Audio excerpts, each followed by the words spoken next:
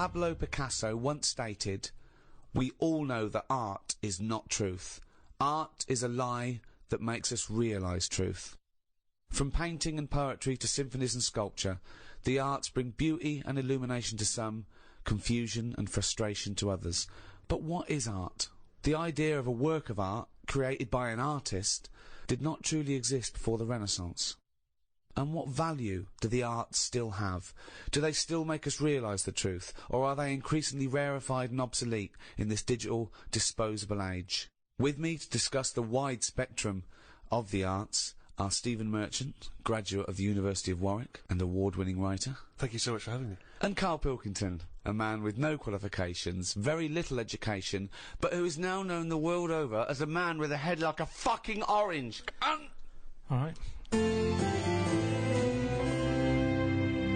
Well, I suppose if I can pick up on something from your introduction, Ricky, you posed the question, in a sense, what is art? It's a very broad term. It's a very difficult one as well. I think the earliest people to ponder it were the Greeks, and I think they thought that art was, and its point was to try and emulate as close as possible the beauty of nature. So they knew art was a sort of, a quest for beauty, and I suppose they thought nature was pretty perfect in its aesthetic, and so the point of an artist was to try and tap into that. Well, let me throw that question over to Karl Pilkington. What do you want to know? Well, we were just trying to clarify what art is. Ricky's just referring back to the Greeks. It's just something for your eyes to look at. Right. It's just a change from the norm, innit? I mean, that's why I think most people have it. But then, the problem is, I'd never buy a piece of art. I don't see the point in buying something, because I know that my eyes will get bored of it eventually. Right. So it's better to keep it in a museum, like a lot of places, a lot of museums keep the stuff. They rotate it, because people get sick of looking at it. They shift the art around, don't they? People go, I'm sick of that now. They move it around the world, let someone else's eyes look at it. Well, that's more to get everyone the chance to see it, as opposed to the people who looked at it once and now sick of it. Oh, not the shitting Mona Lisa again. No, but how many times can you look at the same thing? I think there's a snobbery with art. I think people do go, well, have you seen the new one at the Louvre? Well, I think there should be a snobbery with art. Why? Because the world is full of idiots, and just because there's not safety in numbers with art, I think you should be a complete fascist when you're creating a work of art. I don't think it is open to utilitarian or democratic referendum. You end up with the X Factor winner that way. No, I know, but that pleases the masses. That's what I'm saying. When there was a painting knocking about when I was a kid, right, called The Blue Boy. Yeah. Now every house had one. Right? It turned out like it was just a bloke who had a load and he was flogging them to everyone. But the thing is, that sums up art to me. Someone's got a load, do you want one? Go on then, I've got a wall to fill. And they stick it on. It's not. No, what does that represent? Well, what's that going to bring to the room? It's just filling a gap. And that's what art is to me. It's filling a gap that would otherwise have now in it. But you're obsessed with the functionality of things. This is all you're ever obsessed with. What's its function? Things always need to get you from A to Z in some way, and art's not about that. Have you got much art in your house? Yes. Yeah. Because it gives me pleasure, and I don't get tired of it. I don't get bored. Do you look at it every day? Well, it's there, isn't it? It just adds. Yeah, but other things are there. Dust is there, but surprisingly, I've not compared. I think I've to dust as often as I perhaps should. But. The thing about, and this I think may be intriguing to you, Damien Hirst, of course, is more of a conceptual artist like Tracy Emin, and a lot of what contemporary art does is followed on from a guy called Marcel Duchamp, who I'm sure you're familiar with. Now, he famously took a gentleman's white urinal like you'd find in a pub toilet, and he put it on its side, and he signed it with a fake name, and he put it in an art gallery. Now, he did that in about 1917, perhaps a bit later. It just annoys me, because there'll be snobby people who haven't got a clue, and they're looking at that and they go, oh yeah, see what he's trying to say. Well, that might make them think. They might. Damien Hirst, I don't feel angry with Damien Hirst, really, because he's getting away with it. But why does that annoy you? Because it's people falling into the trap. Damien Hirst, before he dies, I bet he goes, what a laugh that was. I had everyone on. There's a very good point as well, because some people think that the greatest art form of the last 100 years is marketing. Yeah. Some people say that that is his art, that it's not good enough to do it. You've got to then get away with it. And if the point of art is to inflame, I don't think anything inflames people more than the discussion about whether something's art, or if someone's taking the piss, or if someone gets 50 million for something, do they deserve it? Is it worth a hospital? Well, what do you think? What do you think of the shark in the tank, Karl? I think I was blown away by it. I thought thought the I'd shark never seen tank anything like it before. It was sort of spectacular because it is so huge and so vast, and to have put a shark, you know, in formaldehyde and to have hung it in an art gallery, it's very striking when you see it. Yeah, it's it a is. remarkable achievement. But what is he? Is he an artist or a fishmonger? What he's done, anyone could have done what he did. Yes, but not everyone did it. He did it. This is an interesting point that you raise. It's the same old point you always raise. Not anyone could have done it. That's always the same point you make. Anyone could have done it. Karl, but they didn't do it. You could say the same about Michelangelo. Is he an artist or a painter and decorator? Well, it hasn't caught on, has it? Like the crying boy photograph. No one's having them in their house. No one's gone, oh, have you seen this? Have you seen the new trend, a shark in a tank? No one's got the room. No one wants it. And that, to me, shows you what's popular. At the end of the day, if everyone wants one, he's got to be good, hasn't it? But I think if people were given a chance to appreciate more sophisticated things, then they would. And I just think that's true in all walks of life. You know, it's an acquired taste, and the best things are an acquired taste. They really are. Well, you know, if all you eat is processed cheese and white bread, you get a taste for it. But if you try something that's, you know, in my opinion, better than that, then, you know, you'll leave that behind. That's pretty rich coming from you. I know, I love a bit of cheddar, don't I? On Mother's Pride. Yeah. Whereas if you were to be offered perhaps some calamari, your reaction would be... Squid, get it out of my face. Sure, yeah. But I take your point, Rick. Thanks for it anyway.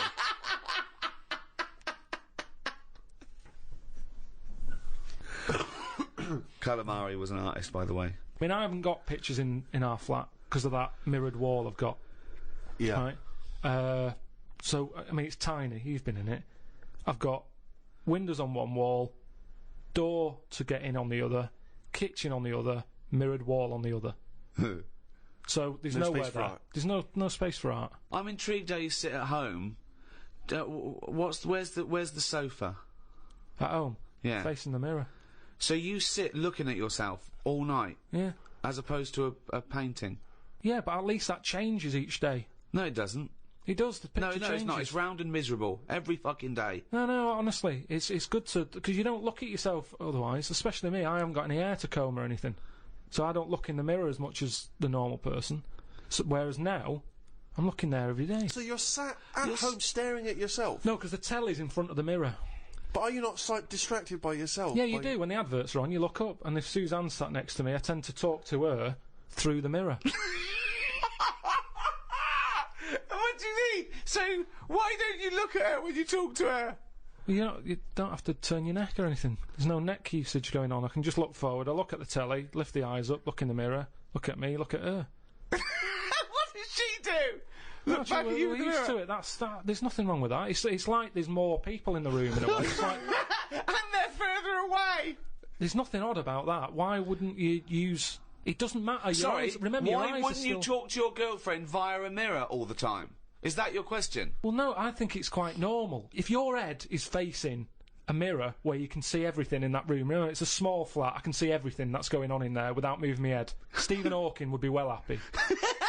So I can look forward, she's sat next to me.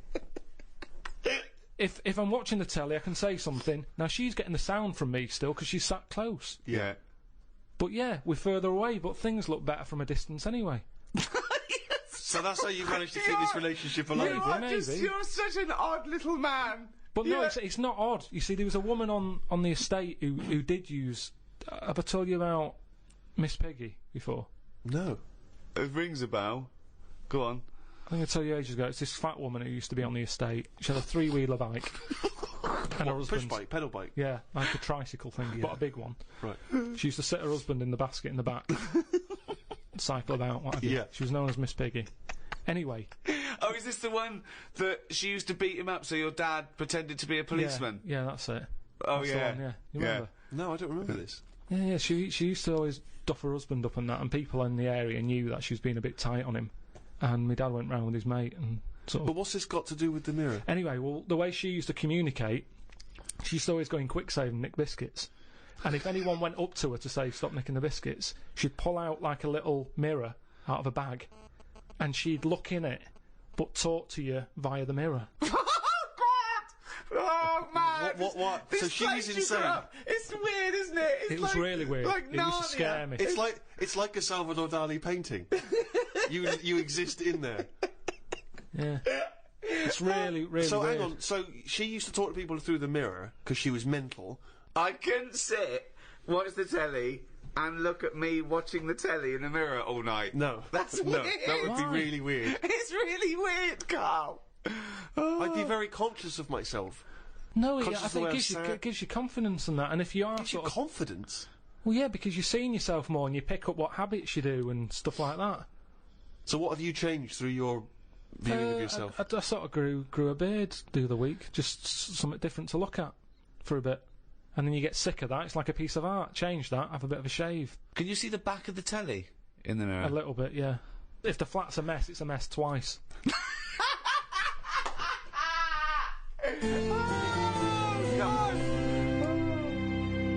The earliest art, which we know, which we call cave paintings, they date back between 30 and 10,000 years BC. Even those people tried to brighten up their cave with a bit of art. So in many ways, they were more advanced than you. Yeah, but they didn't have a big mirror. I mean, if you're living in a cave, let's face it, you're not going to go mad if your kids start drawing, doodling on the cave wall, are you? Doesn't matter. Right. Brighten it up. But they always did the same thing. It was always a yak, wasn't it? Well, It was always a yak. Yeah, but they drew what they saw. I mean, yeah, I love the fact that 30,000 years ago they're being criticised for being a bit literal. No, but surely, if all you ever see when you step out the cave is a yak, do something different on the wall for when you get in. What? Why is it always a yak on every wall? Is it always a yak? It's always a yak. Whenever you see these Tom Robinson Time Team programmes... Who's Tom Robinson? He's the Who's guy a- who did Motorway, isn't he? Yeah, and a 70s singer-songwriter. Tony Robinson, you mean? Tony Robinson, whenever you see him digging around, they say, hold up everyone, get the brush, what's this? It's always a yak.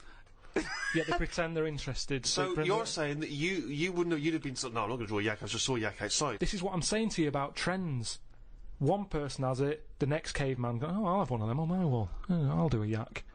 Why was there no one just doing something a bit different? Well, it's not true. They did. It's not true. This thing about it's yak. It's just in your own head. The programmes I've seen, I've been to Pompeii, where they had doodling on the walls, and that was all like knobs, tits and arse, all over the shop. Now, do that now, people go, that's a disgrace, rub that out, clean that, get it down. Whereas now, if you see one in Pompeii, they go, oh, look at that, look at the detail on that. Well, And that's what I'm saying, this snobbery in art. It's the same knob. The knob has not changed. Yeah, but I imagine in 50,000 years' time, if they dig up, a cubicle and there's tits and arse, And a people will yak. take pictures of It it won't again. be. This is the interesting thing with the way we live now. We're cleaning stuff up constantly now. There's no almost no record of our time because we're getting rid of everything. We clean everything up. Everything's clean. Getting rid of rubbish. Recycling everything. Well, that's a very good point. Is graffiti a valid art form? Some of it is. I think it is, yeah. I mean, we're not talking about the classic spunking dick, which is still, it's still great, isn't it? Well, I mean, if you see a lovely clean white wall and you see a spunking dick on it, you're going to laugh. always laugh. Do you add hair to the testicles when drawing the fucking dick? A few. The testicles. Because it's always clean. My testicles are always clean. Really? Yeah, I put the 4 or 5 bristles sticking out straight. See, I always thought that was a kind of commoner version. It looks like mine looks like I don't mean my real one. I mean my Your illustrative. yeah. It looks like 2 gooseberries and Thunderbird 2. Do you add much detail at the tip of the penis? No, it's a straightforward. It's dissecting across, just a line across to show the helmet. Yeah. Then one little line for the And the do eye. you tend to keep the same number of droplets coming out? Skunk droplets? I do 3, but I don't do the line. I actually do the little teardrop. The little teardrop droplets of spunk. Yeah. And that is the spunking dick. As When I was at school, it was referred to, and this may be specific to Bristol, it was referred to as the sacred. I've Why? just drawn a sacred. Oh, really? I don't know where the origin of that was. Some graffiti is funny. I saw one in London. It just said, "Rachel is a big-arsed, big-chinned cunt." Now, I think Rachel's going to see that and know, well, I'm the only big-arsed, big-chinned cunt round here. I don't know how big her chin was. Sure. I think of her chin maybe looking like the arse. Yeah. It's like the big arse like that. But maybe she couldn't see the last part of it because the chin was in the way. Rachel is and that's Now, all she where could was see. this graffiti written? It was in near Centre Point. So, do you think someone was so angry Well, with I Rachel? think maybe Rachel nicked this woman's fella, Right. and she went out. Yeah, and just scrawled put- that Yeah. in a lot of different places. I saw one that was something, I don't know, it was back in Bristol, it was something like, "Michael Peters is gay." And I always wondered if that was Michael Peters himself, who was having trouble coming out of the closet. Yeah. And was just writing that in a number of different places, so that by the time he finally mentioned people, they went, "Oh yeah, I knew that anyway, I saw it in the toilet." Sculptures. What do you think of sculptures? I mean, because that's something that really is getting into the 3D world there, isn't it? No longer do you have to represent something as 3D. You can make something. You know, the statues are amazing, aren't they? They're clever, aren't they? I mean, they always look the same. Well, that's not true, is it? Because recently there was quite a controversial one, a huge one, in London. The pregnant thalidomide woman. What do you think of that? Oh, yeah, I saw that. Thoughts? I wouldn't have it in my house. Well, there wouldn't be room, because it would just be you, Suzanne, and a pregnant thalidomide watching telly. I don't know what he was trying to say. It's Maybe she was saying, okay, we've had the human form. This is an example of the human form. yeah, but do you think she started off trying to do normal, and it was like, oh, I've chipped a bit off?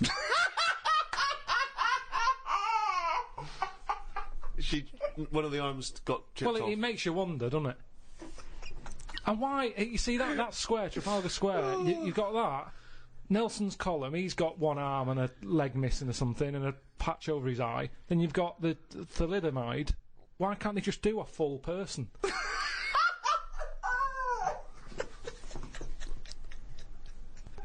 Well, that was what they saw. That was what the artist saw. It's about confronting us with certain preconceptions of what we expect of the human form, what we expect of sculpture. It's probably a little ironic comment as well on the famous Rodin. It's been wrapped up with all kinds of ideas of maternity, of the human form, of what sculpture is. Why wouldn't you put that in a big public place? But what about the subject? Did you think who's that subject? Who is that woman? No, not really, because the thalidomides are around, and we've all seen one. It's not like a shocking image. It's one of life's little things that it chucks out. There's some out there, so it's not shocking, is it? I don't understand what you mean. I think what I thought is it just goes to show we're sort of running out of ideas. What do you think of people who are so angry at art they try and censor it or they try and destroy it? Do you think art should ever be censored? It's where you put it. If it's in a gallery, then it doesn't have to be censored. If it's in Trafalgar Square, where everyone's wandering around having a nice time, you don't want a 12-foot cock. So it's all about where you put it. I think some art looks better because of where it is. Angel in the North, that's a bit of art, but it's a bit of a surprise, isn't it? You're driving along a miserable motorway. Yeah. Oh, what's that over there? Gives you something for your eyes to look at again. Motorways are the most boring place to drive. But you go, oh, look, there's a bit of art over there. Yeah, but Stick that then Angel again, in should the you be North. looking at art when you're going at 70 miles an hour along a motorway? Well, yeah, because it's really big. You can keep your eye on it and Look in the mirror. It's not a problem. Wait till you go past it and look in the mirror like normal. So you like the Angel of the North?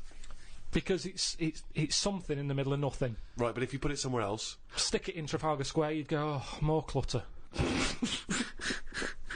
Now, you've spoken Karl, about, you know, art and what impact does it have, blah, blah, blah. And as Ricky's just pointed out, of course, in some instances, art has been considered incredibly controversial, very provocative, and has been banned. Famously, one thinks of the Nazis banning and burning certain books, not all of which were just books, you know, criticising them. It was often artistic works, things which they felt were subversive in some sense, and you get that in many repressive regimes, where people's artistic work is not allowed to express the way they feel about something. Stalinist Russia, for instance, art there, literature, are not able to express its views because people see it as dangerous, as provocative. Well, yeah, the threat always comes from scholars, with, like, any dictatorship, you know, and they know that. But not just scholars writing, you know, scholarly texts, criticisms, but also people expressing themselves through poetry, through creativity. Well, yeah, things which are not direct. dangerous. Yeah. They can be abstract, and yet they can still be subversive. Yeah, but I think if it's done in a way that isn't just like a lunatic, they get away with it. Like a nice poem, some people would read it in a different light. I might read it and go, I don't even know what they're going on about there. So, as long as it's done clever, get away with it, don't they? So well, it makes the artist better. But that's not often not the case, that's what I'm saying. Often, in these regimes, these things are repressed. No, but there's always, like, code words and that you can use and they can't have you on it. Such as? I don't know. I'm not into that sort of work. Right, well, so you've just made a statement there, but it's not backed up with any actual information. No, if you Well, do there it was in a good clever point way- there. No, there was a very good point there. The McCarthy era, where he was threatened by communism infiltrating the country, and he thought that entertainers might be a part of that, the conspiracy. It was a hotbed, and he made everyone come forward, writers, actors, say they're not a communist, and some people were out in the cold, and so people had to be a bit cleverer, like was it Arthur Miller, The Crucible? It's a metaphor. It's about witch hunts, but it's about the McCarthyism. So yes, good point. You can put coded messages CB into radio art. was the same thing. Go on. Well, it's all the codes. As long as you've got Okay, codes. well, I thought you had I mean, I was trying to make your point sort of more valid than it obviously No, was. but if you need to refer to CB radio, that's the obvious. Well, the that's obvious what I can justification. relate to. Sure. Yeah, we've done this. There's no point in CB radio. They go, how many candles are you burning? What? How old are you? 8. Okay, yeah. I mean, there's no point to those codes at all, you know. So this is in no way relatable to The Crucible. Why would you be talking about one of the most respected plays of the 20th century, and suddenly this, in your head, reminds you of CB radio? Just having this code going on that only certain people know how to break. Everyone knew it. No, it's pointless. Not back then. They didn't. Pointless.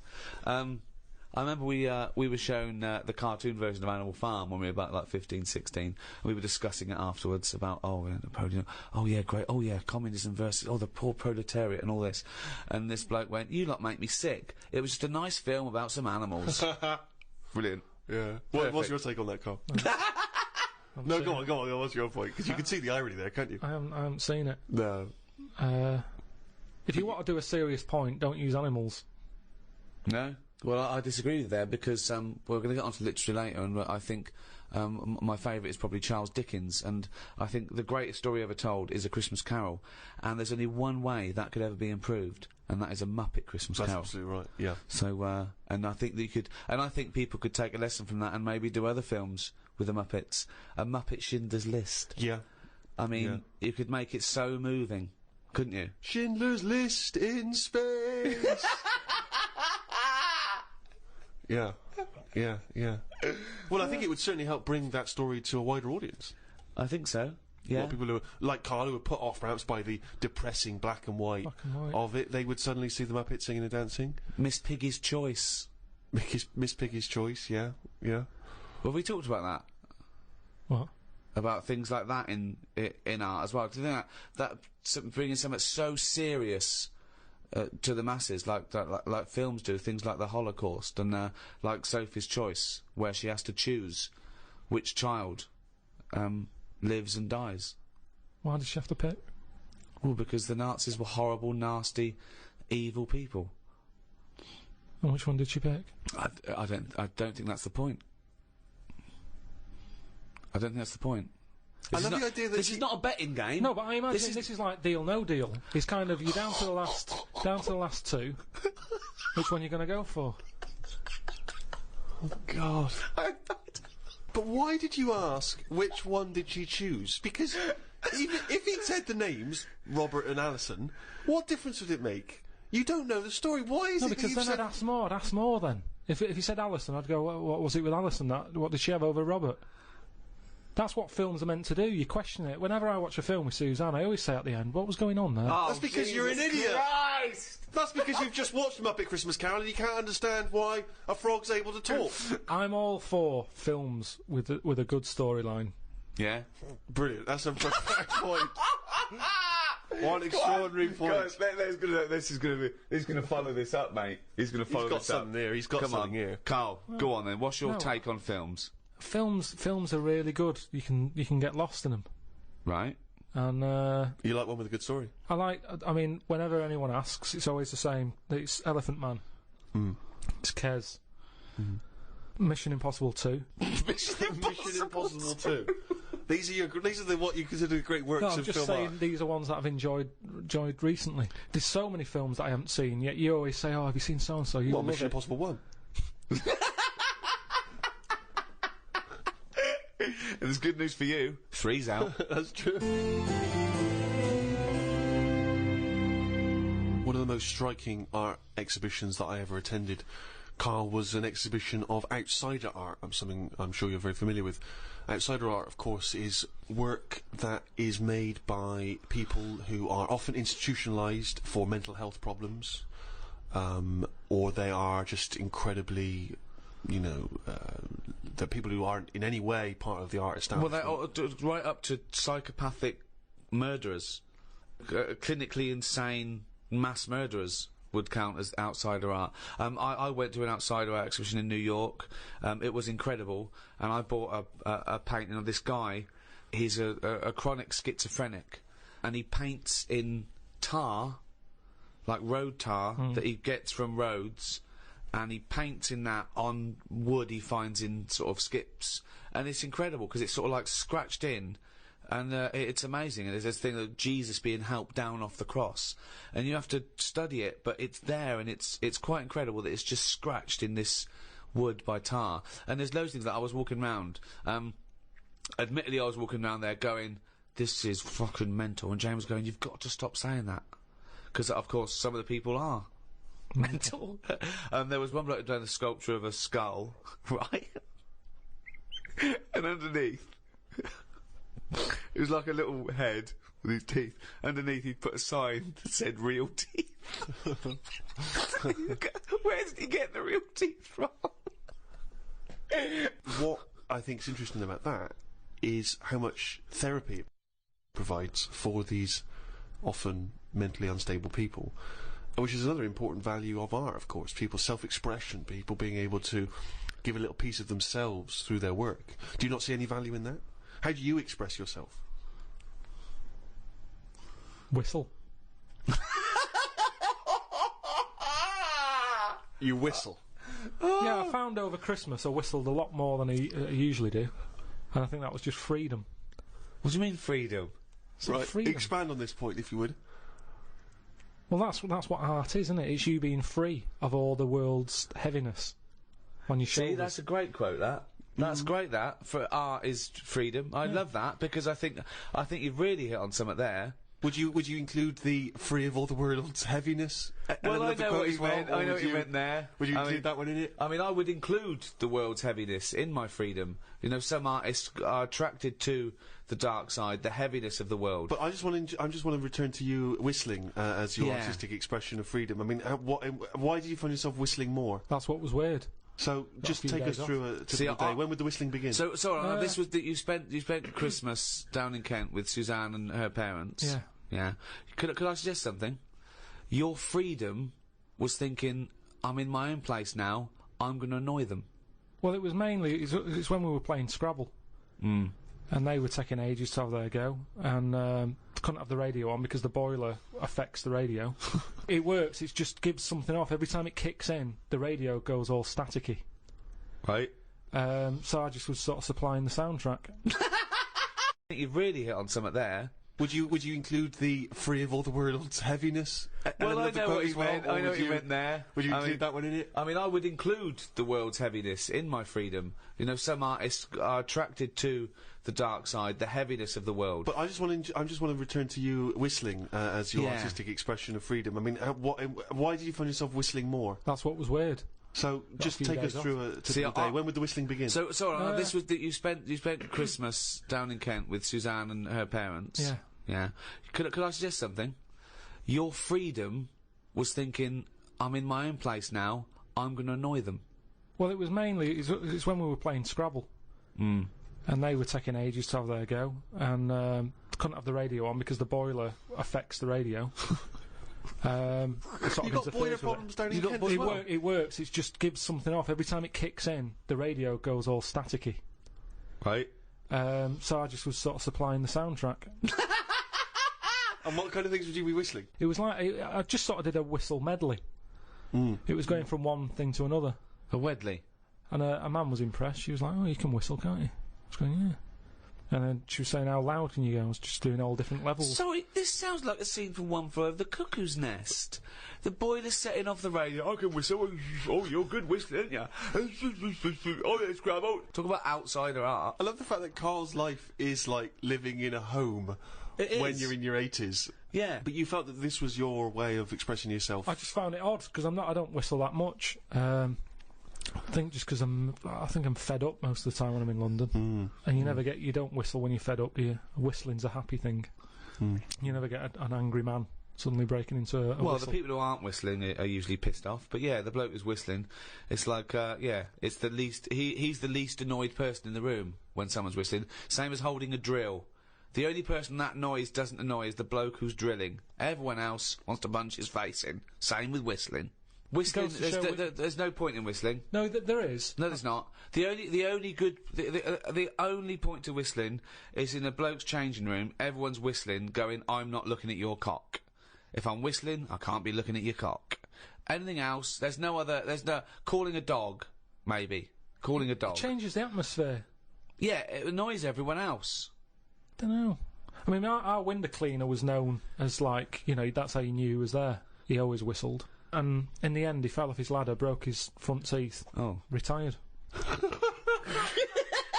What, because he couldn't whistle? That was it. It was like... Well, yeah, he whistled all the time. Can't whistle, can't clean windows. It's a bit tragic. Could he take along a whistle? Just pop that in his mouth? Yeah, I suppose he could have done. He didn't think of that. What about a flute? Or a recorder? Not London's burning again. Fucking clean the windows and then fuck off. He didn't really think this through, did he? He retired at the age of 28. And his whole family were bankrupt. With no teeth. Yeah. And just a bucket and a squeegee. Why aren't you working, Dad? Because I can't whistle. I can't whistle anymore. And if the day you give up whistling is the day I give up window cleaning. So you never whistle? No. I can't really whistle very well. No. I don't whistle, but I can whistle better than that. What, you did this for hours on end while playing Scrabble? About 2 hours. 2 hours? Hell. Put my word down. And sorry, can we just hear that again? Can we hear it? So you were whistling after you had your go as well? Yeah. Fucking hell, Karl. But hang on, let's just hear a bit.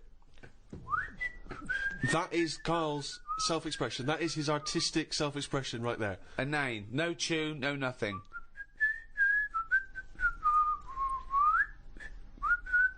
There's mental patients who have smeared canvases with shit who have expressed more than you have in that. Yeah, but it's not about other people. I'm not there to please other people. Right. You're there to annoy them. What was the best word you came up with in Scrabble? Don't knock me at Scrabble, because I do alright. What's weird is, when I play Scrabble, my brain can come up with words that I don't normally say. Okay, this isn't... No, I'm intrigued here. Your brain can come up with words you wouldn't normally say. Just words that I'd never drop into a sentence. Tree, cat. Go on. Squirm. That's using a Q. It's worth 10, that. It's not bad, is it? No, I'd never say that. I've never heard you... I don't think I've ever heard you say squirm, no. I don't think you're right, Karl. I've never heard you say squirm. Weird, isn't it? Yeah, it is weird. And yet your brain popped that one out? And then, yeah, when it wasn't my go, just... Anyway, so that's sort of doing art for yourself as opposed for other people. I don't think you can count what you just did then as art. Hobby maybe, craft, pastime. I don't think you can count that as art. I'm not being funny. I'm being a bit snobby here. But I think there's a difference between Beethoven and... Squirm. There's a cue in that. No. Classical music. I wish I was more educated on classical music. That which I've heard, I've adored. I genuinely find it challenging because it is so spectacular. It is so of another place. Where do you sit with classical music? It's good. It's good for background, I think. Right. See, you know me. I like a song with a story, and there's nothing going on in them. That's Now, the problem with that is, how many times can you hear the same story? quite a lot. How many times can you watch the same film? Same thing, except it's shorter than watching a film. Yeah, but the film goes into the story with more depth than a 3-minute song. Yeah, but there's also, do you know, like when you watch, what's an example? Say, I can't think of a film. Yeah, there's not many.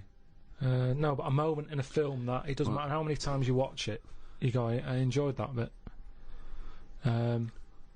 Godfather springs to Well, mind. say, no, over Christmas, On the Buses was on the movie. Oh, Jesus. You went with The Godfather, you went with On the Buses. I mean, Brando, Varney, I don't know which is better. It was the bit where, like, the toilet blows up after chucking a fag in. That's had paint in it. Right, sorry, seen that's in On the Buses, that's not in The Godfather. I can't remember that. Maybe that's Godfather 2. Well, the thing is, I enjoyed that bit and I knew it was coming. It's like, oh, I'll just watch this before I nip out and put the kettle on. Let's just see this How bit. many times have you seen the On the Buses film? Probably about 4 or 5 times. Sure, why not? But all I'm saying is, music is there to sing over. No, it's not! Music is there to sing over. That's a ridiculous thing to say. Music does something to me. I don't know what it is. I don't know why a chord can say something to you. I don't know, mate. Gives you that feeling. I'm in awe of it. I'm in awe of musicians. Yeah. My favourite piece of music is a thing by Vaughan Williams. It's 5 variants of Dives and Lazarus, right? And there's a bit there where it hits this chord, and I can't listen to it when I'm away from home because I well up.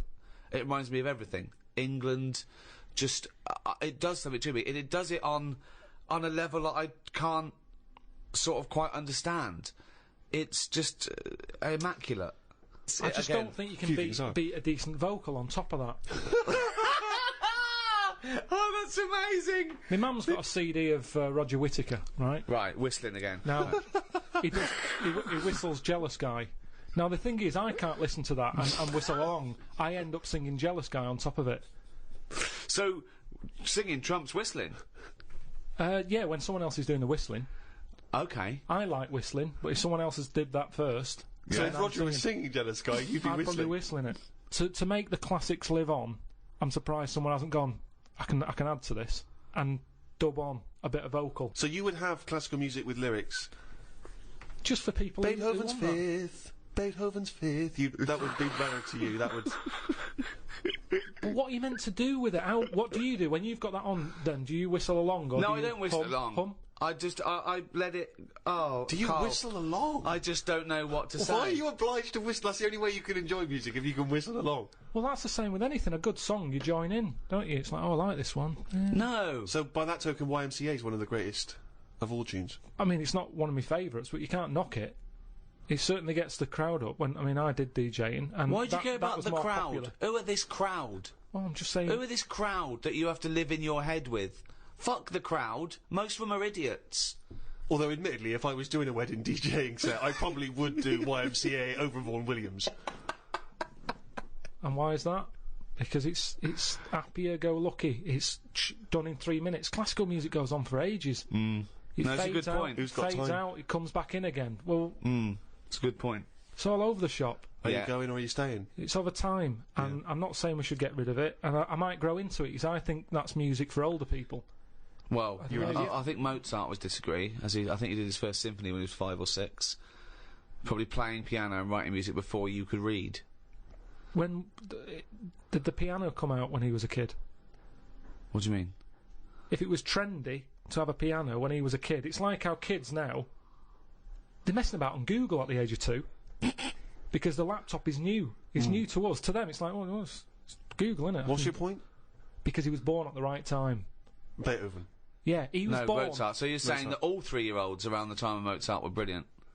There would have been quite a lot of them. Mozart, Beethoven, all that. They're all Handel. They're all around the same time, aren't they? Just guessing. Wild stabs in the dark. Just names he's heard. Just names he's heard. So when Ricky was young, when I presume Rolf Harris's stylophone came out, everyone was composing on the stylophone. Yeah, exactly. It's all what you brought up with, isn't it? Nothing's hard if you're given it when you're a kid. Nothing's difficult. You can be taught all sorts. I haven't got room for a piano. It's too big for a pastime. A hobby shouldn't take up a whole corner of a room. It's so limited, isn't it? His scope, his imagination. But a piano, the idea that a piano in a house would be a frustration and annoyance. Music. That you could play harmony. But I'd worry about annoying other people with it as well. No, you don't. You whistle when you're playing Scrabble. You don't worry about annoying people at all. I'm sure people would rather have gentle piano music in the background than squirm. Squirm. So one of the earliest and most celebrated art forms that's, along with painting and music still going today, is the play. And of course, the most famous and celebrated exponent of that is our very own William Shakespeare. Some say maybe the greatest literary genius in history. I'm not a fan. Right. And I'll tell you why I'm not a fan. One reason and one reason only. Sure. Nothing to do with the structure, his themes, fantastic. The pun. Right. Oh, I can't stand the pun. Yeah, but I mean, although Shakespeare did include a few puns in his work, I don't think you could... No, I suppose it's the people that have taken on the down. pun. It just reminds me of a bloke in a beard and a pipe at a party doing puns, And it's things like Shakespeare, things like, take their maidenheads. And you have to look at your Brodie's notes to go, okay, cut off their heads and take their virginity. Oh, brilliant. You can't, it's like you can't explain a joke in retrospect. You don't laugh if you then explain to you. I'm going to have to take issue with the idea that Shakespeare was not a truly great master of our language. I think he was. He added to the language. He invented words, or at least he stole words and changed them a bit. He took them from other languages, which is totally valid. And he made up loads of sayings that are still around today. And there's a poetry in that, inventing new. Actually, Karl, you like sayings, don't you?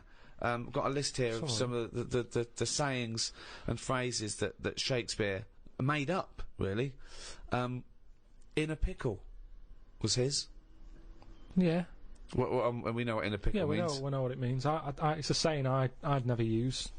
Because when you're in a pickle, it's not something that you would say. No, if you're being if you're captured and you're being tortured for information, you wouldn't, and you get access to a phone, you wouldn't go, MI5, I'm in a pickle.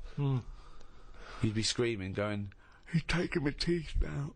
Much as I love Shakespeare, is when that play was first staged and someone said during the play, ooh, I'm in a pickle, did the audience understand, or were they baffled? Or was it like watching Ken Dodd when he goes, young bunctious? Exactly. Oh, very hilarious. Yeah. So Shakespeare is about as good as Ken Dodd. That's what we appear to have established. While you've been talking about that, I just was looking on the computer at the Pun of the Day website, because I feel I take much of what you say about puns and agree with it. There's a couple that you might like. There was a sign on the lawn at a drug rehab centre that said, keep off the grass. Okay, now if the pun is the lowest form of wit, and let's face it, sarcasm isn't, sarcasm is up there compared to the pun, then the drug pun, I think, is one of the lowest of the low. Oh, people who congratulate themselves on getting drug references. Keep off the grass, will you? Grass, get it? Grass. You're smoking the grass. Yeah. Show me a piano falling down a mine shaft, and I'll show you a flat minor. Oh, God. Okay, good. Okay. Do you get that? Well, these are... I mean, that sums up puns, isn't it? It's things that kids get in a cracker. I think pun should be short for punch him in the mouth. Idioms are better. Go on then, what's an idiom? Is that a new word you made up? No, I think Karl Pilkington's a complete idiom. I found out what it was because I thought, I like them, what are they? Right. And it's like little sayings.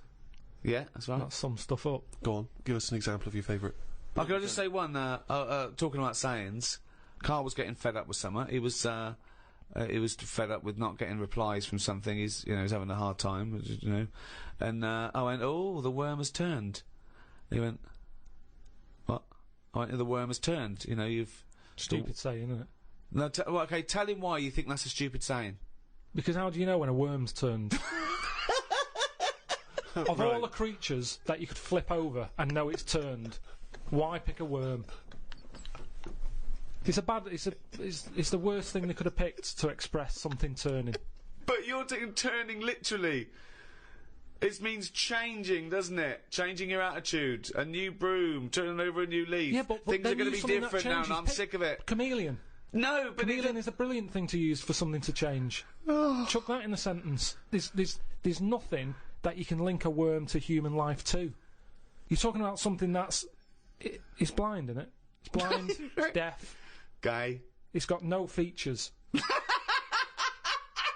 is he having such a go at a worm? Just because it's a weird thing to use. Something that its arse does more than its head. That could be said of you, Karl, to be fair. We've talked about what art is, we've talked about painting, sculpture, we've talked about music briefly, we've talked about whistling over music to make it better. Poetry, a completely different type of art form there. Karl, what's your thoughts on poetry? I've never really been a fan of it. There's a surprise. I think it's sort of... it's alright for the person who's doing it. You know, you say that whistling is just for the whistler. But I think poetry's more like that, because sometimes you read it and you're thinking, what's he going on about? It's always a bit... I don't know, it's sold in a bad light. It's a bit sort of... a bit gay, isn't it? Right. Okay. I mean, it depends what sort you're talking about, because maybe there's poetry out there that I haven't heard. There's some poetry gayer than others. Yeah. War poetry can't be gay, can it? That was people... I haven't heard... Go on. People fighting in the trenches, and... That can't be gay. They weren't gay. They were writing to their sweetheart. I don't know his name. It might have been a bloke. I don't know. But so was it a sort of a... what sort of poem was it? Was it sort of a limerick, sort of a... No, it was well, there's famous ones, Wilfred Owen and Siegfried Sassoon, and they're very moving. They're about you know, what usually happens is that they talk about why are we here. This is, you know, we've been sold a lie here, you know, and they really started seeing war in a different light from their point of view in the trenches. Famously, some of them died soon after the, you know. But I prefer a proper letter. No sort of crypticness. That's the problem with poems. Okay, so you'd have been disappointed to get Dulce et Decorum Est through the post, would you? You'd have just said, "What are you trying to say, mate? What's the weather like? When you're coming home? Did you get my socks?" Well, yeah. Sometimes life is a bit like that, and it's like, say what you mean. Right. Well, then you have just wiped all art off the face of the earth if you literally just say what you mean. No, I'm just saying in a letter. Say if I was a woman and my fella was fighting in a war. Right. What's your fella's name? Harry. Okay, so Harry. Oh, let me get this right. So when were you married? About 1935. 1935. So you've been married about 4 years. Yeah. Harry, why don't you go off? Oh, you're a woman, aren't you? Yeah. You don't look like. Okay. So what did you see in Harry? Why did you like Harry? Was he? He just was like funny. Butch. He wasn't that butch, but that didn't matter back then, did it? In the war. No. And you took everyone. But what did you say when Harry said to you? Well, I thought it was coming because a lot of our friends ended up having Did to you just go hug him and say "Don't go" or something? No point, because that would have just made it tough for him. So what's the point? Just go with it. But if he I cried after he went. You cried after he went? That's what you do, innit? You wouldn't do it in front of him. He's got to go to battle. Okay, so your man goes off to battle. Right. Then I get a letter from the Colonel saying, "Oh, bit of bad news. Harry's dead." Now I get a letter in the post. He said what he meant, didn't he? In the Well, yeah, and they would do, wouldn't they? They wouldn't fanny around saying, "Oh, he was on the warpath and the cloud went dark." I go, "What? Just tell me what happened. I don't want a weather forecast." He got shot at the arse and the bullet came out his head. Right. Now, the Colonel, he would just tell me the basics. Now, because he sent his by Telegram. They sent a telegram. The letter I get from Harry has been stamped, so I get it late. Oh, okay. So I get a letter from Harry after he's died. Yeah. Right, and you know he's dead. I know he's dead, so I get Right. this letter with his handwriting on. I'm devastated because I was just getting over his death. Yeah. It's all brought back to me when this letter drops through the post. Well, yeah, 3 Right. days and you're pretty much over it. It's his handwriting. Yeah? Oh, God, what's this? What's now I he written? open it, Yeah. and instead of saying, things are bad here, socks are damp, you know, everything's grim, it's cold, I'm sick of it, there's a poem. It wouldn't feel like it was from Harry. Well, what, Because it's not in his words. Poems are never in the person's words. But didn't you know Harry was a poet when you married him and made love to him No, that I only night? picked it up because other people were doing it. It's something to do in the trenches. But when he carried you over the threshold, Karl, and he laid you down and gently kissed you, didn't he say any? Didn't he ever? He must have whispered some sweet nothings into No, your it wasn't hysterical like red that. head. It wasn't No, like that. Straight no. to the point. It was like, get your knickers off.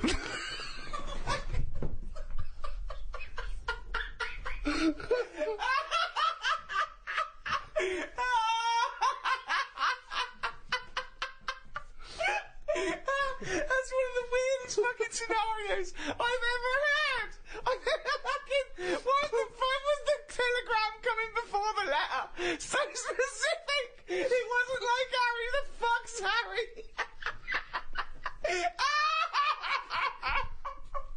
Oh God! Oh God! Oh God! There are a few things gayer than poetry, though. I want to throw one into the pot. The continental breakfast. Oh. The continental breakfast. That annoys me when I see it. Who orders that? If you've got the choice of eggs, beans, burger, chips, sausages, Bacon. all that, you've paid for it already. If I was a waiter and someone said, what do you want for breakfast, mate? And the bloke went, oh, I just have a little bit of grapefruit juice and a croissant. I go, do you? Do you want some cum on that? Or you can go back to the hotel and suck a cock. Yeah. So, No, I'm with you there. What else is gayer than poetry? I remember when I was at school once, right? The worst thing you could be growing up was gay. Yeah. In school, it was the worst thing. It was and I remember I was about 14, 15. I was talking to this bloke. I talk about him on my stand-up. David Beasley. He's the one that said if you get captured by cannibals, they show you pornographic pictures when you're in the pot, so you get an erection. There's more meat to go around. So he was an idiot. He made Karl look smart. Wow. Really. Wow. He said, you know that thing that kids always do, what would you rather be, blind or deaf? Yeah.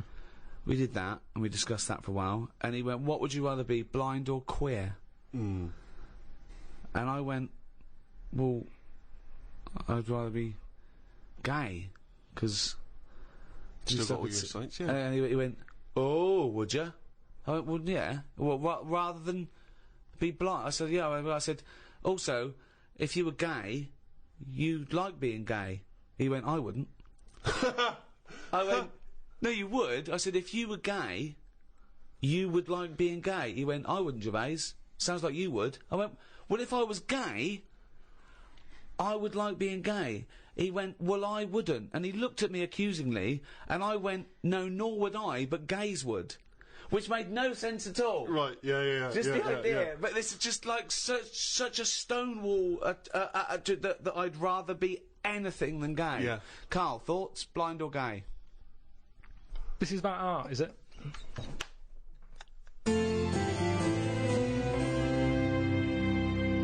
So there you have it, our comprehensive and definitive guide to the arts. Next in this series is philosophy. Well, I'm looking forward to that one enormously, Rick, because, of course, you have a honours degree from the University of London in philosophy. Yes, but I predict that one will also be as big a load of bollocks as all the others we've done. Thank you. Just to remind you that you can still get the Ricky Gervais Guide to Medicine, the Ricky Gervais Guide to Natural History, and now, of course, the Ricky Gervais Guide to the Arts. And welcome back to the first in the third series of the Ricky Gervais Show, with me, Ricky Gervais, Stephen Merchant. Hello there. And the fool, the round-headed buffoon that is Karl Pilkington. Alright. We've been away filming our second series of extras, leaving Karl to his own devices in a sweltering London. We've had a heat wave here in the capital city, haven't we, Karl? It's been alright. It's been up to 100 degrees, record-breaking temperatures. Yeah. What have you been doing, though? Sort of enjoyed it a little bit. Was out and about. Yeah? Getting to see the place, having loads of walks. And that I like to have walks. You know, watching what Like a people are doing. dog. Yeah, when he jumps off the couch and starts Exactly. scratching against the door. Suzanne thinks it's time. Another walk. It's just good thinking time, though, isn't it? As well, having a walk. You've got no other clutter going on around you. And you just think about a lot of stuff. And, you know, like you say, with the weather being hot and stuff, a lot of insects knocking about. Right. So I've just been watching them. so while we've been filming a TV show, you've been watching insects. Yeah, just seeing, because everybody knows insects are out there, but no one's keeping an eye on them. What are they up to? What are you worried about? Loads of Steve, you wouldn't be laughing like that if you'd watch them, because they do some weird stuff and that, is what I mean. What sort of stuff? Any examples? I saw a bee have a heart attack. You saw a bee have a heart attack. Yeah. How were you sure it was a heart attack? Because what happened, I'd been Did it clutch its chest with all 6 legs? No, Were there some other little bee paramedics? No, I'd just been out in the park anyway, just looking at, you know, caterpillars knocking about, butterflies and stuff, so I was sort of aware. So when Suzanne goes to work, she goes, Karl, don't you waste the day. Just because you don't work at the radio station anymore, I want you to do some constructive stuff. And you go, yeah, I am, yeah. And so in your head suddenly goes... And he goes out, oh, there's a moth. But the thing is, so I'd been in the park and I was aware of the insects that are around us more than, like, most of the time. And I come out of the park, just crossing, like, sort of a busy road and what have you, and I saw this bee to the right of me, sort of in the air, and it was a big one, and I was a bit like, oh, let's watch that. And it just fell. It fell from the air in front of me, and it was on the pavement. I thought, oh, what's going on here? And I looked at it for a bit, and it was really still. Gave it a little kick, just to see if there was any movement. Nothing. Stone, sort of, what's the saying? Stone cold dead.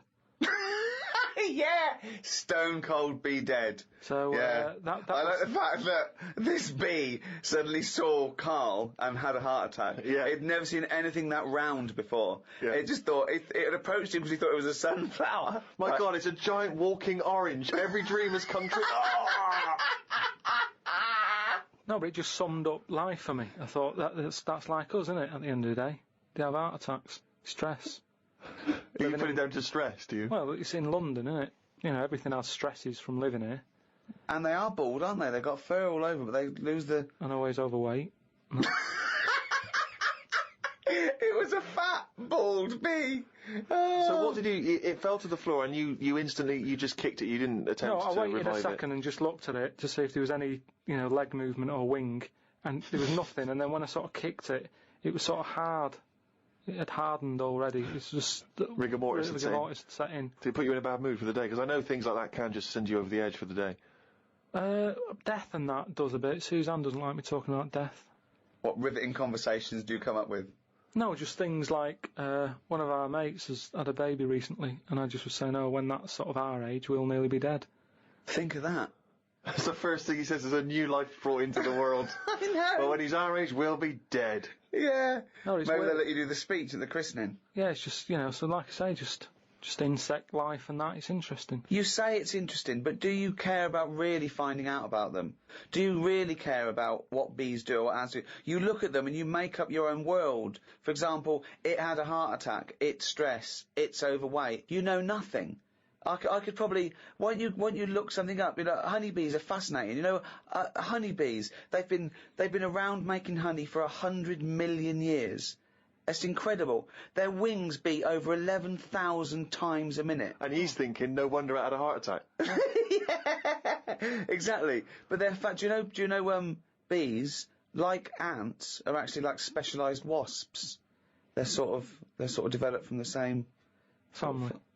Family, like. Well, yeah. It doesn't surprise me. Doesn't surprise you, no. Does it interest you in any way? Well, everything's linked to something, isn't it? It's like how they say we're from monkeys and that. Yeah. It's all the same sort of thing. Yeah. Well, yeah, I've been watching loads of stuff. I've been watching ants. You mentioned ants. I've had a lot of moths in the house. They're sort of sad. I mean, you say it like it was a garden party.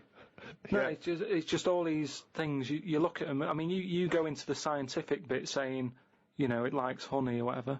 It doesn't like honey. The reason they store honey is to get them through the winter when there's not, like, nectar, or nectar's hard to get and they store it. And they store too much, which is why we can skim a little bit off the top. We're like agents. Yeah, well, but all I'm saying is I look at more about what its life is like. As opposed You don't. You guess. You make it up. You don't look into it at all. No, but you can. A bit of guesswork is you're pretty close to the truth most of the time. Why? What do you mean? That statement sums you up. A bit of guesswork is pretty close to the truth. Because if you watch something long enough, is what I'm saying, you can see that it's a bit clueless. It's the same way about ants, or they're hard workers and all that. I watch one; it's going back and forth all the time. They go one way and then they stop and go the other way. They try to look busy in front of the mates, but if you watch one long enough, it's back and forwards, and it's like it's done nothing there. I'm going to carry this twig back and forth until I can knock off at 4. There's a lot of that going on. Is there? Because there's not. There's none of that going on. There is. There's no, like I say, the moth, depressing little sort of thing. Why is it depressing? Just the way it hasn't got eyes, has it? You just look at it, it doesn't know what's going on. I just don't. I think if you haven't got eyes, you shouldn't have wings.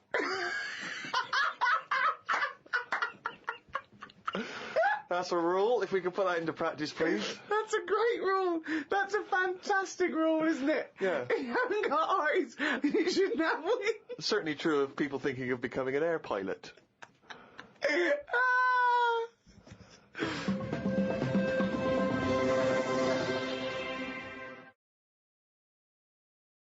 Whilst you've been working on that, I've been travelling about a bit, just seeing the country and that. Went to Dorset, right? Nice beach there. And those huts you get, like a hut on the beach, and where you get changed? You can get changed in it, but they're better than that. It's like you can put a telly in it, sofa if you want. Oh, you don't mean the Victorian changing huts? Yeah, you mean those like sort of things. It's sort of bigger than that. Yeah. And we were walking down there, and there was a really sort of big fat family in one of them. There was about 4 of them, and you could tell that they've never had a game of anything. Do you know what I mean? They just sit down there, eating ice creams, looking at the sea and what have you. And the weird thing is, the little fat kid, the youngest one, who must have been, I don't know, about 8, he was really fat to the point of you couldn't see his neck. Yeah. And he sat at the front of his mum and dad and his older sister. He sat there. And he had a frisbee, and I thought, look, they don't want to play with him. I mean, that's an active game to play, isn't it? Yeah. Frisbee. As we got closer, he was just using it to eat Maltesers out of. I just thought, even again, the one active thing he's got, he's using it to eat out of. Yeah. Extraordinary. And that just sums up what people are like now when it comes to keeping fit and activities. Oh, that's fantastic. Were you sporty, Rick? I was, yeah. I loved it. I absolutely loved it. Were you good at it? I was good at some things. Was never good at rugby. Never good at cricket. Was all right at football. But those things were the more competitive things that were scary. So at my school, when you're surrounded by like people, the fun is hurting someone. Well, it's weird you say it, because I remember the first day I went to play cricket, my mum said, as I was leaving, I was really excited about playing cricket. She went, "Be careful." I was walking across a playing field once, a cricket ball hit me on the head. I was unconscious for 2 hours. Freaked me out. On the way to play cricket, I thought, okay, always scared of the ball, because it's obviously, as you say, rock solid. I remember a couple of seasons later, I had to play rugby for the first time. As I was leaving the house, she went, "Be careful with rugby. I knew a kid once broke his back playing it." I was terrified of rugby. I was terrified of scared. it. Such a scary game. The ball came to me, I got rid of it immediately. It's mental. Yeah. I don't understand. What I remember is, I remember a teacher saying you've got to play it very carefully because you can get seriously injured, you can hurt yourself, you could be crippled for life. I remember thinking, why are we allowed to still play this game at school? I was worried about cracking heads and a finger in the eye. How is it not bad? That worried me all the time, a finger in the eye. But they removed the asbestos from schools in the 60s and 70s. Yeah. But rugby, it's allowed to play. It's mental. Yeah. See, I had a mate called Mark who liked playing cricket, right? And when I used to say to my mum, "Oh, I just want to go out with Mark and his dad to play cricket," and she never used to let me go. She'd go, "Oh, I prefer, you didn't." And I used to always think that, it's because it's a dangerous sport. You can get hit on the head by the ball and it's hard. Put an eye out or whatever. But it was because his dad used to drive us to the place to play cricket, and he had his eyelids were too big, so he used to have to sort of have his head right back. Like one of those old-fashioned dolls. Where you can lean about they clunk back and clunk forward again. And she didn't like me getting in a car with him. Sorry, who's this? Whose eyelids are too big? Growing up, you had a woman who had her head like a bag of spuds. I didn't know her. No, you had 2 kids at school with webbed hands and feet and big heads. Yeah. You had a pigeon chest boy. Nowadays, you're walking around with insects and moths like something from James and the Giant Peach. Yeah, and you had a bloke whose eyelids were too big. One thing I've noticed, because I occasionally go to the gym, and you know those guys who work out constantly to give themselves extraordinary physiques, they're on the trip, they're on the weights, and they're really, I've noticed in the summer particularly, those guys cannot wait to get their shirts off. Yeah. Everywhere you see, they're walking around, if they've got a good torso, they are walking shirts off. Even, I think, if you go to nightclubs, I notice there's always one guy who's thinking, well, I have put so much work into this body, I have got to get my shirt off on the dance floor. A vest, yeah. And it comes straight off. A brand new tattoo, I'm not covering that up. Exactly. I've paid a lot for it, let's see it. Yeah. But that's what we were saying about bodies. I can't remember why we were talking about it. We've got to a point in science now that you can change your head.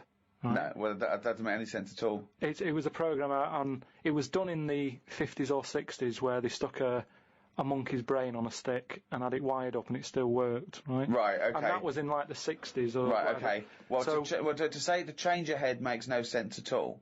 Because if you put a different head on a different body, you're changing the body. Yeah, I know. Well, that's what I'm about to say to you, though. What? That's what I'm saying. That I'd be more confident if I had someone else's body, because if anyone dissed it, I can go, no, it's bad, innit? But it's what not are you mine. talking about? Well, it's like, say... As opposed to someone else's head?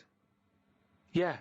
Well, it you'd wouldn't be me, would it? The head is me. Well, of course it is, that's what I mean. Yeah, so the what do you head's mean? me. You'd be happier having someone else's body? What, than your own? What I mean is, say if you're wandering about, for some reason there's an incident, you have to take your top off and that, and everyone's looking at you, right? And you're a bit sort of, you haven't got the muscles and that, you haven't got the six-pack.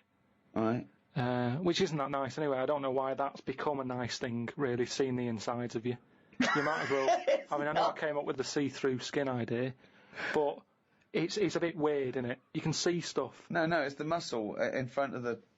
No, it's not. Sometimes you can see... It's not the outline of your organs. No, you can't see tubes. You can see tubes and veins and stuff. Well, you can see veins. Yeah, well, I don't want to see that. That's why we've got skin over it.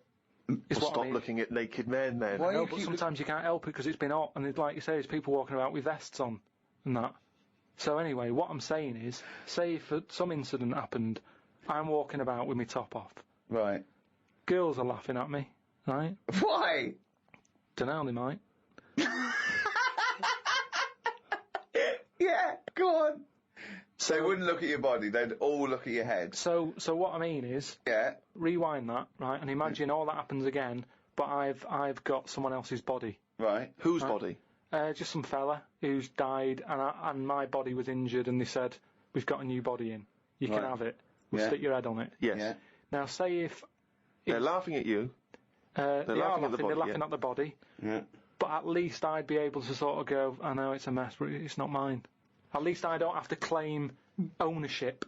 So all of this extraordinary technology that can make put one head on another person's body is so you can go, it's not my body. No. But it's not your own. I'm not being funny though. So if you have a body transplant, right, and you're at home, naked, you look down, lovely penis and a set of testicles.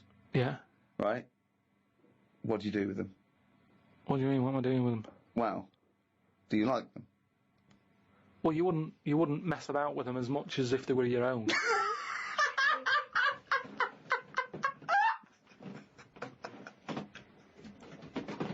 But if you did mess about with them, would you feel guilty that you were messing about with another man's testicles and penis? And it's the full body. Yeah. No, because they're not my hands either.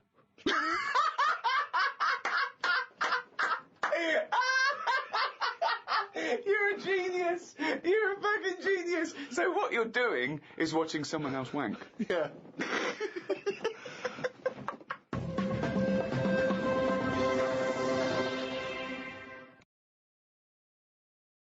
Well, one thing Karl has been doing over the past few months is writing his diary. He's kept that up. I don't know what he's had to write about. All he's been doing is looking at moths and ants and bees and going for walks. But I'm sure it's all in the diary. So, let's have a look at that. Oh, I don't believe he's only gone and written it down. We went to the park and had a brew. Suzanne read the paper while I played with a ladybird.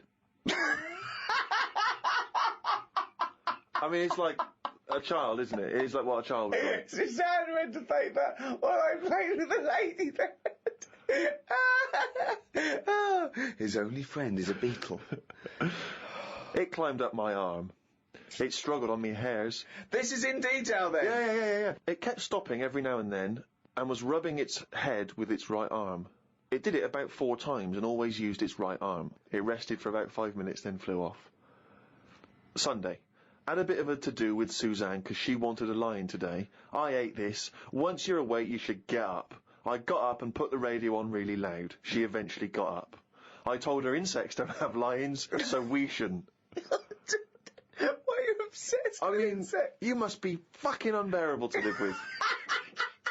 You must be a nightmare. No, I've just started, because I've watched insects a lot, I don't want to keep going on about them because we're a bit insect heavy. But at the end of the day, if we copied insects, we wouldn't go far wrong. I don't know what you mean, though. 1 minute you're saying they're great, then the next minute you'll slag them off. Yeah, I'll slag some of them off if I don't know what they're doing, but because I've studied them a bit longer, I just think they do it You haven't right. studied them, though. He thinks he's like Darwin. But you just slagged them off again. Don't you think that insects are doing stuff? They're not. It goes there, then it goes back again. The ant was messing about, but only that one. The others were carrying stuff. That's what I'm saying. There's snidey ones in everything.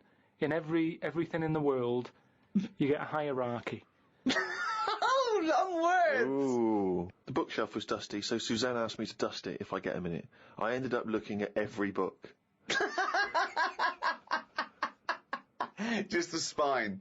Yeah. Just for a few seconds each. Yeah. Didn't open them. I looked in the dictionary to see if the word dictionary would be in the dictionary. I didn't think they would bother with it being on the front page, but it was in the book as well. It's a good point, though, isn't it? No, it's not a good point, because you didn't tell us anything. Dictionary is in the dictionary. Well, of course it is. Well, why? If you go, how do you spell dictionary, you look at the spine and you go, oh, there it is, D-I-C-T, and all that. So what does dictionary mean? It's a book full of words, isn't it? That's what it means. All books are full of words, you idiot. How to spell them. And if you don't know No, what it's it not is... how to spell them. All right, then we'll... I'll just look up something. No. It's not a book full of words to tell us. No. It's the meaning. Give us It's the definition of definitive dictionary. meaning. It's a book full of words if you want to know what the meanings are. But if you didn't know Well, that... sorry, what was that sentence? Yeah, but what I'm saying is, if you didn't know that, then you wouldn't be looking in it, because you wouldn't know the book is about that. So, if you don't know the word dictionary and what it means, you wouldn't be looking at the dictionary, you'd be looking at an A to Z. Because you Why go, leave it out, though? Just because there's so many words in the world, I would have thought they wanted to cram as much as they can on a page, and if dictionary is already on the front... Is that why you suddenly used the word hierarchy for the first time ever? Did you find that in there? Did you see hierarchy in the dictionary? I feel I don't know where that that big was. word has pushed out about 26 other more useful ones. Yeah. Oh, well, Suzanne's been going on about me learning another language, but I sort of think your brain has only got so much room on it. And the rest of it's filled with lard. So, if I've got to learn everything I know, again, but in a different language, it's taking up space, isn't it? You don't learn everything. Oh, God. It's all What do you mean? storage, isn't it? But you don't have to learn it again. You don't have to learn the concepts again. You're merely Do you know how learning many vocabulary. moves there are in the human brain? You don't worry, you won't use them all up. I feel that he has reached his capacity, though. Yeah. Well, you need another sort of... You need an update. You need some more memory. Woke up to some interesting news. It's good when this happens because it sets me up for the day ahead. If it's miserable news, it affects my day. It said on the news that they have found 2 new flies. Fucking hell, more insects! What have you done? Is that all you've done this summer? Bong! Trouble in the Middle East. Bong! 2 new flies found. Ladybird climbs up arm. They were found in the UK and they were found close to each other. Maybe this happened because they were different than the other flies and weren't expected to hang about together, so that's why they knocked about with each other. That would happen, wouldn't it? What do you mean? There's 2 new flies. What do you mean? Does it mean there are 2 new flies that are a different species? Yeah, 2 new species, and they found them close to each other, right? Yeah, And but they didn't mean there was one of each. No, Yeah, they did. They found 2 different ones. No. No, they have. Seriously, I know that. That's right. That's a fact. So you've got, like, I don't know the names of them. They give them odd names, don't they? But say, Yeah. call it A and Fly B, right? Yeah. Fly A, I don't know, say that's orange. This is just... B, Lively, yeah. No, This is but, painful. No, but This I'm is just making it painful. easy But for 5B you. wears a little hat. He's got a little hat. All right, yeah, fine. Now, they found the orange one and went, look at this over here. This is a bit weird. And they've gone, oh, that's a new species. Log it, whatever. And then the other one went, oh, keep your pen handy. Look at this one, it's got a hat on. So then they found them both within the same distance. I don't know what that sentence means. Keep going. They found them both within the same distance. But without interrupting him, let him finish this point. Let me just make one thing clear. Karl Pilkington just said they found them both within the same distance. Think of that! Don't know what it means, but go on, let him finish this point. So what I mean is, they weren't knocking about with other normal houseflies because they were probably sort of going, oh, he's a bit weird. Leave it. Yet, because the other one was also odd, they're hanging about with each other.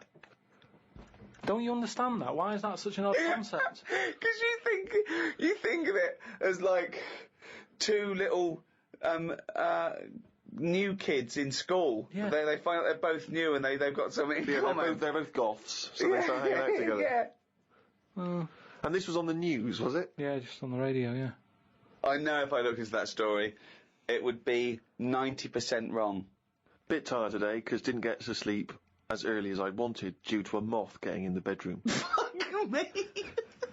I got it in a glass and looked at it for a bit and then let it go because Suzanne wanted to go to sleep. Looked up some interesting news. Some people dug up an old body in Ireland. Turns out it's well old and was here when dinosaurs were here. The really weird bit is it had hair gel in its hair. Right, what is it? A fella. Well, no, it wasn't around when dinosaurs were here then. Just a bit after. Right, fine. A lot after, yeah, go on. I think any hominid, anything that could even be linked to anything that may become man, is only about 1 million years old, and I think Homo sapien is probably only about 150,000 years old. Dinosaurs are about 150 million to 250 million. Yeah, no, it's not the age bit, that's amazing. It's the fact of, there's a fella, won't have even had shoes on his feet, Right. and yet he was worried about his hairstyle. Right, well that's definitely not true either. This is unbelievable. Well, there was a man on the radio doing poetry, says Karl in his diary. I thought I'd have a go at doing a poem about today. Not really. Steve, I'm a little bit queasy. He hasn't really written a poem. He's written a small poem. No, he hasn't really. Yes. If moths had eyes... Fuck me! Let me read the poem, okay? Oh, fuck. You wouldn't interrupt T.S. Eliot. Okay. Oh, okay. If moths had eyes, would they be happier? How do they know they're not dead? Cavemen hunting for food, but not before they style the hair on their head. What would last longer in dinosaur times? A blind man didn't stand a chance. Not with all them rocks about. I'd rather be a blind moth. Right, it may be the greatest poem Now, ever written. just dissecting it briefly, you attempt to rhyme in the first 4 lines, but abandon the rhyming system in the last 3. Is there a creative decision for that? Can we have Karl read that? By all Sorry, means, yeah. just you read it as you would like to. So this is, imagine this, right? Okay, this is going out all over the world. This podcast. And now, Karl Pilkington, a new poet from Manchester, now living in London, England, would like to read a poem. If moths had eyes, would they be happier? How do they know they're not dead? Cavemen hunting for food, but not before they style the hair on their head. What would last longer in dinosaur times? A blind man didn't stand a chance. Not with all them rocks about. I'd rather be a blind moth. He said it as though the last bit was going to rhyme. He said it like it was going to rhyme. Oh, God. No, it's amazing. I think he feels as though the final line, "I'd rather be a blind moth," is going to be one of those great, you know, a summation that somehow the moth is a metaphor. The caveman. No, but there's no metaphor in that. He really does mean he'd rather be a blind moth. Yeah, well, I'm just because I've looked at the day's news. Can we always do that, Karl? Can we always find a day, right, and always sum it up in your thoughts, a poem, just like that? I love that structure. I love that structure. If there's any English students or professors or novelists or poets listening, please email us what they thought of that poem, why it's good, why it's bad. So, you know, give us your thoughts on that. I mean, we would love expert opinion, poets, English professors. Just email us at podcast@rickygervais.com. Now, Karl, apart from being a poet, you are an author now. You've written a book. You know, which surprised me and Steve, because as Steve said, we thought you'd read a book before you actually wrote one, but you've proved us wrong, and all your teachers wrong, and everyone in the world who thinks you're an idiot. It is actually a very good book. I mean, a lot of it is transcripts from, you know, the podcasts, but you've answered some of your critics, haven't you? And you've tried to prove some of your theories. It's everything about Karl. It is like all the drawings. All the drawings. There's new stories, isn't there? I mean, there's so much effort. I can't believe it. He's been working on it for months, and it's out on the 18th of September. But you can order it now, can't you, on Amazon.com and Amazon.co.uk. What's that book called? It's called The World of Karl Pilkington.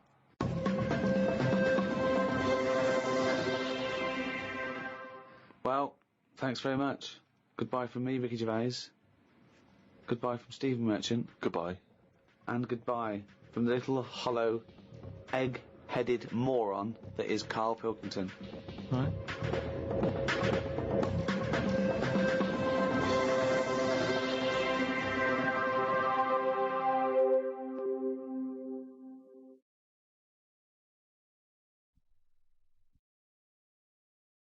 Audible hopes you've enjoyed this programme.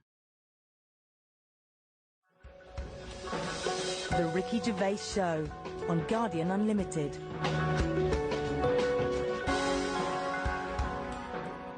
Hello, welcome to another podcast of the Ricky Gervais Show with me, Ricky Gervais, Steve Merchant. Hello. All right. And, of course, Karl Pilkington. Right. Rick, you'll be pleased to know we've already had some responses. You remember last week I mentioned that you can email us on podcast@rickygervais.com if you've got anything for Karl or you or I. And Simon and Mark have already emailed us in this link to something that was on the BBC News website. I don't know if you're familiar with this, but it's a remarkable story. Well, I'll give you the headline straight away, and you can draw your own conclusion. Lion mutilates 42 midgets in Cambodian ring fight. That's just the headline. That's a hell of a headline. That makes me want to know more about the story. Well, that's what a headline should do. I mean, I think we'd all read the news. We'd all take more interest in the news if they could open the BBC News at 6 o'clock every night. Bong. Lion mutilates 42 midgets in Cambodian ring fight. Bong. We'd definitely pay more attention. So this is the story. It's just extraordinary. Spectators cheered as entire Cambodian midget fighting league squared off against African lion. Now, I didn't even know there was a Cambodian midget fighting league. You're an ignoramus.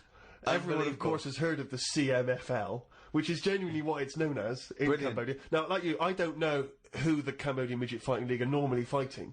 I don't know what tournaments... I assume it's each other. Well, I assume each other. It's midget fighting, then? Yeah, well, let me just give you more information, then we can dissect it afterwards. Tickets had been sold out 3 weeks before the much-anticipated fight.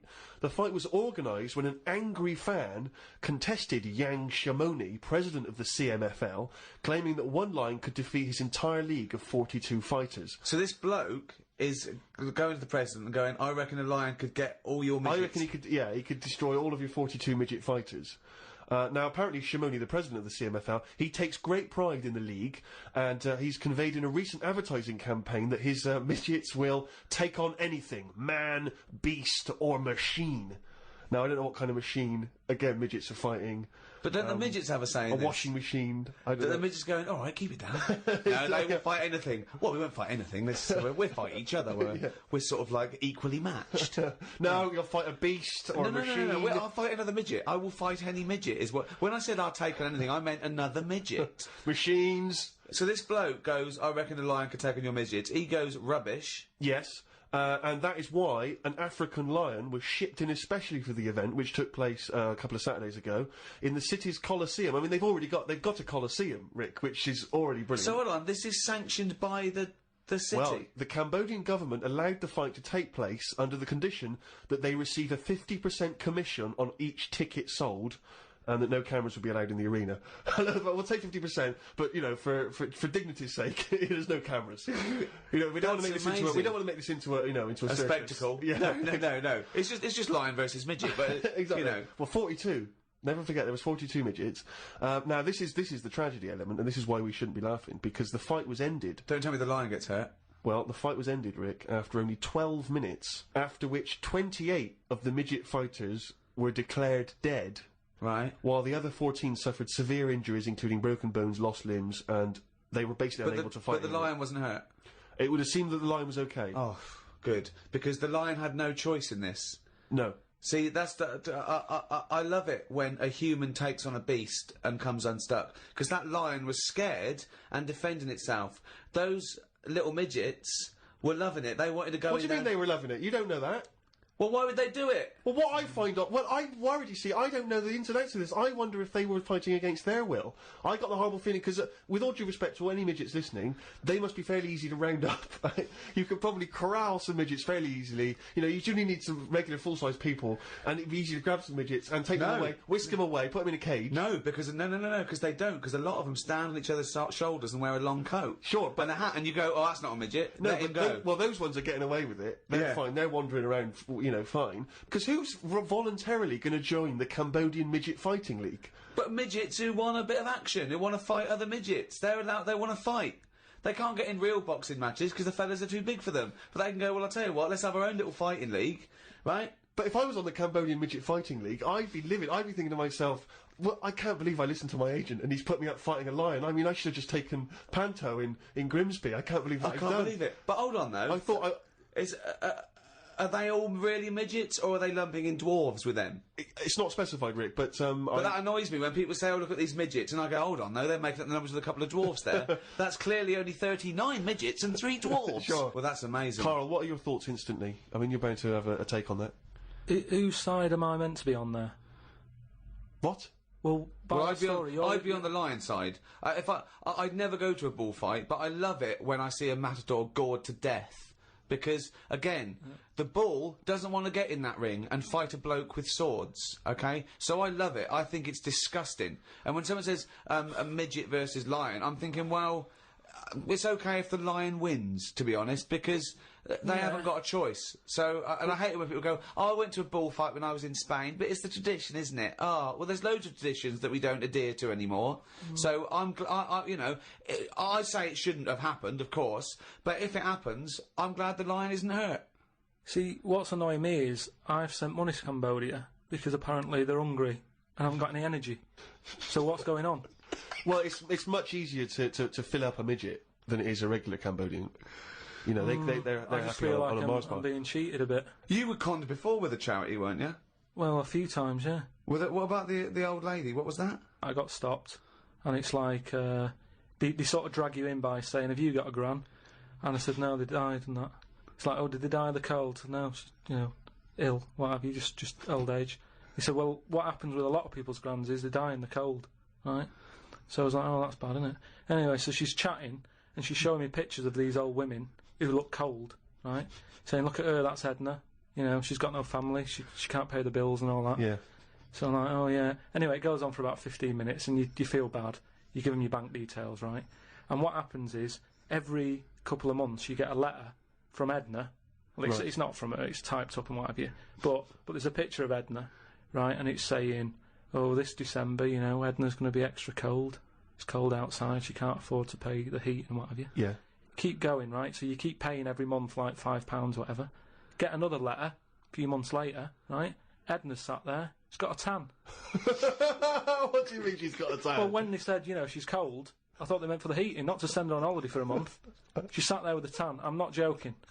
Are you sure it wasn't just a sort of a slight problem in the printing? No, definitely. Sure, She it wasn't looked well happy. Sure, it wasn't liver failure. This is a terrible thing to say, but when I see those people approaching now with the clipboards on the street, I always get my mobile phone out and pretend to have a conversation. I've done that one. The number of fake conversations I've had walking past them now. Well, I felt sorry for them, right? Because I thought, to be fair, I've got about 10 standing orders where I felt sorry for them in court. Right? I thought they're doing a good deed. The least I can do. I find out they're on about £8 an hour. Are they? Yeah. They're not just doing it out of the kindness of their hearts. Well, I don't want to I lie thought they with were them. volunteers. I thought that was at least why I should feel guilty. If they're getting paid to do it. I don't know. I could be wrong. I think they do.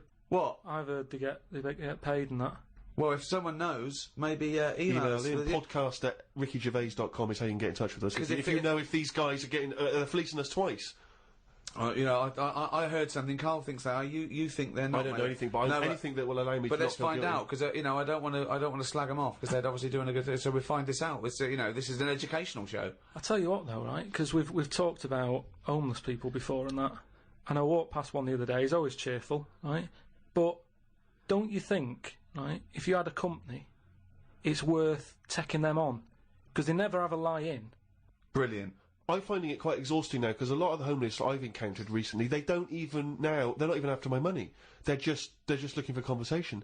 While I was walking along the other day, and I don't know what you're supposed to say to this, we were both walking, happened to be both passing a Chinese restaurant. He glanced in, he looked back around to me, he went, woman in there with 3 phones, 3 mobile phones. Why does she need 3 mobile phones?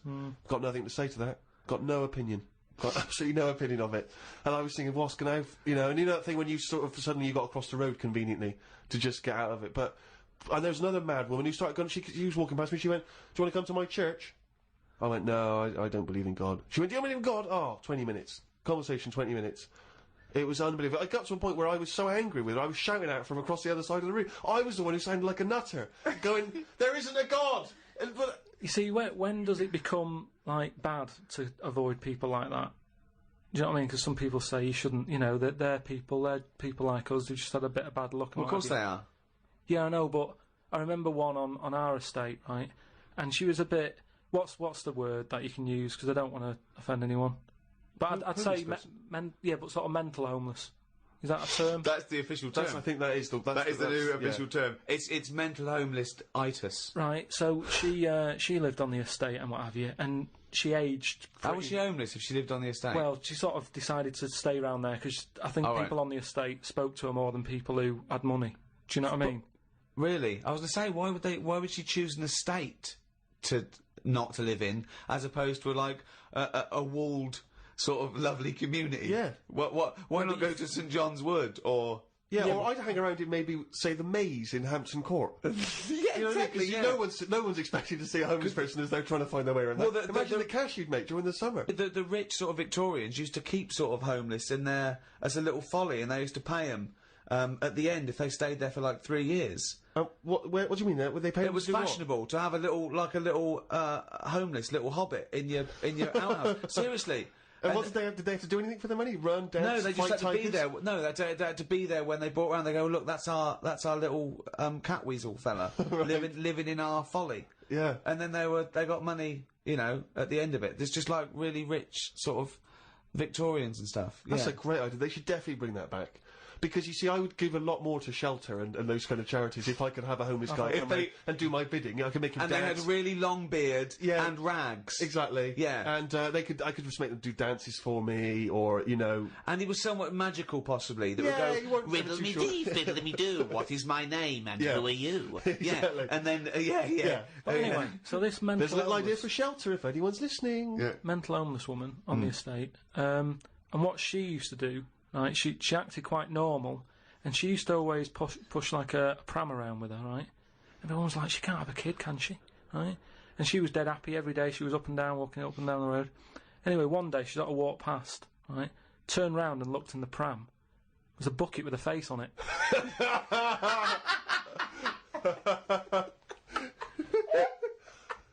The Ricky Gervais Show on Guardian Unlimited. Rick, we've had an email here from a bloke. I think you're going to respect him, because I think you can tell straight away from his name that he's the kind of guy you'd want to hang out with. Go on. I know how much you love fun people. Yeah. Well, Paul, and he's calling himself this, Paul the Party Animal Parker, he's emailed in. He's given himself that moniker. Right, I assume they're in sort of like quote marks, They're are they? in speech marks, yeah. Paul Brilliant. Party Animal Parker. And he's calling himself that. Yeah. That I can't wait. So when you picture him, what are you thinking? Millhouse. Right, okay. I think he looks like Millhouse from The Simpsons. Yeah. He's working in sort of an IT department, maybe? Yeah, for a large possibly. organisation? Oh, I think he might still be at school. Okay, right, yeah. Yeah, I think. And this is the vital question. Do you believe him to be a party animal? I believe him to be a party animal is as much as a man with a long scarf that his mum knitted him to look like Doctor Who can be a party animal, yes. Do you think that when people are organising parties at his school, they're thinking the first person they got to get on the list and make sure he's guaranteed as You've got to take Paul the party animal. Because I bet he's got millions of affectations. I bet he wants to be known as the one that carries around a biscuit tin. Yeah. You know, he's got the scarf. He's the guy who only ever wears bowling shoes. It's his thing. It's his thing. He's a little bit kooky, it's his thing. But thank you very much indeed for your contribution. And it is fairly interesting what he sent in. He's found this on the web. I don't know why he's felt an affinity with this particular inventor. But anyway, there's a Serbian man, who has invented a sex machine for women. And he's appealing to Western women to test his device. He's from a town in, as I say, in Serbia. I guess Serbia? I guess that's right. Is that right? Well, I don't know. What does it say? Well, it says a Serbian man, but is it called Serbia? Yeah. Yeah. What was all the Croatia-Serbia thing? Well, it doesn't matter now, does it? Okay. It doesn't matter now. It does to them. Otherwise they fought for nothing. What the hell do we know about world events? I mean, how long did that go on for? Months, I don't know. wasn't it? If they're inventing new countries, they can't expect me to keep up with current trends, can we? Anyway, this Serbian man has invented a sex machine for women, and he can't find any Serbian women to try it out, so he's looking now for Western women. He's taken out a patent on the ultimate sex machine. It runs on a 390-volt electric engine, simulates sex, and has a 7.5-inch artificial penis.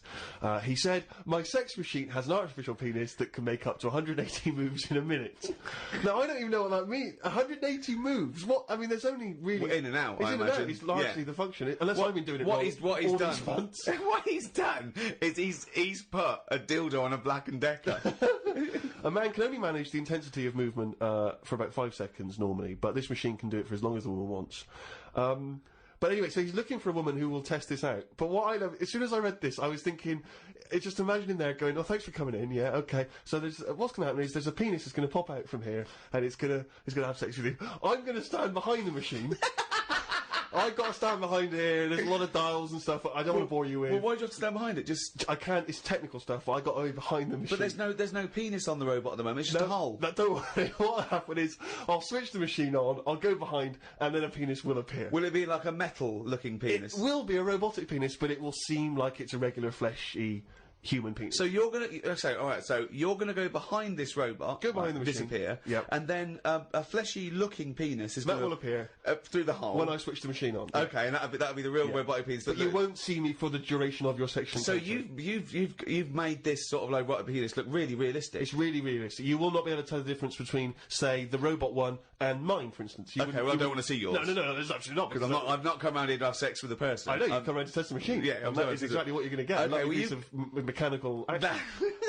But what I know is the idea that on the front, maybe he's painted a picture of a robot's face. Yeah. And then when the machine begins, you know, rather like in one of those horror houses, like a kind of mansion in a spooky film, the eyes of the painting, they'll move.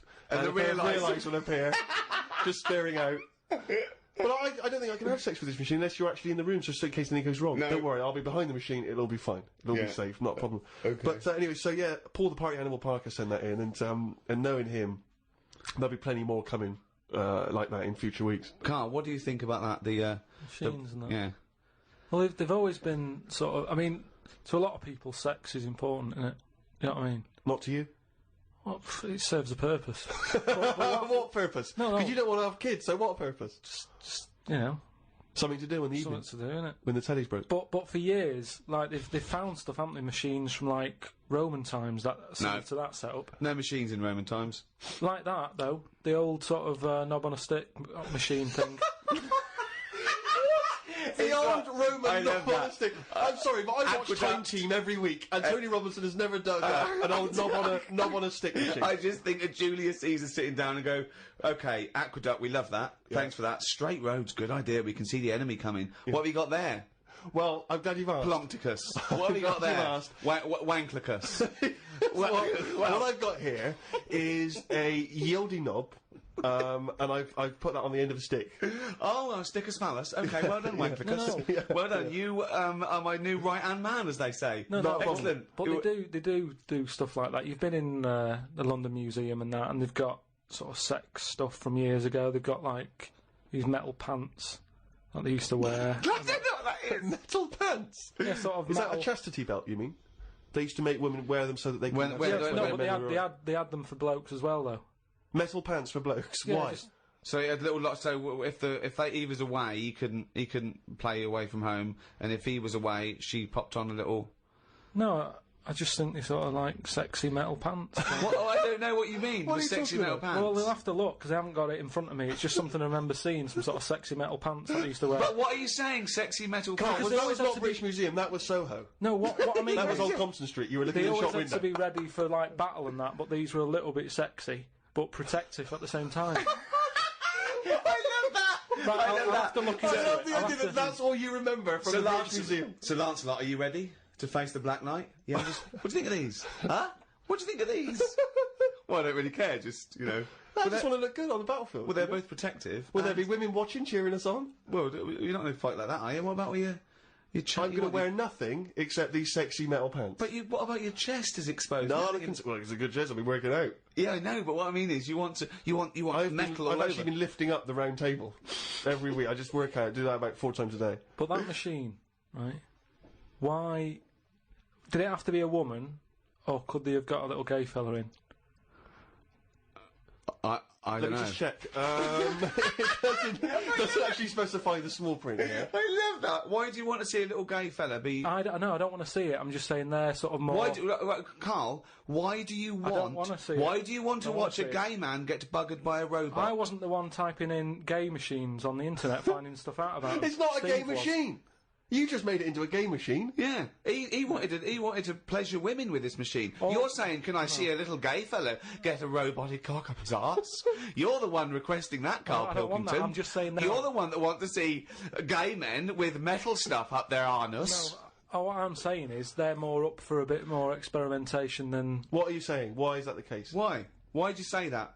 No, just they just butt plugs and that. I mean, what I'm saying is. What, you can't just say butt plugs and that. I'm just saying that I reckon they'd be up for it. What That's do you know I'm about saying. butt plugs? Well, I don't know anything about them. I just remember seeing an advert for some once in a sex shop. What are you doing? What are you doing? No, I wasn't. I was just walking past. I was walking past the sex shop and that, and Your you eyes sort of glancing, looking. glistening. Why were you walking past a sex shop? Just because I was on the way to work and that, and I passed one, and there was a little sort of one. It was open early, which I never understood. Right, it was about 8 o'clock in the morning.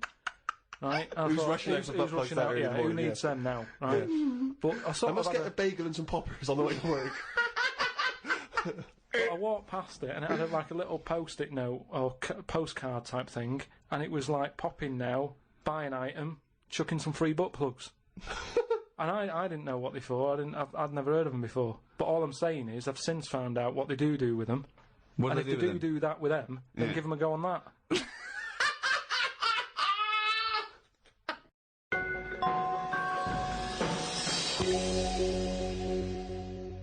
I had another email here. This is they haven't given their name actually, but it's an interesting fact. I'm hoping it's true. America's first nudist organisation apparently was founded in 1929 by 3 men. Now, what intrigued me when I read that is the fact that it's clearly 3 blokes just trying to meet some nude women. They're all 52, balding, Exactly. with little sort of those gold-rimmed glasses. Yeah. Yeah. And they're just wandering around, and it's all quite saggy down there, and they're just knocking on doors saying, we've just set up an organisation, it's perfectly above board, completely Yeah. legitimate, it's a nudist organisation. You got any women in there that want to come and join us? Because Well, we haven't got not any really. female members at the moment. Got any women in there interested in, volleyball or trampoline? I can't be doing with it, me. You hate nudists, don't you? Nudists. I don't understand what it's all about at the end of the day. And here's something, right? Do you know, like, when you're a bloke nudist, right? Do you ever get any who just have, like, a small knob? I don't know. I don't understand the question. What's that? What's your point? Well, are there any blokes who are knocking about who just have a normal-sized knob, or maybe a bit smaller than normal, who are happy wandering about showing off what they haven't got, if you know what I mean. I don't think nudists are just doing it because they're so proud of their knob. No, but there's got to be a little bit of that in it, isn't there? Why? Say like you know, Jonathan Ross, right? He's nipped to see you now and again and what have you. He's what? He sort of nipped in to see you now and again. He's always happy getting his knob out because he's known to have this big knob, right? What So do you mean he's showing known? it off. Why is Jonathan Ross known to have this big knob? No, he just talks about it a lot, doesn't he? He's always saying about, oh, you know, but you'd like this, wouldn't you? And all But that. that's like me. I'm known for being a great lover. I say it a lot. It's clearly not the case. What Yeah, evidence but- have you got that he's got a big? No, knob? but the difference is he's happy to keep getting it out. It's different, sort of me walking about going, oh, I've got a big one and all that, and then but no one ever sees it. But Jonathan sort of he's always getting it out, isn't he? Have you seen him get it out before? I saw. Well, he did get it out, but I wasn't looking. What do you mean you weren't looking? How do you know it was out? Just because he sort of was moving it about and that, and I could sort of So see. you- No, I wasn't looking though. It was that sort of thing where you can see something moving about, but you're like, I'm not looking at it. What, like an owl seeing a mouse It that just, like? what I mean, it doesn't matter. All I'm saying is, So no, let's get back to this. You remembering vividly Jonathan Ross's penis? no, Yes. I don't mean that. What I But mean, why were you looking at his penis? I wasn't looking though. Well, I'm it was just saying- clearly not meant to be looked at. I'm just saying, most blokes who, you know, nudists, they must be pretty confident in themselves to, you know, getting it out. And I wasn't looking. It's just that. I mean, I looked once. Okay, what was it like? What? Sorry, you looked at Jonathan's once. No, or- no, Yeah. I was looking at another one. What? At the same what? time? No, Why no. are you looking at loads No. of men's What's penises? going on? Where are you Because it's What is natural. this? It's natural. That's what I'm saying. What do you mean? This As a is bloke- Carl takes a sneaky look at No, no. menscocks.com. No, what I'm saying is, it's Where natural. was this happening? You were in a gym. No. A lot of guys are getting changed, and you No, were just checking out their you're at your bedroom window with a pair of binoculars, No. and there was a little fella across the road I getting was changed. at some night out once. Go right? on. So you were at heaven, and you were in the It toilet. was some night out, and some people come running on the stage, right? Some music started coming on, and these 4 people ran out. It was 2 women. So 2 you're at a blokes. gay strip club. It wasn't gay in that. It was just a normal night out. Well, you know, some sort of party night out. Right. These people come running on, right? You got 2 women. You got 2 blokes. Right. They whip their knickers off. The fellas whip their undies off. At the same Now- time? Yeah, all at the same time. Was it like that, was it like a choreographed thing? like what's it? Chippendales. No, what you know, like Cheryl Baker was in it. It was that thing where they sort of, you know, on Eurovision Song Contest. Making your mind up Yeah. when Bucks Fizz Bucks ripped Fizz. off a larger skirt, conceding a smaller skirt. At no point did Bucks Fizz whip their knickers and pants When off. you said Cheryl Baker was in, I was thinking, what? Didn't she used to host Record Breakers?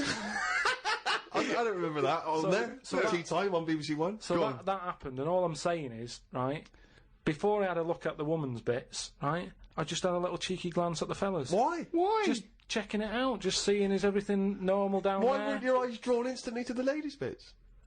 No, don't believe me, I had a look at that. All I'm saying But you is, went to the guys first. just I didn't know how long pants were going to be left off for. So you didn't want to miss your opportunity, is what you're saying? You saw a window of opportunity to see some men's bits, and you thought, I better take it. No, because but- this may never happen again. No, So what happened? So there's had a 2 look. women, 2 men, right? I don't know what sort of event this is where you're looking at anyone get their knickers and pants off. I don't know why you're looking at all. night, So you go right. There's knickers and pants off. Right. Let's check out the knob and testicles first. You're telling me you've never, like, when you've been in a gym or anything, you've not just sort of turned your head, had a look, and gone, all right, yeah, that's all right. Yeah. Been in a... Sorry, let's just get this question right. Have we ever been in a gym and just taken a sneaky glance at a man's genitals? Is that your question to us? Right, for me, it's the same as when you see someone who's a bit odd, 2 heads or whatever. Well, I'll be honest. If I was in a gym and a bloke came in with 2 heads, I'd look. I'd get a sneaky glance in the mirror. I'd go. Sorry, but you'd look at his genitals or his 2 heads? There's 2 heads. Or would you sneakily look at the heads and then think, I wonder if he's got 2 cocks? And just... I'd have to have a look there.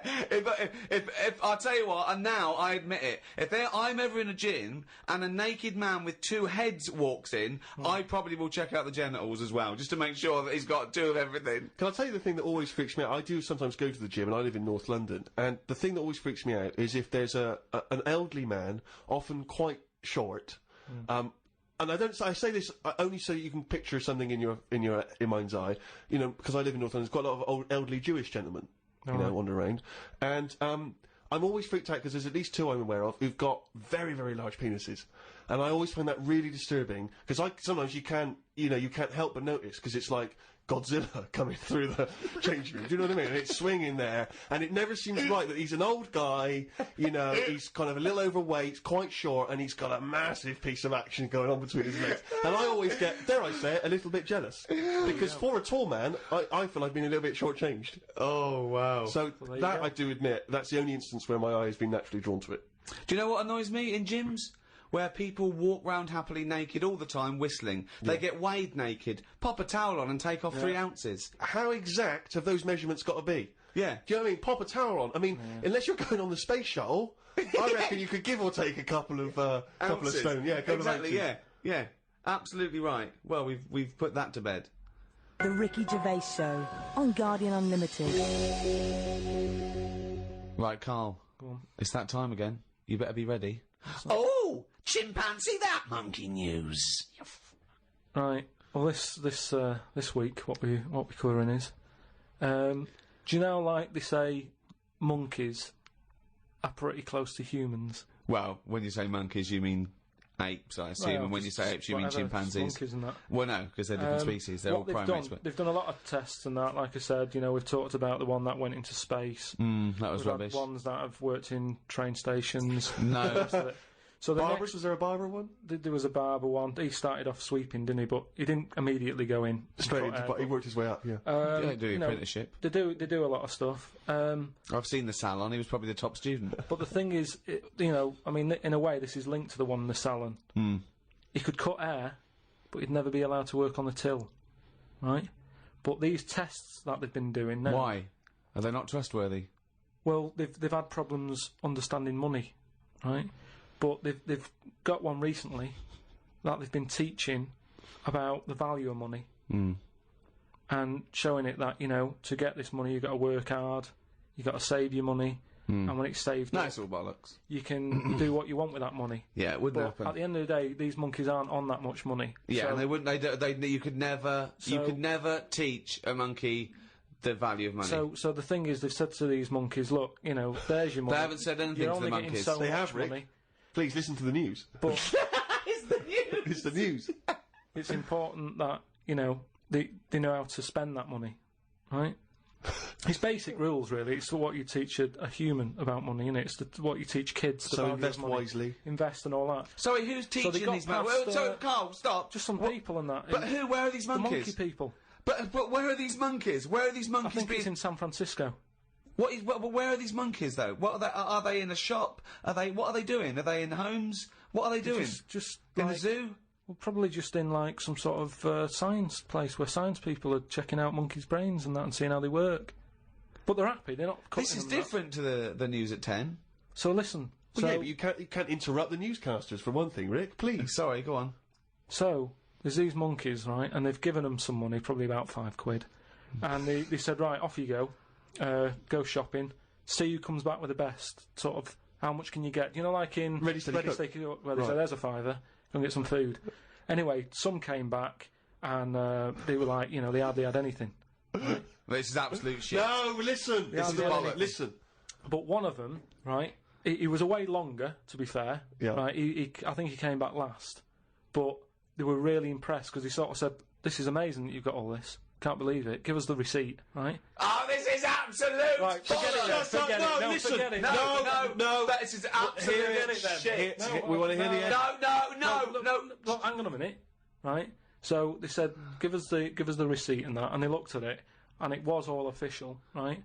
And they went through it all, and what they were really impressed by is the way that they always went for the sort of slightly older veg, where you get 2 lots for the price of one. Right, you're absolute.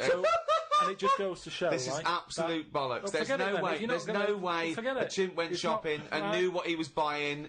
It's I don't know why you asked me then. Well, it's absolute bollocks. Once again, you've made it up. You probably saw a headline on some sort of half-witted website, and you're talking shit. Just to say, if you have any monkey news for Karl that you want to hear on one of these podcasts in future weeks, then you can email Karl, or indeed with anything, at podcast@rickygervais.com. This podcast was hosted by Positive Internet. Can I just ask, what does hosting mean when you in that sense? I don't know, but the guys at Positive Internet do because they're experts in this field, and that's why I like them. Well, thanks very much. Join us next time when we'll, I'm sure, waste another half hour of your lives. See ya. Bye. The Ricky Gervais Show on Guardian Unlimited.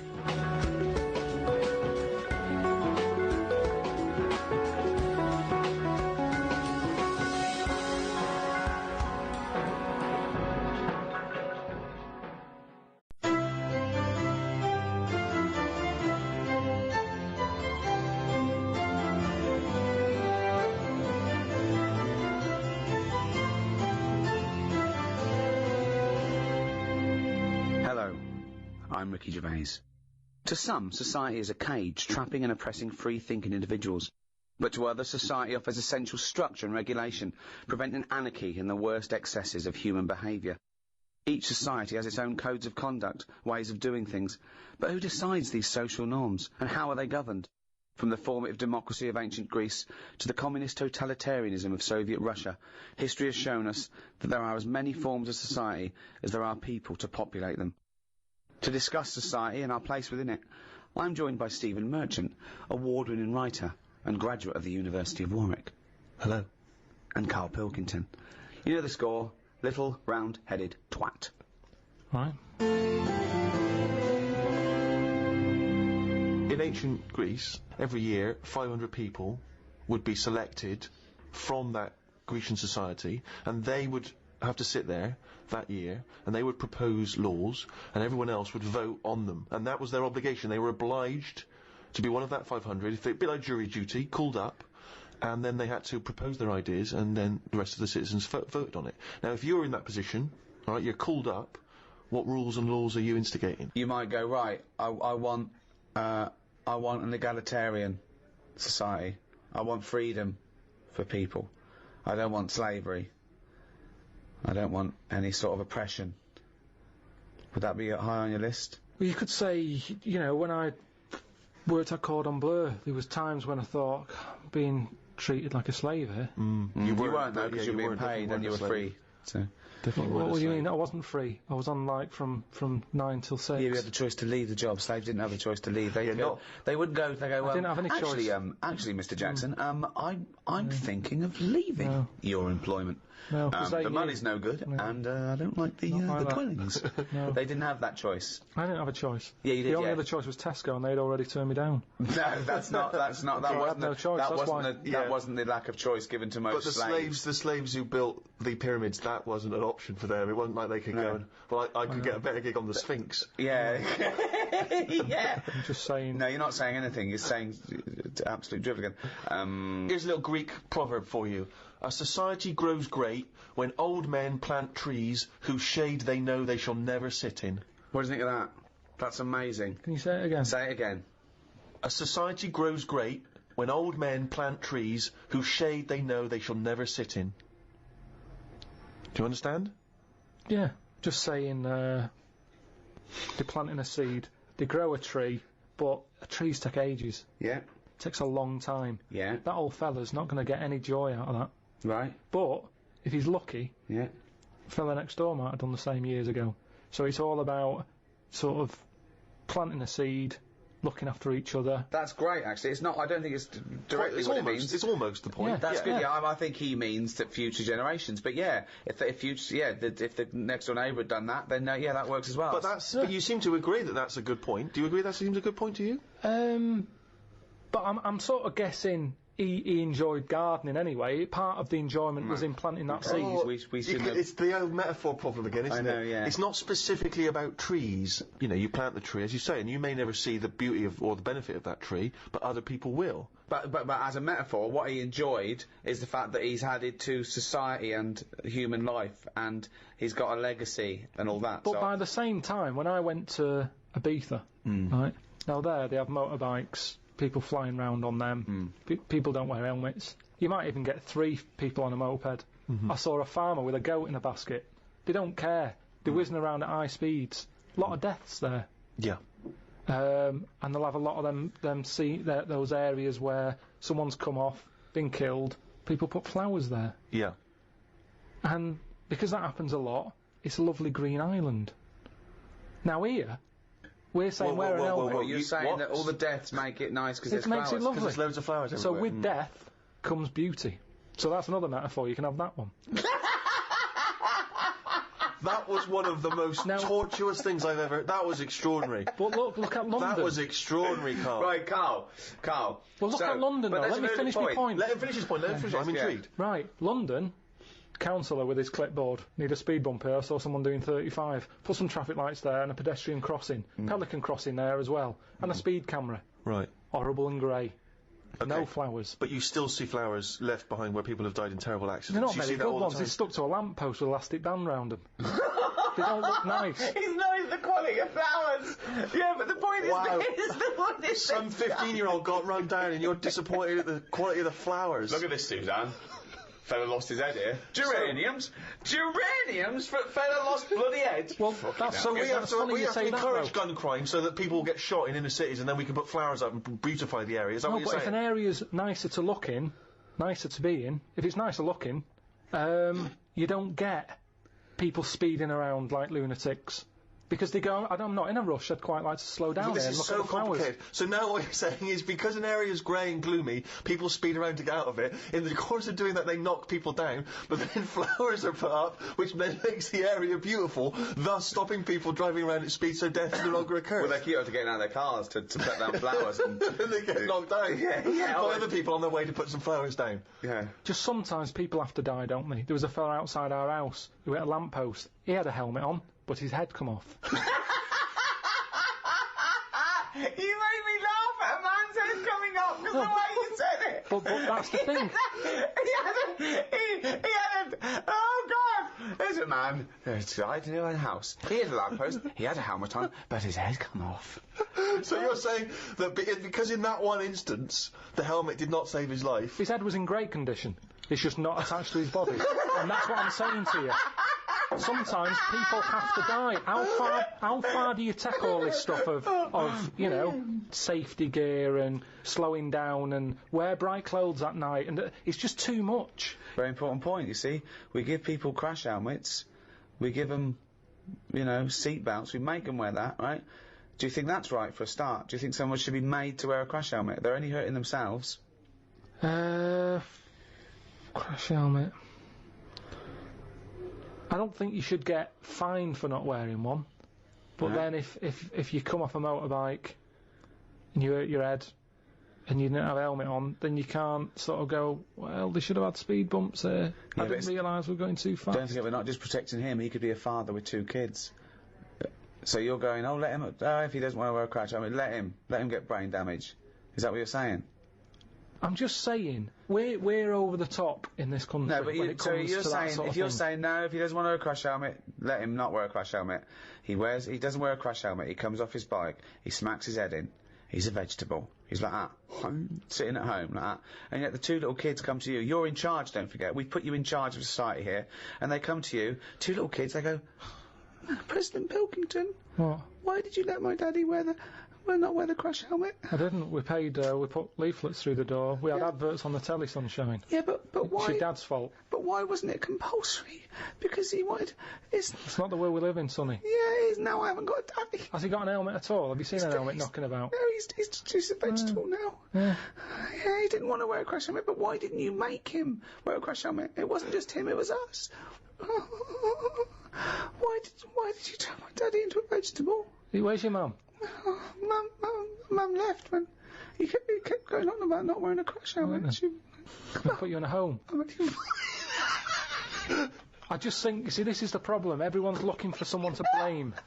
Yes, but this is interesting though because you were particularly callous to that little 4-year-old boy. He seemed so sweet and adorable. Yeah.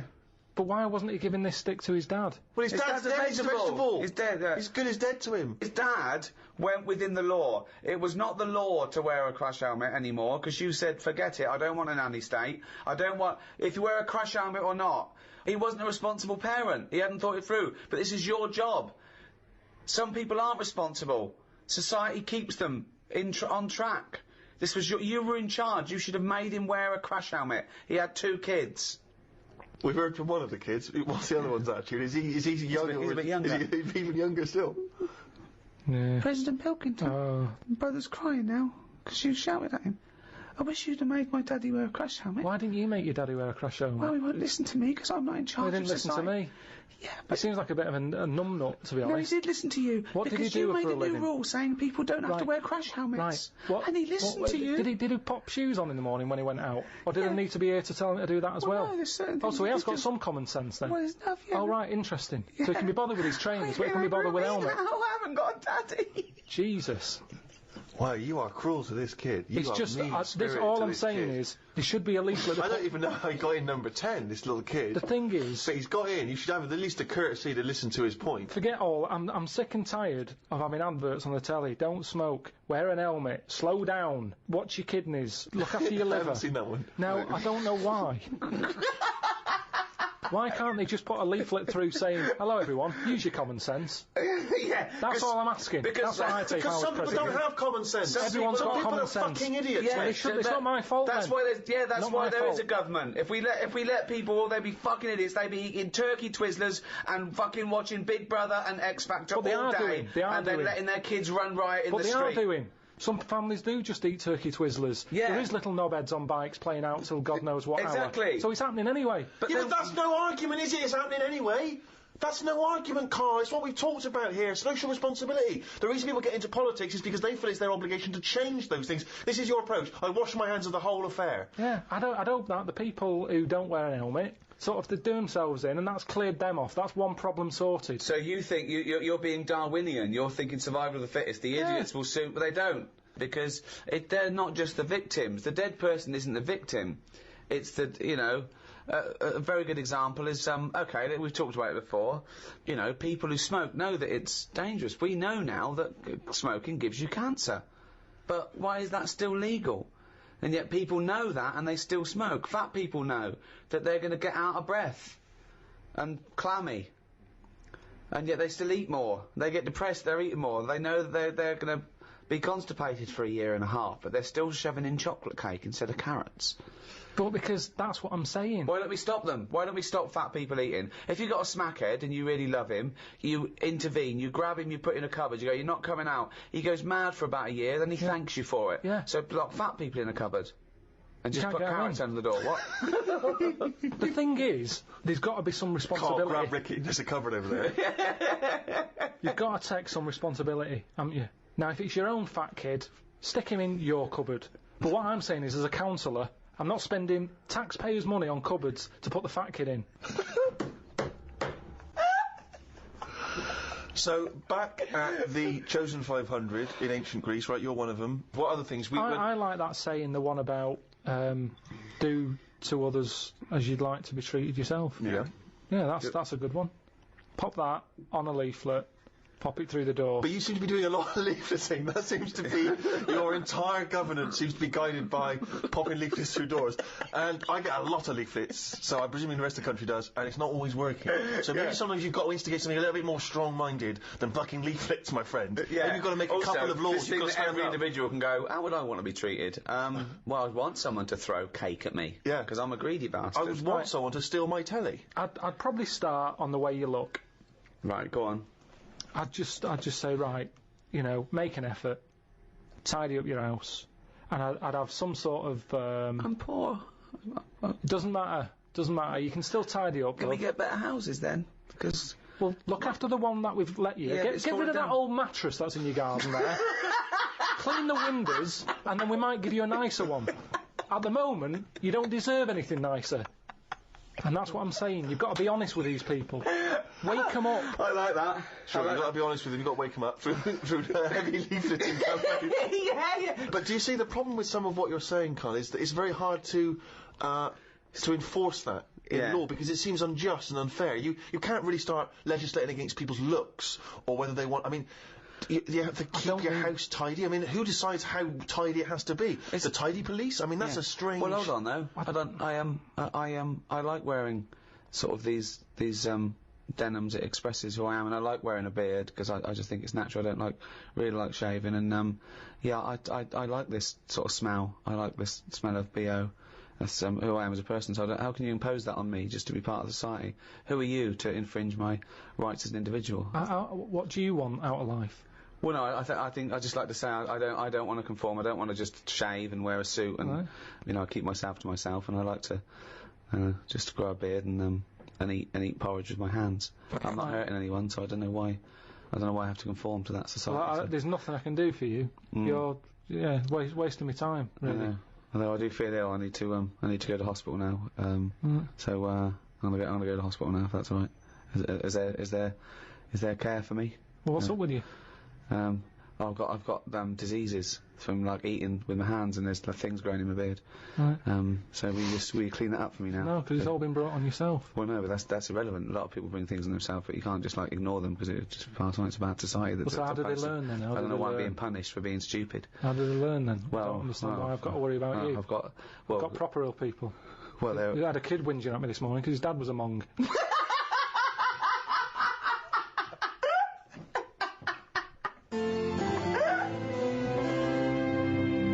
Obviously, in China, you can only have one child, can't you? Is that something you feel we should bring in here? Yeah, I think we've got to. I don't know about one kid. I just sort of concentrate on who can have a kid, as opposed to if someone's got a load of money and they're good at looking after kids, let Madonna have as many as she wants. But if it's someone who's social engineering you want to do. But hold on. Well, what use are they then? If you're bringing them into a poor family, what's the point? What good is that for anyone? It's not good for the people who've had the kids. So who's deciding who's allowed to have how many kids? Are you deciding? I was brought into the poor family, wasn't I? What? I was brought into a poor family. Yeah, no, I'm talking really poor. So, third world? No. What, poorer than that? Poorer than no money at all? No, somewhere in the middle again. You've gone too far the other way. Okay, why has it always got to go the other way? Cornwall. I just mean like the people who I've told you about on the estate sometimes, who had that one who chased cars and stuff. He wasn't happy. They didn't care if he was there or not. What's the point? Right. So hang on. So let's imagine that Ricky and I are husband and wife. We've come in, right? What's your questions to us to establish whether we are allowed to have a couple of kids? Hello. Thanks for coming. Me and my husband, we can't have children. Why not? Because he's got no sperm at all. Okay. He had one sperm and it was ridiculous. It was awful. It just came out like a dead anchovy. Right. And you're meant to have 300 million tiny ones, and he had one big one. It was horrible. I had to pull it out. It was like a leech, and also it was no point. I haven't got a vagina, so there was no place. Completely smooth down there, like an action man. Yeah, it was just that. I don't know, but we love children, and we wondered if we could have a child. What do you do for a living? What do you do? What's your work? I'm a rapist. Right. And I dispose of the bodies. Right. Fill out this form. I should have clarified. A rapist murderer. Yeah. Fill out the form. He does it in the wrong order as well, I must say. So, number of times I've disposed of the body. He said, I hadn't made that one. I just wondered what else you need to know about us. Because even though that was our little joke, by the way. He doesn't rape. I work in an office. He works in an office in the town. But I'm a housewife. She's a housewife. I'm making a little nest for when we adopt a little child. We don't earn a great deal of money, but we're good parents. We're very good parents. What's that based on? Well, we're good people, I mean, aside from a few naughty jokes. We're God-fearing people. We believe that God is watching all of us, and we believe in the Old Testament. And sometimes he tells us to kill and rape. Yeah, sometimes he does, yeah. Particularly, we've stoned a couple of homosexuals this week alone. We're joking again. We're joking again. We don't believe in God. We're from an atheist and believe that our time on earth is all we have, and then when we die we become worms meat. Right. Well, you filled out. But we've already painted the back bedroom. That's ready for the little child. We painted it black. Because we want our child to be a Satanist. Joking again. Joking again. We want him to be an accountant. Yeah. Gay accountant. Some would say the same thing. Only joking. Of course. I think there's too much in society where people are pressured to be heterosexual. So we're going to try and make ours a homosexual. So we don't care whether you get a homosexual or a heterosexual. But I tell you, by the time he's 14, he will be as queer as the Ace of Spades. Right. So you filled out the form. Fill out the form. Yeah. We'll put that in, get it processed. Right. Okay. But what kind of questions are you going to ask us? None really. No. Just my job. You're happy. You're just happy my job with us. to pass the forms on. We've passed the interview. Because that's the sort of world we live in now. God. We don't want a child. We don't want a child, actually. But do you know where we could buy a knife and a sack?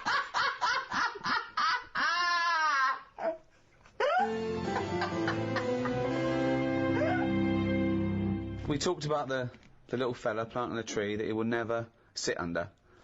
He's given that to the next generation. Okay? Now, big discussion about donor cards.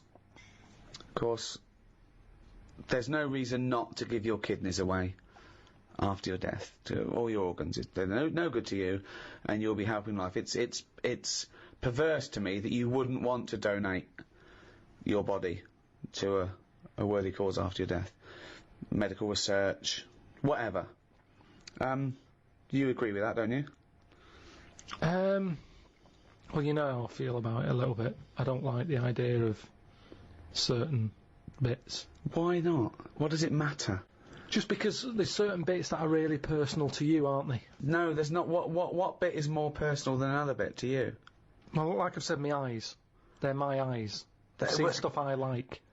Yeah, Now, what happens if someone else has them, and they start looking at stuff I don't like? I don't like the idea of that. But that's ridiculous, because your eyes they're just bits of tissue.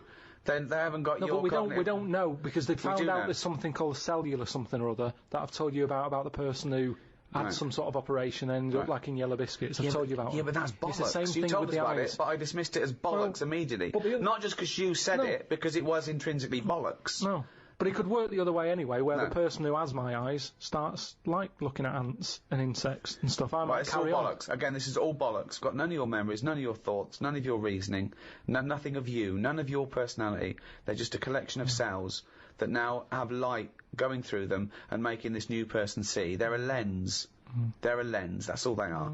So there's no reason why, you know, this was a crazy thing, isn't it, when people started saying that they wanted their organs to go to a particular race of person, and obviously that's illegal.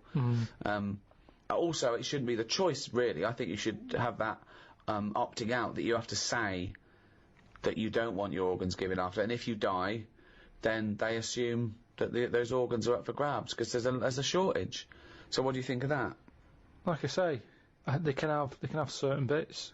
They're not having the eyes. I think that's fair. What, can they have the cock and balls? I prefer it if they didn't.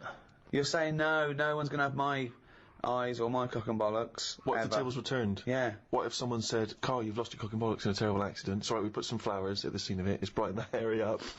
But we'd found a donor who's happy to give you his cock and bollocks. He's dead, but his cock and bollocks we kept on ice. Would you accept them? They're absolutely lovely match. Better than yours. Yeah. Bigger, younger. Yeah, go on then, I'll have them. You'd have So them? you would, see, you'd have someone else's cock and bollocks, but then you wouldn't donate yours to someone But else. what about this? What if you discovered later, right, that the person who donated the cock and bollocks, right, was a sex pervert? was a homosexual sex pervert? I don't think, though, that I'd bother looking into the history of these cock and bollocks. You It's just not accept like, them. you know... You'd accept them willy-nilly, but what if you just found out by That chance? was his name. That was his name, willy-nilly. That was his stage name. And What he'd if you come on found and show out him up. by and they- chance? How do I find out by chance? What's the scenario They there? say, well, the doctor goes, I should tell you, I know you believe in a load of shit about yellow biscuits and bollocks like that, so I'll just tell you, in case anything goes weird, this was a sex pervert's cock and bollocks, so if you find that you're sticking these through letterboxes, don't worry, it's not your fault. It's where they wanted to have gone. That's, Would it concern you if you accepted the cock and bollocks that had a past like that? Yeah, because the problem is, it wouldn't be that bad if I had his eyes, Right. Why? because then I'm seeing what he wants to see, and That doesn't mess make with any it. sense at all, But- Karl. but Completely. unfortunately- It makes no sense at all. The match is wrong. The eyes don't go with the cock and bollocks anymore. I don't know. So something's going to lose out here. Either the cock and bollocks, they're not going to get what they want anymore, or the eyes are going to be upset. So are you scared of the idea, to go back to your yellow biscuit analogy, that the cock and bollocks you inherit, that whatever the previous owner did with them, Lives on. that Bollocks. scares you, does it? Okay, there's one final scenario here, Karl. Okay.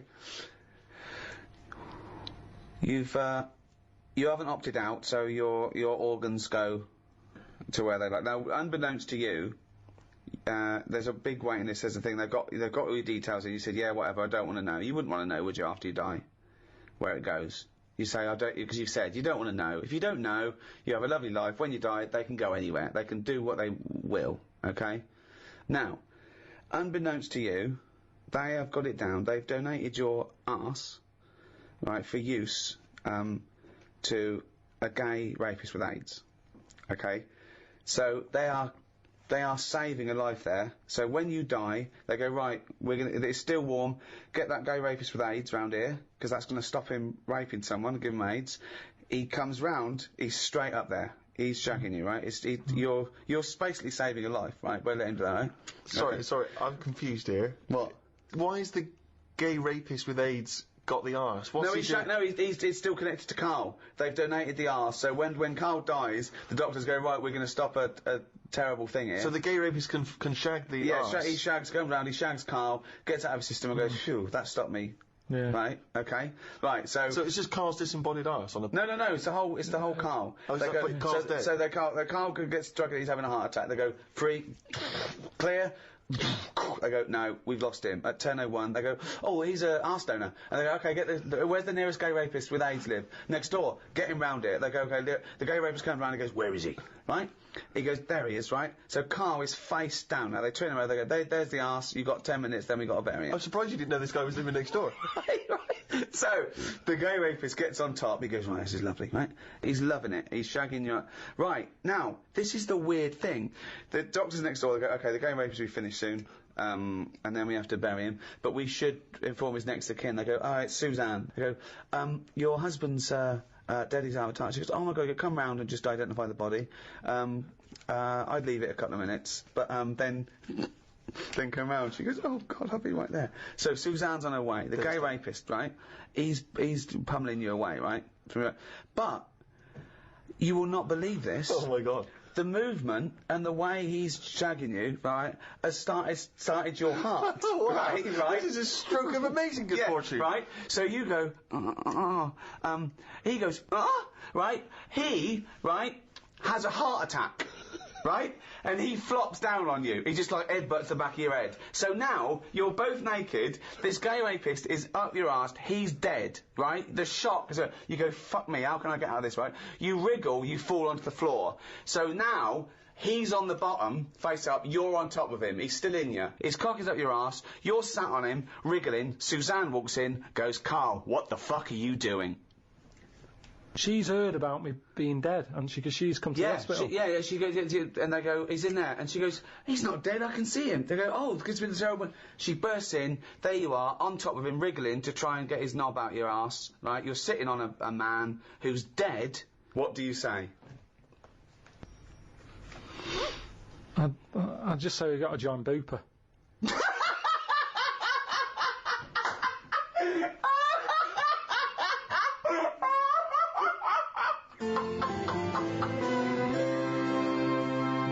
Very hard, isn't it, to imagine yourself a different period in time and how you would have reacted.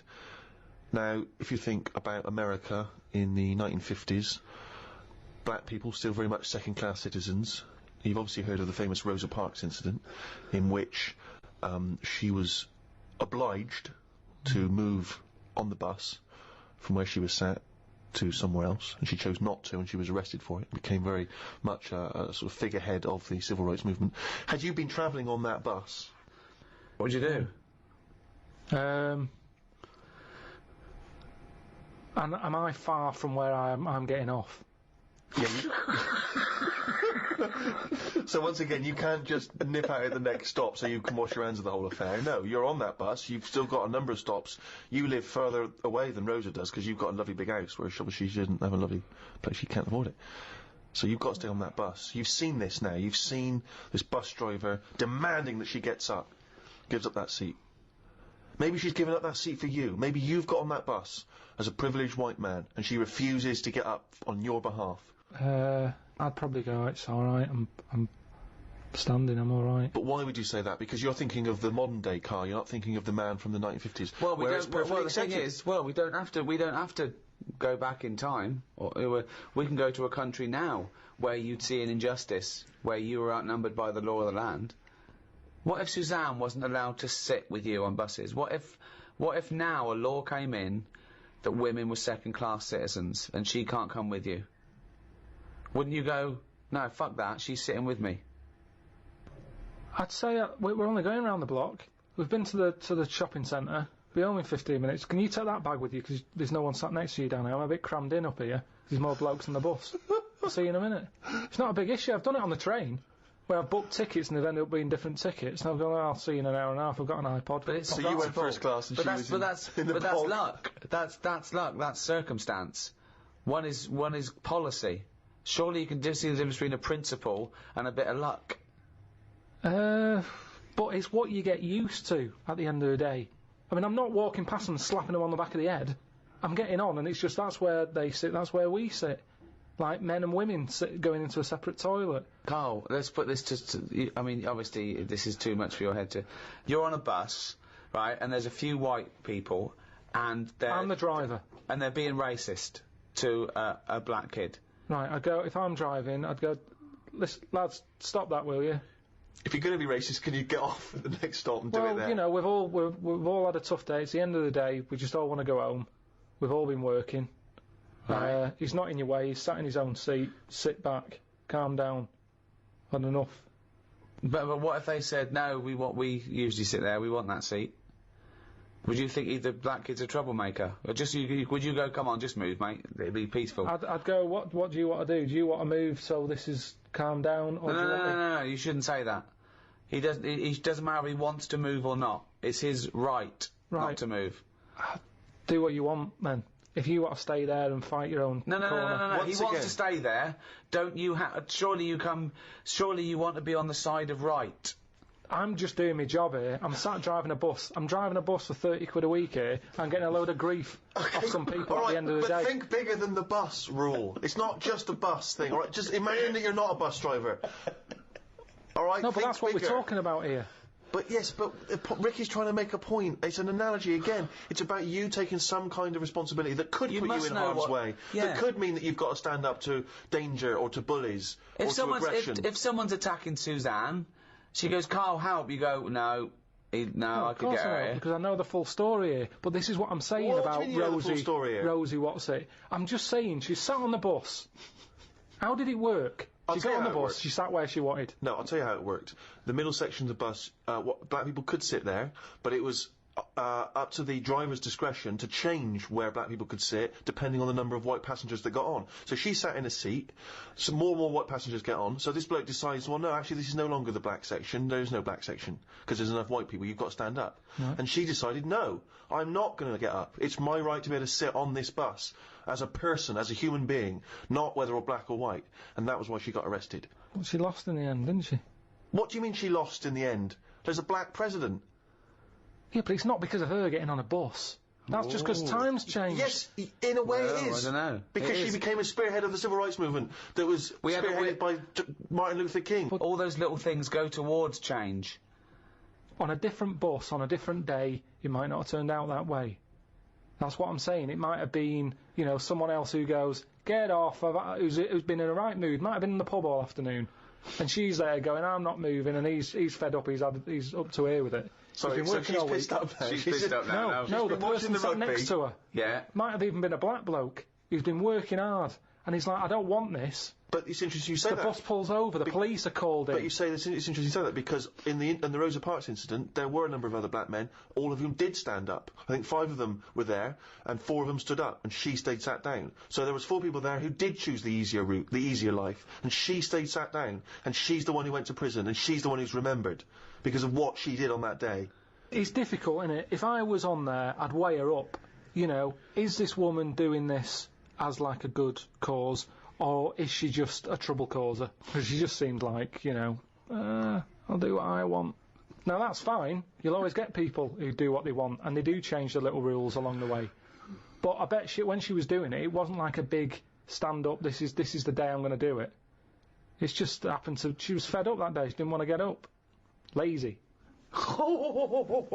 She might just go around law-breaking all the time. And she's remembered now because she'd made a change about bus seats. But when she got up that morning, did she say, I'm going to do that? Or has she been fly-tipping before she got on the bus? This is what I'm saying.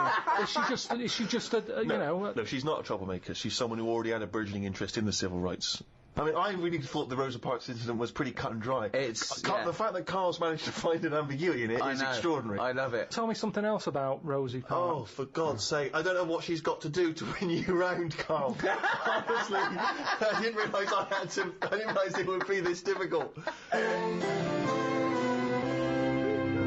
Karl, Thomas Jefferson, you know who he is, once observed, a nation as a society forms a moral person, and every member of it is personally responsible for his society. But Jefferson's fellow countryman, as you know, the American writer and intellectual Randolph Bourne, noted some years later, society is one vast conspiracy for carving one into a kind of statue it likes, and then placing it in the most convenient niche it has. So one saying, no, this is why we're moral people. The society is great for us. It turns us into responsible people, okay? And we should love that society and make sure it's perpetuated. But Bourne said, no, it's just a way to mould someone into what it likes and put it into a little box so it can't hurt anyone. Yeah. Okay, yeah, that's not, again, it's... No, Which one are you both of them are right. Both of them are right, but they're They're contradictory. both opinions. They're certainly opinions. But I mean, I don't know why I am the way I am. It just happens, doesn't it? You know, I don't like killing a fly. No one would stop me if I did. But there's something in me that goes, don't do that. Right, so this is a very important theory, because you're basically saying, well, you could be saying one of two things. You could be saying that goodness is innate. Not likely. No. Or he could be saying that there's a morality that transcends rules and society pressure. Whether or something's legal or not doesn't mean that you have to do it because it's legal, and it doesn't mean you don't... Yeah? Is that the one you meant? That's what I meant. There was a bit of trouble in our yard the other day. Right. Between a wasp and a cricket. No, the thing is there any point to this at all, or are you just going to tell us you saw... Are you going to extrapolate some analogy from this? I think so. Okay, yeah, well, let's see. So there's a wasp... Yeah, well, so look at the whole scenario. The whole scenario, right? As you said, sorry, just to clarify, as you said, it was kicking off. Right, okay. Old scenario. So you're looking out your window. No, I'm in the kitchen by the sink. Yeah. Washing up. We've got a new sink. We've got a dishwasher as well. But I said, well, I'll use a sink. We paid for it. Let's give it a go. So you're like a Luddite threatened by the technology. You're thinking your worth will be taken away, your reason in the world will be taken away by the dishwasher. So no, Suzanne, we've got a dishwasher, but I am going to carry on. You're going to need me. I want to show I'm needed. I wanted to use it. It's like, I don't understand that if someone's got a really nice car but they have a chauffeur. Drive it. It's yours. Enjoy it. Enjoy your car. Well, I feel a gear change. Yeah, but you don't drive. No, I know. Yeah, so that's all right. But what I'm saying is, I've got a sink, I've got a dishwasher. What am I doing? If I put the dishwasher on, what am I going to do? I'm just going to sit down and do nothing. Probably. Wash up then. Do something useful. I do a better job than the machine does. Well, get rid of the machine altogether then? No, because sometimes I might want to go for a walk or something. Well, why don't you go for a walk all the time? It's good for you. I'd had a walk in the morning. Anyway, so I'm washing up. That was all the prelude to the wasp and the cricket story. It better be fucking good to top that. His life's so complicated. For a man who does nothing at all, right, his life is so complicated. No, because it's the same thing. The kitchen's fairly new. All right, you're washing up for Christ's sake. You're using a new sink, the dishwasher's there, it's not doing anything, it's not even plugged in, it's pointless. What's going on? I'm washing up the few plates. Right. The kitchen door's open. Right. Suzanne says, oh my God, look at that. What? There's a wasp and a cricket having a wrestle. I've never seen it before. Right. Wait! Are you sure this wasn't Mexican television and it actually was a sporting event? Dressed up. Yeah. So they're there wrestling, and I was like, "Well, stop them then." So Whoa! You don't interfere with fucking Rosa Parks. Why are you interfering with a wasp and a cricket? Because one, I didn't even know they didn't get on, to be honest. So this is much bigger metaphor than black and white. Because listen, this is more important than apartheid and segregation, Tim. I didn't even know they didn't get on, to be honest. Because they were sort of wrestling. I said, and my hands were wet, so I couldn't do anything. I always overdo it with the fairy liquid. Yeah, sure. So she's there. I say, separate them. Parting Now, so she uses a tea towel, flicks them. Flick. Clever. Right. Good Right. thinking. The wasp goes its own way. The cricket's sort of jumping about a bit. But who was fighting who? So I'm sort of saying that is really weird because wasps are changing quicker than anything else that I keep my eye on. Okay, well that's just your theory and it's not based on Well, anything. I told you a couple of years back I saw one eating chicken. They shouldn't be doing it. So anyway, so now they're causing trouble with a cricket. Whoa, how do you know it was the wasp's fault? This is prejudice. Why do you think it was the wasp's fault? What if the cricket would have started it? What if the cricket's got a society that go, we ate wasps, we ate their stripes. We ate them. If they come here, fight them. If everyone comes down here, fight them. How do you know it wasn't the cricket that started that? Well, I suppose at that time I didn't, but since... Oh, I don't subsequent know. information. Oh, okay, sorry. Okay, So this anyway, is Like Columbo, isn't it? We saw the- yeah. So I saw all that, we broke it up, the cricket was sort of shaking a bit. Definitely not! Definitely not! It was shaking a little bit. Yeah. So I sort of prodded it, put a little leaf over it because it was a hot day. Thought I'd put a leaf there so it doesn't get overheated. I love I'll this. keep an eye Like on it's it. done the marathon. It's got a little. It's got Mars on the leaf, written So- on the leaf, and now it's just walking over the little medal. So Suzanne, I'd leave it for a bit. Leave Get it. on. What did About you half say? an hour, about left it for half an hour. What did Suzanne want to do? She wanted to interfere, did she? What did she want to do? Just sort of like. No, she just sort of said leave it, stop messing with it. It's probably a little bit knocked out, a little bit stunned. Sure, let's Right. get on with our lives, she said. Yeah. So I put the leaf on it. You've got in too much very liquid. Why don't we use the dishwasher? We go- Costs us £400, you dopey bald cunt. So we go off, and half an hour later I get back in. I said I'm going to go and see the Where'd you cricket. go? Where did you go? Just for a walk. But hold on, why did you put the dish in the dishwasher and go for a walk? I don't understand. So now you're... Because so now as a dishwasher, sitting there bone idle, you're washing up when you could be walking, and then you're still Well, it's walking. a good job I didn't go for a walk though, wasn't it? Because how would that have turned out? That fight. I don't know. There would have just been a So pool of anyway, blood on your back door. So Porch. I've been out, back in, have a look. Cricket's still there. Noticed one of its legs gone. Oh. Don't know if the wasp did that or the tea towel flick. Or it was already disabled, and that's why the wasp thought this is an easy one. What if the wasp was helping it? It wasn't, no, honestly. But what it if was, it's going, it was excuse such a me, Mr. Wasp, commotion. because we're such friends and humans don't understand us and anyone interfered will definitely don't understand us, right? He's not an entomologist, Well, right? this is when I got the computer out, Right. had a look, and it's a, what was it called? I Brilliant. can't remember. What happened is, the wasp apparently does this a lot, and it stings them in the head. Right, not this particular... There wasn't like a little profile of this particular wasp. Yeah, Or a kind of It's police just website. an incident that Just happens a generally lot happens within between wasps, yeah. wasps and crickets. Right. So it stung it in the head, and what happens is it's that whole thing that we've talked about before, where it lays an egg. Right. So I was sort of having a look, seeing if I could see any sort of holes in its head, and it just kept sort of moving its one leg, like, oh, I can't handle this. What do So you mean it's moving its one leg? it was sort of just moving its one leg quite slowly, like it's just But come it's only out got from one an leg, but it's operation. lost one leg, you said? Yeah, it's lost one. Yeah, it's moving 5 legs slowly.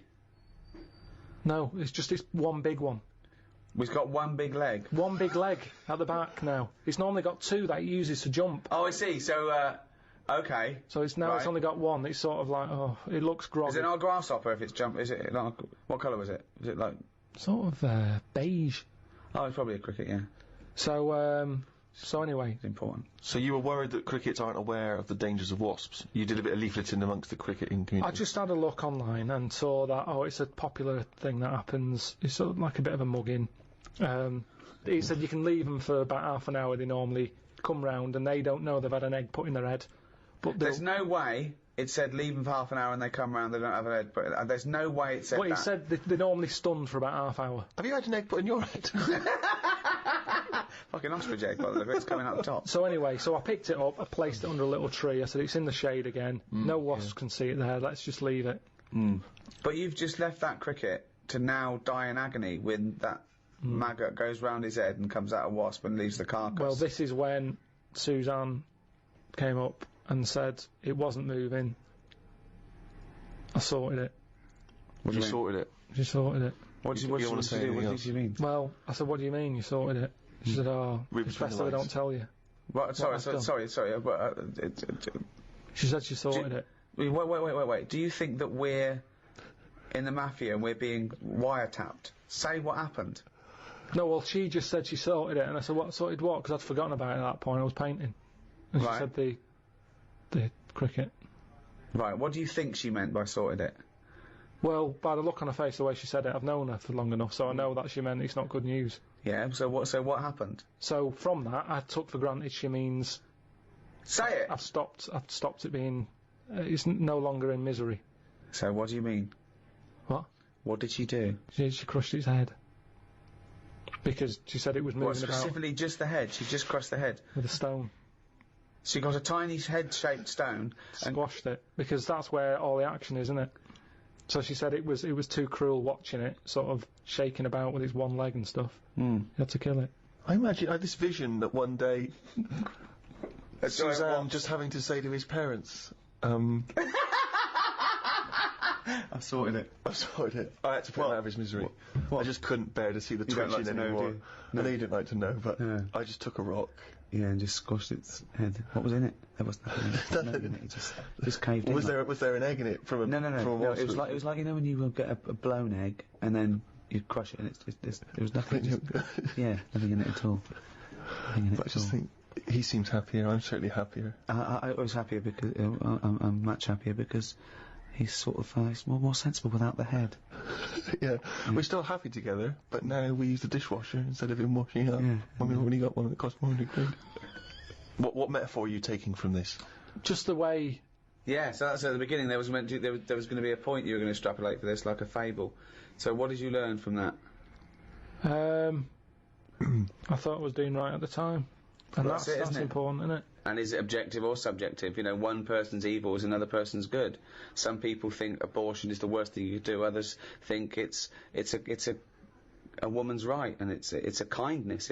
Some people think that you should never kill under any circumstances.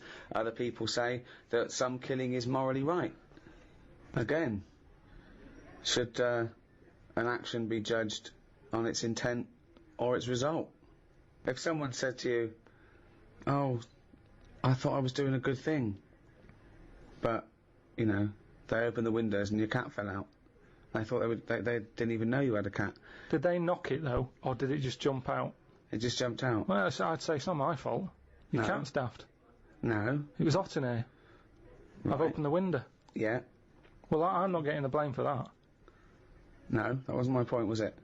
That if you open the window, right, and they come home and you go, "Oh my God, the cat jumped out and killed itself," you go, "Oh my God, I'm so sorry. I opened the window because I wanted to let some air in. I was doing a good thing." So did I know it jumped out? No. I'd probably say, "You sure they didn't do that before I got here this morning? Did you have the window open?" Right.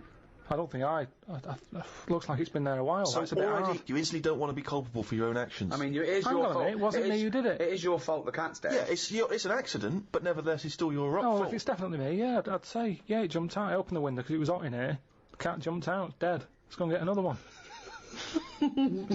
Right. I wouldn't worry that much about a cat. Right. But what if it was a baby? Well, it's a bit awkward, isn't it? Yeah, I suppose it is.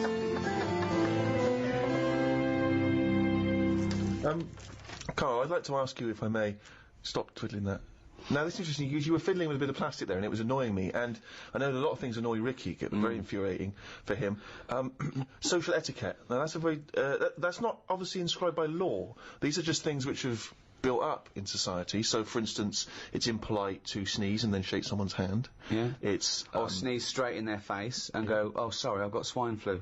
Now, those things are obviously good practice in terms of avoiding the spread of disease, so that makes sense. But other things Also, are it more might just be arbitrary. disgusting. If someone hasn't got a disease, I don't like to see someone sneeze on the pavement or sniff or scratch their arse. So social etiquette, I mean, how do you decide... I mean, what prevents you from being truthful and honest at all times? I don't know, there's something in you, and sometimes you can just pop it out, can't you? I've been in a situation when I've said stuff and I've thought, why did I say that? Go on. But it's not always... in the dentist. Last time I went to the dentist, I was sat in the reception bit, big fat woman comes up the stairs, massive she was, had a right sweat on. Right. She gets there, and... Out of breath. yeah, she was, again, you know, I mean, she was friendly, dead friendly, but kind of like, you know, leggings on, sort of, you know, shoes but not on properly. She was stood on the heel, Yeah, You know, like she couldn't be bothered. Yeah. It's like greasy hair. And she went up and she's been all happy and everything. And I think that's what annoyed me. So when she sort of said, oh yeah, I've lost weight, she was talking to the woman behind the counter. And she sort of said, yeah, I find it really difficult, especially living where I live and having to come down this high street because there's so many cake shops and everything. And she sort of said, you know, today I've walked past, normally I always have a coffee and a donut, but today, you know, I didn't have a coffee and a donut. And I just said, why was it shut? Right? No, you didn't. I did, honestly. Honest to God, on my mum's life. I said, why was it shut? She said, oh, Hold on, why did you butt in? She wasn't even talking honestly, to you. I know, it's really, really weird. It's really did you have weird. to shout across the dentist waiting room, or were you No, stood it was next to just, her? it was it's a small waiting room, so you got the stairs, you go in, you got about 4 chairs, and then this old desk, and I get on with the woman behind the counter, and I always sit close to it, and it was just me there, and I was talking to her about going to Corfu or something. She comes in sweating like some bison up the stairs, and she's there, and because she was showing off, it was like, well, you should have done it a long time ago. I think she annoyed me that she wanted some sort of pat on a big hefty fat back. That she hadn't bothered having a donut that day. Now, maybe it's the inner me that just came out, because I remember saying it and actually getting home saying to Suzanne, oh, I said this, I didn't even think I don't know know where what it you mean, came though. from. Sometimes you want to go around with people, and they're going, oh, I need. You want to put them down. You want to go. I'm starting out with you because you're going to go straight back to that and do this, that. You know, I know you've had a lot. Just inject them in the head. Absolutely pointless. Get rid of it. Yeah, I know what you mean. But talking about social etiquette, I was in a flying to Edinburgh, and I was with Matt, my assistant, and there was a bloke on a mobile phone across the way. Right, he's going, yeah, I'm just going to get on the plane now. And he kept talking that loudly to people, right? And I was fuming. Then he stopped and made another call, and I was giving him dirty looks, and Matt was going, no, sit down, son. And then he was going, hiya, in the airport. And I shouted, he's in the airport. He didn't notice. I was shouting over. I was fuming, and Matt was just getting so embarrassed. But they don't see it, though. And people were looking at me like I was the mental case. Yeah. But it was so fucking loud, and I moved through to another place. But I wanted to get someone. I wanted to be policed. I want to go, right, there's a cunt over there swigging beer, thinks he's a fucking Gordon Gekko player, and he's not. He's some cunt who's got his first mobile phone. Right? But you know what I mean? Yeah. That is infringing. That's like passive smoking to me. Yeah. It annoys me when you hear these awful middle-class parents talking to their kid loudly enough to let everyone know what their kid knows. Do you know what I mean? Yeah. They bring up conversations because they're showing off about the kid. Toby, what's that you were saying earlier about you preferred Beethoven to... Right, okay, if that kid talks about Beethoven and Chopin, right? Do you know what I mean, though? Yeah. It's like people showing off, thinking that the world is interested in everything they fucking say. That thing about everyone's got access, which is fine, but it's those fat fucking morons on docu-soaps that go, I speak as I fucking think, you useless fucking blob of shit. Yes.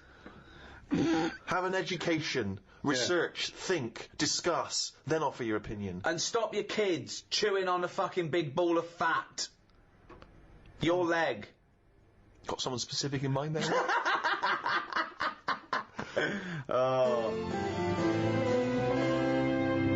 Well, that's about it. I hope you enjoyed the Ricky Gervais Guide to Society. I think we've sorted everything out there, Steve. Yeah, not many questions left unanswered. No, that's pretty in-depth analysis of what society is and how to improve it, I think, in many ways. Let's hope some of the big people are listening. Brown, Obama. And they go, okay, what's Pilkington got to say? Keep out of it. Unless it's an insect. So it's goodbye from me, Ricky Gervais, Stephen Merchant. Goodbye. And from the little round-headed simian type thing we call Karl Pilkington. All right. The next audiobook in this series is the Ricky Gervais Guide to Law and Order, and that will be available from the 1st of December. Easy date to remember, World AIDS Day. I knew it wouldn't take off like Christmas.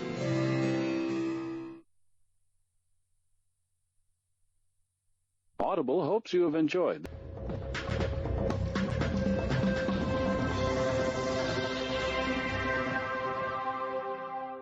Welcome to number 2 in this second series of the Ricky Gervais Show. With me, Ricky Gervais. Hello. Stephen Merchant. Hello. And Karl Pilkington. All right. Well, I've been away. I had a little bit of an express tour of America, LA and New York, and they're all talking about one thing out there. Karl Pilkington. Really? Yeah. I hooked up with the Simpsons lot. They all listen to it on their iPods. I went down to the American office to keep an eye on, things. check it. Well, as we get money for old rope for doing next to nothing, I thought I'd show my face. Yeah. They're big fans, Karl. I met up with Jason Bateman, Arrested Development, and he knows how stupid you are. David Letterman knows what an idiot you are. Mentioned on the Letterman show. I mean, unbelievable. David Bowie listens. And they're all listening to little Karl Pilkington. When I think of people like that, they're like pretty much geniuses in their field. Yeah, sure, yeah. But when I think of Bowie listening to it, I still think of him as 26, he's dressed as Ziggy. Yeah. With a pair of those big 70s headphones. Yeah, he's going, hey, Mum, can you turn the TV down and listen to Pilkington? yeah, absolutely. I love his kooky outlook on life. And Christopher Guest. Now, Christopher Guest empathises with you a little bit, because obviously everyone else sort of knows how stupid you are and not understanding concepts like, the infinite amount of monkeys. But he empathises with that because he thinks that sometimes he thinks that he sometimes doesn't understand concepts that seem obvious to other people. However, I think he's being polite. I don't think you've got a lot in common with him, because he did all that other genius stuff. What you did was do the washing up with your pants pulled down slightly. It didn't have the same effect as, say... It's not been as influential as Spinal Tap. Oh, wait for Guffman! No. I mean, unless people... maybe that's sweeping the nation now. Maybe if someone sees someone nude in a room opposite their house, they immediately get their cock out. They go, genius. That's genius. Well, I did an appearance at the Oxonian Society in New York. It's a Princeton College run event, and they have, like, academics, artists, political figures. They have heads of industry. They had world leaders. They've had Prince Hassan of Jordan, and there was a Q&A afterwards. And one of the questions was, "Is Monkey News coming back?" Yeah. In that sort of forum. I mean, it's... I believe they also asked that of Bill Clinton. They did, yeah. Now, Karl, is Monkey News coming back? I mean, maybe. It depends what goes on out there. It's going to be quiet, isn't it? On the monkey front? Yeah, I don't know if they're aware or whatever that it's being covered, but it's just like, there's no point. You can't make news, can you? All these news channels, that's the problem with it. They've committed to saying we're a news channel. You got to find news. Well, don't do it like that. Sure. I'd say put something else on. If there's now what's going on Cartoons. in the world. Just. Is there often no news in the world? On the planet Earth with 6 billion people? Is there ever a day when they go, no, nothing? But I'm just saying, the news is, what is it, about half an hour long? It depends. There's news channels that are 24 hours. But yeah, you're thinking of one specific news programme that's on in your house. Yeah, but I'm just saying it's half an hour. How much of that? No.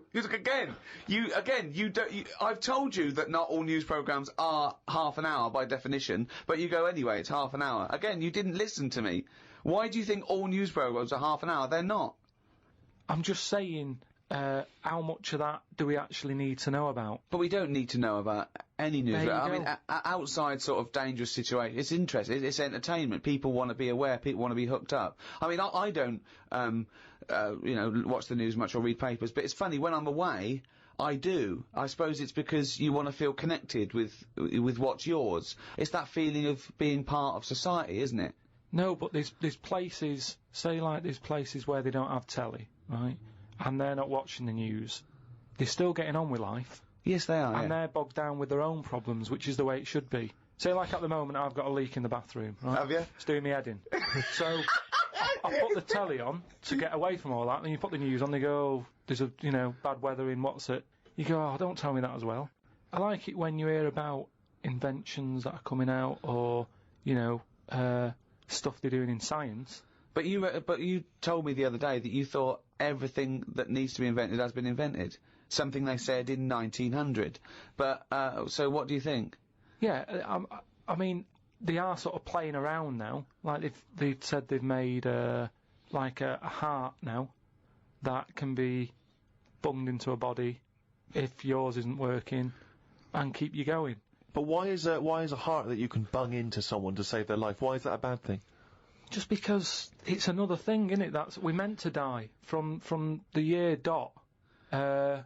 Things live, you have your bit, you knock about, and then you die. If you're going to live forever, how do you plan stuff? Right? That's the way I look at it. Sure. You sort of go... How big would your diary Well, be? that diary would become intimidating, wouldn't it? This is what I'm saying. You have to fill that in for the rest of eternity. And you get bored. You get bored with living forever. And, you know... But I agree with you. You get bored of people. You'd have to keep making new mates, wouldn't you? Because you've discussed everything by the time you're about 110. 110? So it's kind of like... Karl, you have the same concepts that you worked out and decided that were true at about 10, I think. I look at life like a Box big of chocolates? book. Like a big book. Right, okay, yeah. Right? And, you know, sometimes you get halfway through it and you go, even though I've been enjoying it, I've had enough. Give us another book. No. Your metaphor, analogy, whatever you're trying to create there, falls down with let's have another book. Yeah. No. You can either opt out of life or stick with it till the end. You can't go, be someone else now. You can't do that. I know you think you can. And I think in your world you can, you possibly be injected into an old woman's head when you've had enough and you come out a little baby. What I mean is, at the moment, my life, I'm going to live to 74, 75, right? Okay. Right. So yeah, I'm probably on page, what am I on? A book that's got about 200... This is painful, Steve. This is really painful. Carry on. I'm on, I say my book's got 300 pages in it. Yeah. Few pictures and that. It's a picture book. That's the great thing about Karl's life. It's a book for children. It's a pop-up book. Yeah. And it just, every page he pops in, he goes, all right. All right. I'm probably on, like, page about 170. Yeah. He's going to die at 74. He's reading a book with a few pictures in with 300 pages and he's on 170. Go on then. So, right, if the book was too thick, right, and there was loads more pages Let me tell you, left, this book is way too thick. Yeah. If the book was more thick, yeah. The book could not be thicker. if there was loads more pages left, I'd go, I can't be bothered reading on. Right. Okay, let him finish the He must analogy. have known that when he saw the book. You don't. We've got to finish this analogy, Right. otherwise we're going to be here all night. Listen, he must have known how many pages there were when he got the book out of the library. Yeah, but the way they write books, they're painting pictures more at the beginning, you're going, this is good, and then it gets a bit boring as it goes on, doesn't it? Okay, well that works. So you're saying that you were young. No, it doesn't work. Well, you no, just well, accepted no. that that's what all books are like. No, but there's a little bit of poetry in that, because he's actually saying that, when he was young, his whole life was ahead of him, he couldn't wait the whole world, the promise that he was given of this world, and now he's a bit jaded and he's more cynical, and he realises that the world hasn't got as much to offer him as he thought it was. Is that what you meant? Yeah. Liar.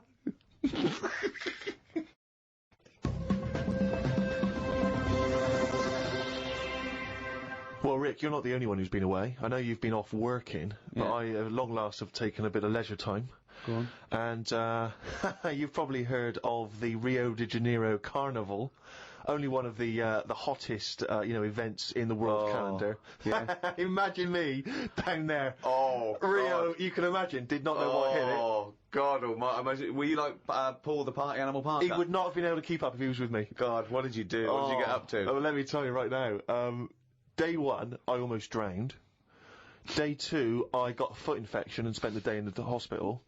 And the rest of the time, I had diarrhea. So that was a hell of a time. Carnival. Yeah. I did. I was able to watch some of the carnival on TV, and it looked brilliant. It looked amazing. I didn't actually. It was difficult to make out because the TV wasn't actually in my room. Because in an effort to save money, I wasn't staying in a hotel. I was staying with a bunch of other people in some kind of, like, someone's flat that they let out. And so I had to watch the TV, like, from my window, watching a neighbour's TV.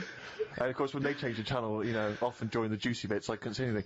And, but it looked really good. I'm bunged up at the moment just so I can get through the show. But I've just been on a 12-hour flight, and it is terrifying being on a flight when you know that any moment you could go. Because, how the problem is sometimes the toilet's free and sometimes then you've got to queue up. And the worst bit is that sort of half an hour just before you land when they say the toilets are out of bounds now. I'd say I went twice before that in quick succession. The woman sat next to the toilet. She didn't know what was going on. the noises and stuff, you know.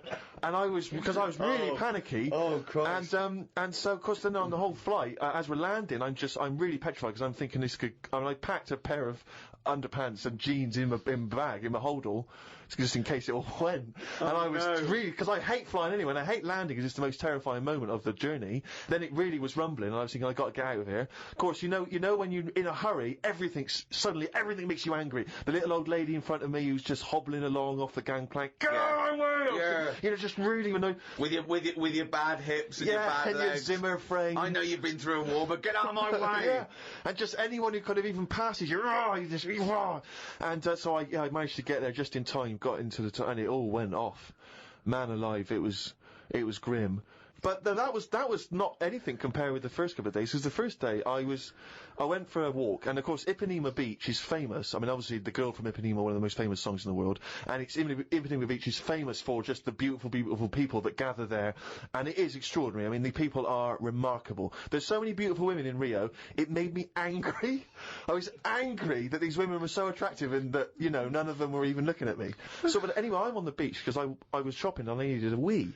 Right, and we went for a quick impromptu swim, and I thought, oh, we in the sea. Just think of him on this beach, right, with diarrhea. Well, I'm wearing great big long shorts because I'm not going to try and compete with these boys because they are. And you are, could I say this, the whitest man I've ever met in my life. Yeah. I mean, with his shirt off, you can see his heart like a newborn fish.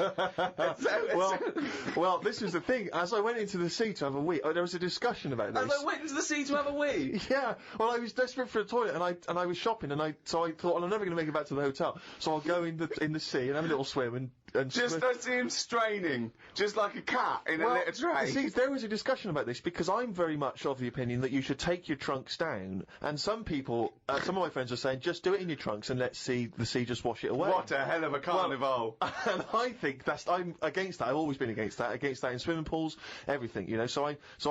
I'm against pissing in swimming pools. Full stop. It doesn't matter whether you do get in, take your trunks down, or don't piss in the swimming pool. Sea? Yeah, well, fine. Yeah, fine, okay, right. Fish do it. So anyway, I'm in the sea trying to urinate, and I kneeled because I'm obviously very tall, so it's tricky to get deep enough for the water to mask what you're up to.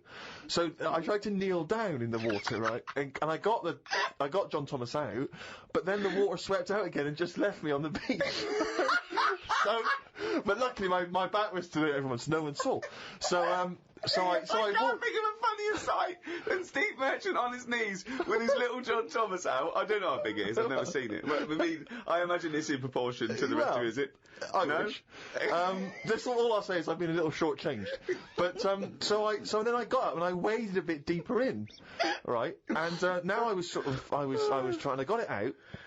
But what I didn't realise is that the waves just off the beach are really just uncontrollable. You never know what's going to happen. So one minute they're calm, and the next minute they're crazy like a tsunami.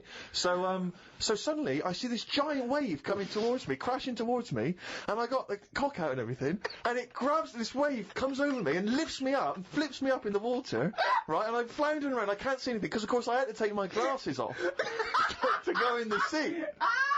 Because I didn't want to lose them. Oh God! So I floundering around, and I'm genuinely getting scared because as I try to get into shore, the wave just pulls me back again. So I'm waving to my friends on the beach, but what I don't realise is that because I'm not wearing my glasses, I don't realise that I've been dragged along the beach some way, and I'm not actually waving to my friends. So there's like a bunch of these beautiful women on Ipanema Beach watching a pasty white man waving with his cock out.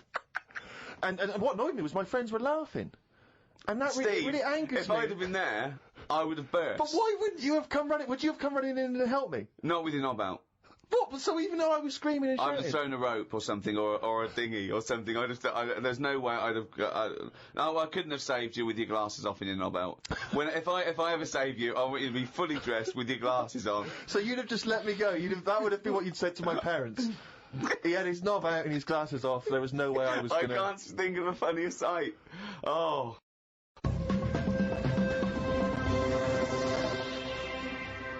Oh, chimpanzee, that is running it down again. Yeah, this is where we read extracts from Karl's diary. We've had to wrestle it from him. He's never happy, but, you know, that's the way it goes when you're doing, a show as popular as this. and I'm going straight now to this entry. My mum phoned and said that my Auntie Nora, classic Auntie Nora, wanted me to look on the internet to find out what the weather will be like in Spain at the end of November.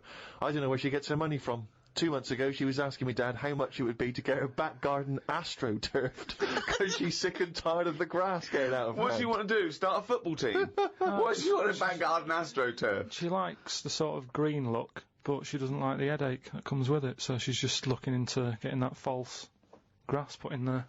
Brilliant. Don't know how much it is, but... Went round to Ricky's and had some chicken curry that Ricky's girlfriend Jane had made. Ricky and Jane were going on holiday for a few days and had arranged for Glyn to come in and make sure the cat was okay while they were away. I'm sick of that cat. I was surprised that they hadn't paid for the little shit to go away with them on first class. Blimey, getting a bit vitriolic in the diary. Why doesn't he like the fact that I've got a cat and I love the cat? Why? It's just everything in that house that you've got gets sort of special treatment, and it's a cat, and it What do you mean you annoys get me. special treatment? Sometimes We put food down for it, and sometimes it gets on our lap and we stroke it. You don't just stroke it, We're you not sending massage it. You massage its back, you go, no, you're stressed out. Well, you're no, it's stressed good. out." No, I'm not saying you stressed out. At no point did I say you stressed out. You said, "What the fuck are you doing for? Is it stressed out or something?" I like touching my cat. To be honest with you, I don't like Ricky's cat. Oh, I can't believe Because every time I go around there, it goes straight for Magoolis. yeah, Instantly. He'd probably seen you in the sea and thought, well, if he's waving it about, I'll have a bit of that. But it's like the lizard thing you've got. It's just sat there. You've bought a big box, right, to be in. Right, And the one, last it's a salamander, so it's an amphibian. It's Yeah. not a box, it's a big vivarium. Yeah, but what I'm saying And is... as it, and if you're going to criticise someone for just sitting there, having a round head and doing nothing with its life, people who live in glass houses, No, we've done this one. Do you know what gets me though, right, Steve? When I was there, I was looking at it, and I thought, is it dead? Right, because he's just sat there. Like, And it was thinking exactly the same fucking he's thing. sat there, not moving, right? And then on the top of the box is like a box full of crickets and stuff. That's it. It's its food. Yeah. Right? But they were more active than the thing that it was going to feed. Get rid of the lizards. Keep them in there. More entertaining. Don't understand it. A few months back, a girl who was having a kid showed me one of them scans of the kid that was in her. That's science gone mad, innit? I couldn't think of anything nice to say, as it looked like a frog. Do you know why we've got to that point? What? Why have we got to see something that young? Why? Because people can keep an eye on the progress of the baby in the womb. Yeah, but why are they printing it out and stuff? Surely that's for a doctor to see. Well, that's just an added bonus for people who are interested in such Well, things. that's like saying, why do you take pictures of anything? No, because normally pictures are like, you in Brazil, sat in the sea or whatever. You'd go, oh yeah, I remember that day, it was a good day or whatever. But Wasn't. it's just kind of like, why have you got to see something? You might as well. Well, go you to the next- just listen, why have you got to see something that small? So why would you take a picture of Steve in the sea? No, but what I mean is, why? At what point are we going to stop?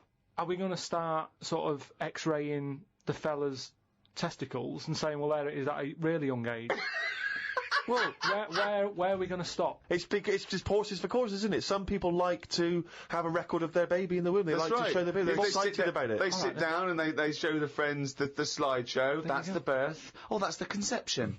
Oh, look, Ron's going a bit mad there, isn't he? But why do I need to see this? This is what I'm saying. It was an awkward situation because she was happy with it. I was like, oh, God. You know what I mean? It was an odd-looking thing. I couldn't say, oh, it looks like you, because that would be a diss.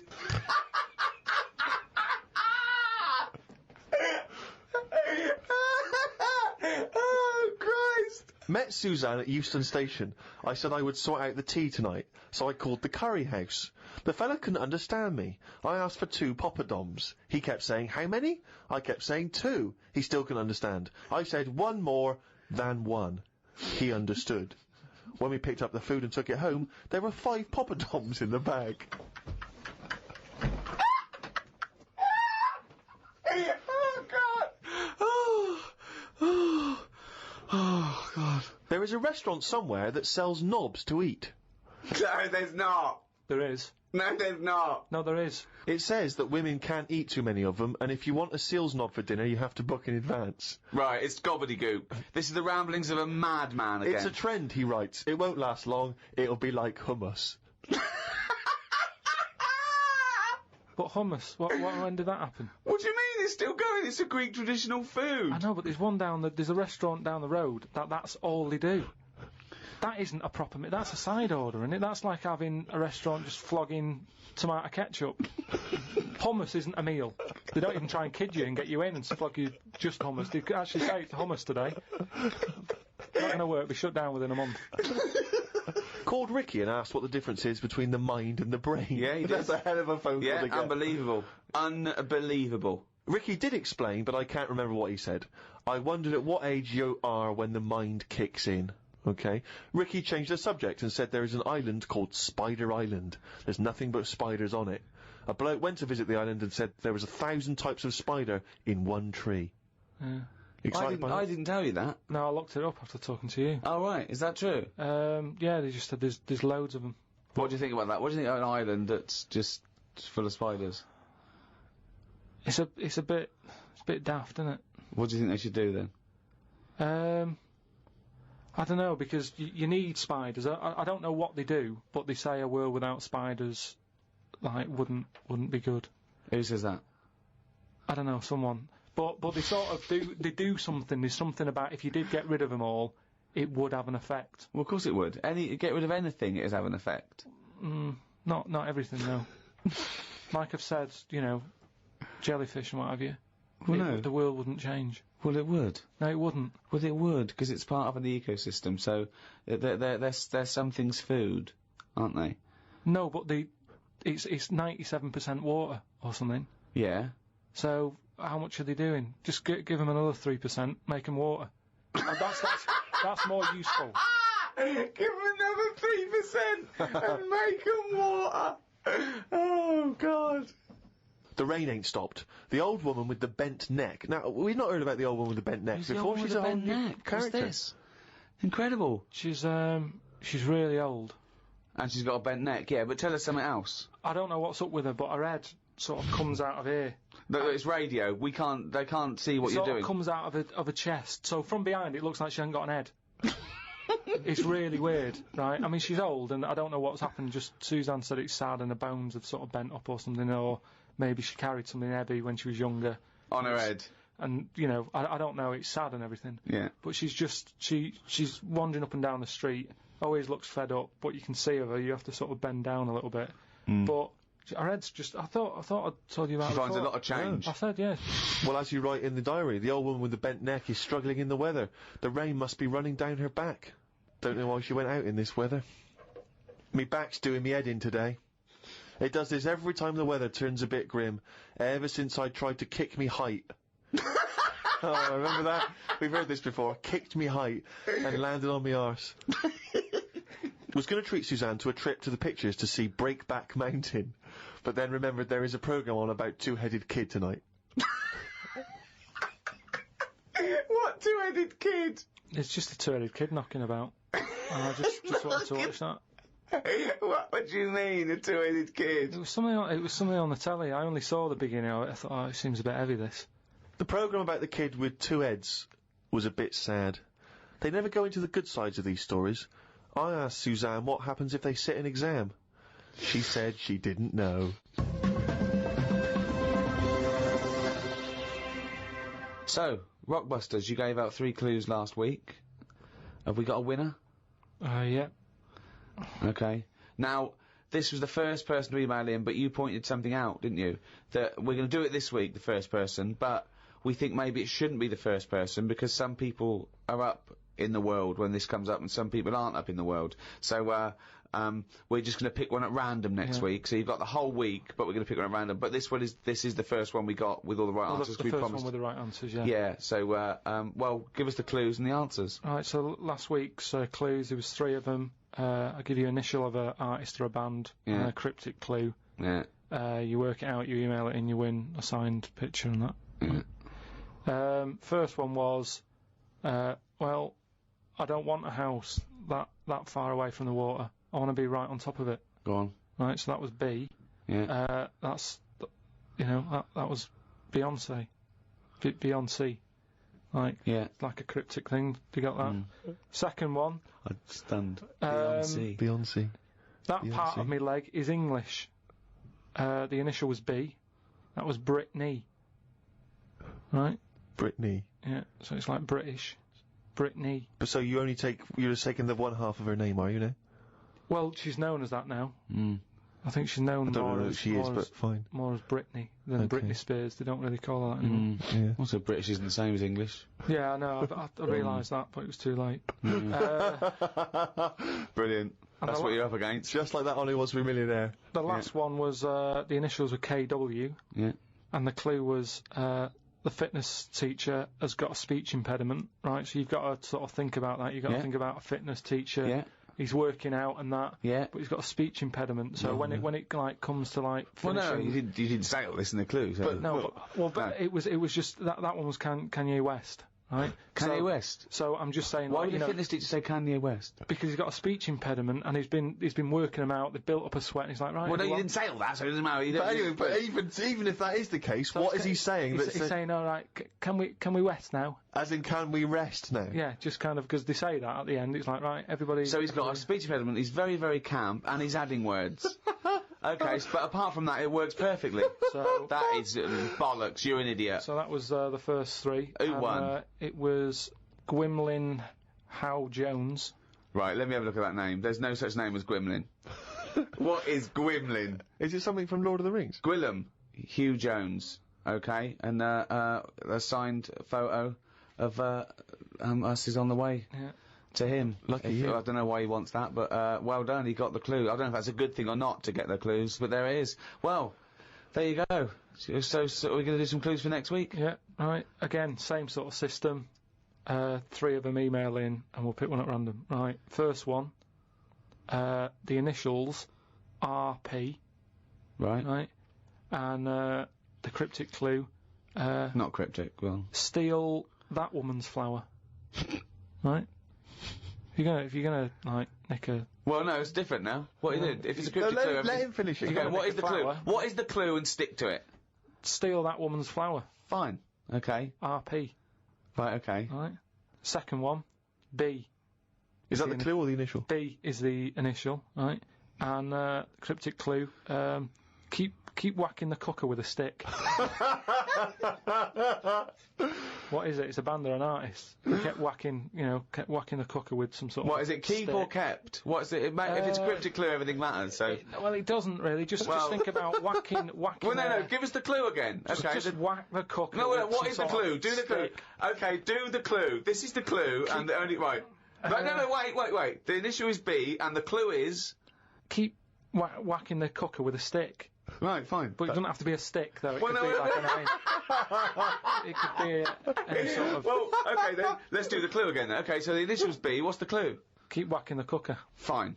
The last one, the initial M, and then the clue is Venice. It's all water, isn't it? Right? How would you describe it? Right? When Oh there's Jesus Christ! Is this the what? Let him finish the clue! I want to go home! I haven't slept! I've just come back from Rio! He might never finish the clue. It keeps going. It's full of water. Right? Oh well, you don't need a stick, do you? Use your hand if you want. Well, no, it's B. No. I mean, he might never finish. Well, right. not if you're going to interrupt him. What's the initial? M. What's the clue? Venice. Mm. It's all water. There's hardly any land, so how would you describe it? Okay. I think that sort of works. M is the artist or a band. Email in podcast@rickygervais.com and we'll pick one at random. Win some stuff. Well, that's the end of episode 2 in this second series of the Ricky Gervais Show. So it's goodbye from me, Ricky Gervais, Stephen Merchant, Oi! and... Sorry, I just want to explain why that's a greeting in Brazil. Is it? You see someone, hey! Oh, okay. Yeah, I wasn't just a mate. Why's your knob out when you're shouting and waving Yeah, at that's me? why I did it. You see what was going on. I'm Karl Pilkington. Alright.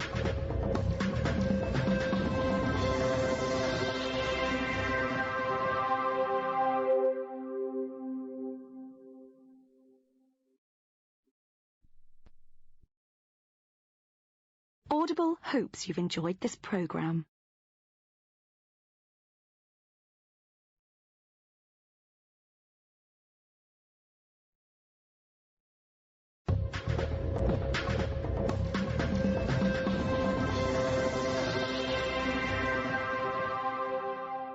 Hello, welcome to the third in this new series of the Ricky Gervais Show with me, Ricky Gervais, Stephen Merchant, Hello, and Karl Pilkington. All right. We've had loads of emails. Thank you for those. Sorry we can't reply to them all personally, but keep them coming. Some interesting ones. There's one in particular here from a guy who says, "I see there is less swearing now you're charging for the podcast. Dumbing down already? ? Yeah. Well, interesting. I don't know how that's dumbing down. Well, no, not swearing. That's interesting. Not swearing is dumbing down. And also, the fact that he's complaining that we're not swearing enough. Yeah. What sort of a cunt would bother writing that email? Don't know, mate. I don't know, but I know he's just some kind of fucking cocksucker. What have you got, Annie? Well, now, of course, a couple of weeks back, you gave the rather long-winded but fascinating sort of brain teaser, conundrum, philosophical question about the heaven and hell doors. I know. And there's been a number of responses to I know. Explain your error. Well, I got it. I realised as soon as we put it out there that I should have said, assume no prior knowledge. Otherwise, you can just say, hold up a cat and say, is this a dog? Or you can say, what's my name? But they don't know anything about you. That's the thing. They only know about themselves. And I should have said that. Yeah. So are you willing to just now say that you've embarrassed yourself? I've embarrassed myself. I should have said, it's got to be about, it's only about the, you can ask questions. Well, do you know what? It's a bigger man than many that can admit that mistake. Or a man that's banged to rights and obviously caught out and has no choice. Well, it's quite interesting to sort of wade through the emails and find out the kind of people that are listening, get a sense of the different listeners. And I know you, Rick, have met some of the big celebrity names that have listened to the show, and it's sort of because you've actually met them. But it's now we've got celebrities who are just emailing in, just letting us know. This one is from a guy called Aaron. He says, "My name's Aaron Douglas, and I play Chief Tyrol on TV's Battlestar Galactica." Oh, right. And he listens to the show in his trailer. Now, I don't watch Battlestar Galactica. I hear it's very good. Yeah, but it's nice to know that. I don't watch it. I don't watch any of those things. But that's. It's nice that Chief Tyrol, and for those of you that watch Battlestar Galactica, I'm sure that means something. But nice that he got in touch. But I'm just thinking, who would you, in an ideal world, Rick, who would be your ideal listener, a celebrity listener? Well, it's not so much celebrities for me. I like the idea that captains of industry or scientists or people actually doing something worthwhile are listening. That's what excites me, because they hear. You know, we've had a couple of emails from people who are doing, PhDs and psychologists and that excites me more. These academics are listening. I mean, who's the weirdest person you think that who should have more time on their hands? Stephen Hawking. Imagine Stephen Hawking listening to this show. You know, he's putting together the formulation for the universe, but he's going to listen to a little bit of monkey news from Karl Pilkington. Imagine Stephen Hawking emailing us at podcast@rickygervais.com. I mean, that would just blow our minds, wouldn't it? He's got time to do that. That he's got the inclination to bother doing that. He's always online, though, isn't he? He's always hooked up. Is he? Well, he's always got that little computer on. Why not? Sure, that's one of the perks. You can just bung an email out whenever. I'm not having a go. That's what I'm thinking. He's sat there with his little computer. Out of all the people in the world to have a chat with, I'd probably like to have a chat with him about space and that, because I can't get my head round it. Carl, you can't get your head round frozen foods. What a chance you can have with the universe. No, but just putting stuff out there, it freaks me out when I'm lying there in bed at night and I think about how this world. On Friday, right, I was in bed with Suzanne and I said, could the world fall? Right? It's like something from Chicken Licken. Wow. That's a hell of a bit of pillow talk, that. Isn't foreplay hell? Oh, God. But I'd like to sort of have a chat with him, because I reckon he could put it in a way that I could understand it. Oh, I wish an Inuit was listening. Did I not tell you this? We had an email from an Inuit. Really? Yeah, I thought I'd mentioned this. Have we not mentioned this before? No. No, it was an email from a guy who said, I don't think he lives in Canada, I think, or somewhere else. Apologies if I'm getting that wrong. But I think he said he was half Inuit, and he listens to the show. Half Inuit? See, that's interesting, because I think of them as so remote. I know I'm probably wrong now, but I think of those as so remote that I can't think where they're meeting people who aren't that are also Inuit, yeah. Oh, and who's going, other societies are going, I'll tell you what, I'm fed up, there's no action here, I'm going to the frozen tundra, I'm bound to meet someone there. Yeah. Where do they meet? Do they do online dating? Probably a lot of online stuff. What do you put as hobbies? Fishing? Yeah. Skinning stuff. Skinning stuff, yeah. What stuff to skin? Seals. Seals, yeah, sure. That's about it, isn't it? Why are they hanging about round there? Why aren't seals going, do you know what, it's cold, I'm sick of it here. It's windy all the time, what have you, and I'm getting a club on the head. Do you know what I mean? Yeah. Because they're meant to be quite bright in terms of animals and that, aren't they? Yeah. So why are they knocking about them parts? I don't know. Say, like, if seals died out, right? Would that be a problem? We've done this. We've been through this before, Karl. Everything has a knock-on effect. Even a seal, that's sort of in between something already. It's between a fish and a dog, isn't it? I knew you were going to say dog. It's not between a fish and a dog. What do you think evolution does?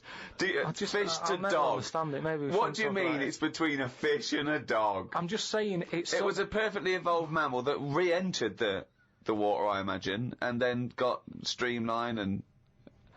I mean, it's between a fish and a dog. But why not have one and the other? Why not have, like, you know, you've got a dog, you've got a fish. No, it's not anything in the between middle, a fish and a dog. It's not between a fish and a dog. I don't know what between means. I don't know what... This is it again about saving everything all the time. What is it doing? What's he doing? Everyone's feeling sorry for him all the time. Save the seal and all that. What's it doing? Why are we saving it? Let's just ask that question. What's it doing? I don't know what to say. It's between a fish and a dog. That bloke, the Eskimo who emailed in, would he be in a igloo thing? Probably not, no. Well, no, not. I mean, I don't think many igloos have got internet capabilities. I don't know. I don't want to slag them But off. why aren't we saving them? Why aren't we? Maybe there's sort of, When you build it, leave a little hole. Yeah. That's where the... but there's kind of igloo internet cafes. They Yeah, they go there. They all go to one igloo, yeah. But why are they being left alone to live like that when it isn't great? What? Well, we're always eager to help everyone in the world, aren't we? We're always like going, oh, look, them people are fed up. Let's build the city up for them. Give them a, you know, coffee shop and all the rest of it. They're being left alone. For them. They're being left alone in igloos and stuff. Yeah. Why isn't anyone saying? But they're not asking for help. They're happy. Well, they're not necessarily happy, but that's the way they live. That's where they choose to live. But why hasn't anyone just gone over and gone, do you know what, we can make it a bit better for you? Well, they have. I've never had a leaflet through the door saying help an Eskimo out, or, you know, clothing for Eskimos. The most remote people in the world, eventually someone gets them some whiskey and fags, and that's the end of them as a culture. It happens all around the world. There can be this idyllic world where there's no stress, and soon they're watching Come Dancing on telly, knocking back some whiskey and smoking 40 fags a day. But they're not moving, Surely are Dancing they? on Ice. yeah. But what I mean is, like, Oxfam collects clothes for people in Africa where it's warm. Probably don't need a jacket. Nothing for Eskimos where it's freezing, where they'd be quite happy to get a jumper in the post. Right, okay. So what are you suggesting? To Africa we send parasols and sun Bikinis. cream. Yeah. You're an idiot.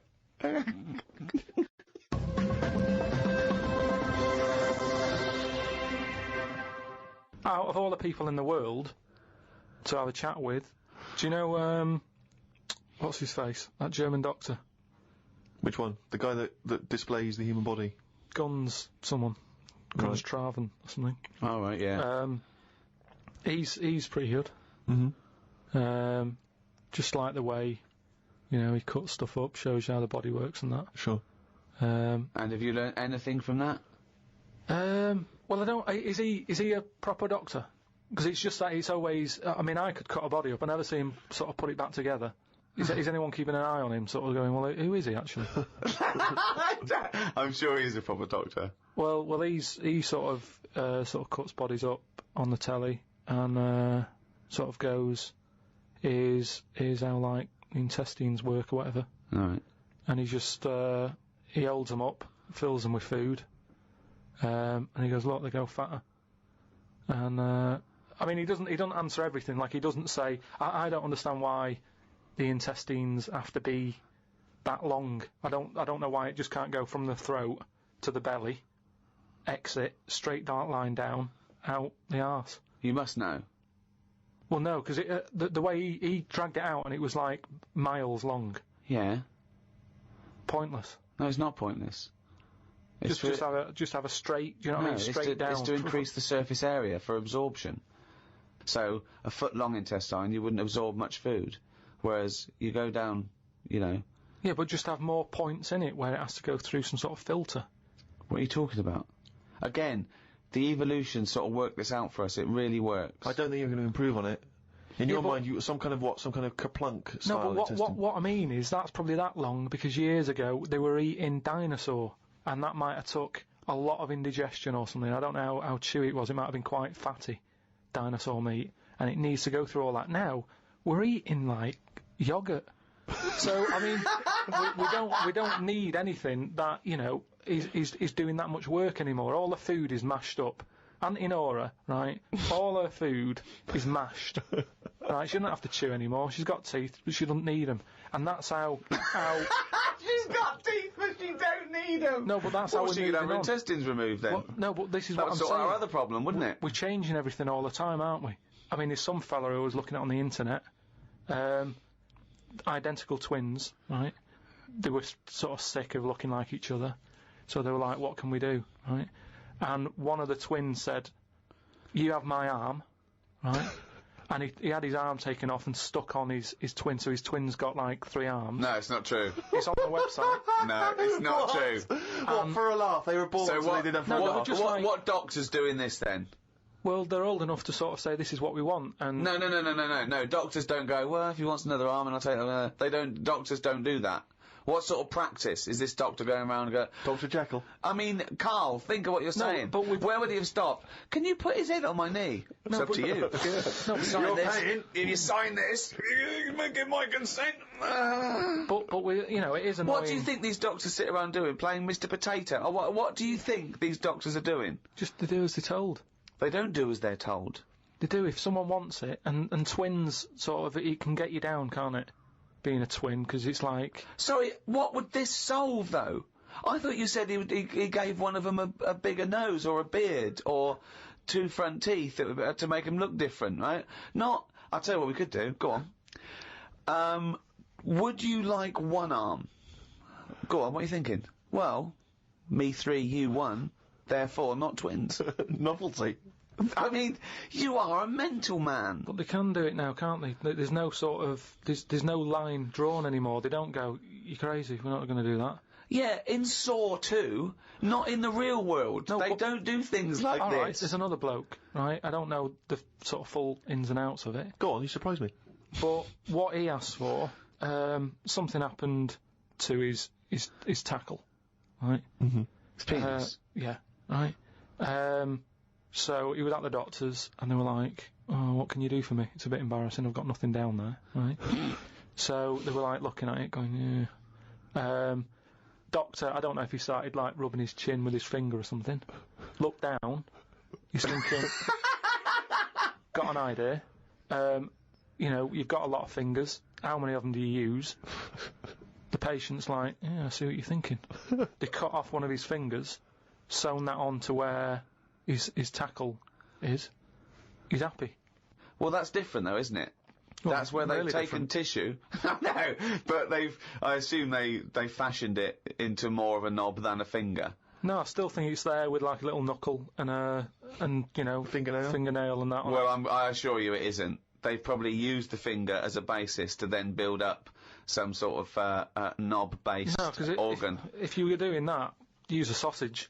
I mean, why lose a finger? Well, I'll tell you why. Because your finger has your tissue, your blood type, and therefore would graft near your testicles. A sausage is a thing that's made by a butcher out of offal, okay, that really can't be grafted onto any part of the human body. That's why they very rarely use any meat products in surgery. I know, yeah. Well, I mean, why not use a sausage? You're a mental case.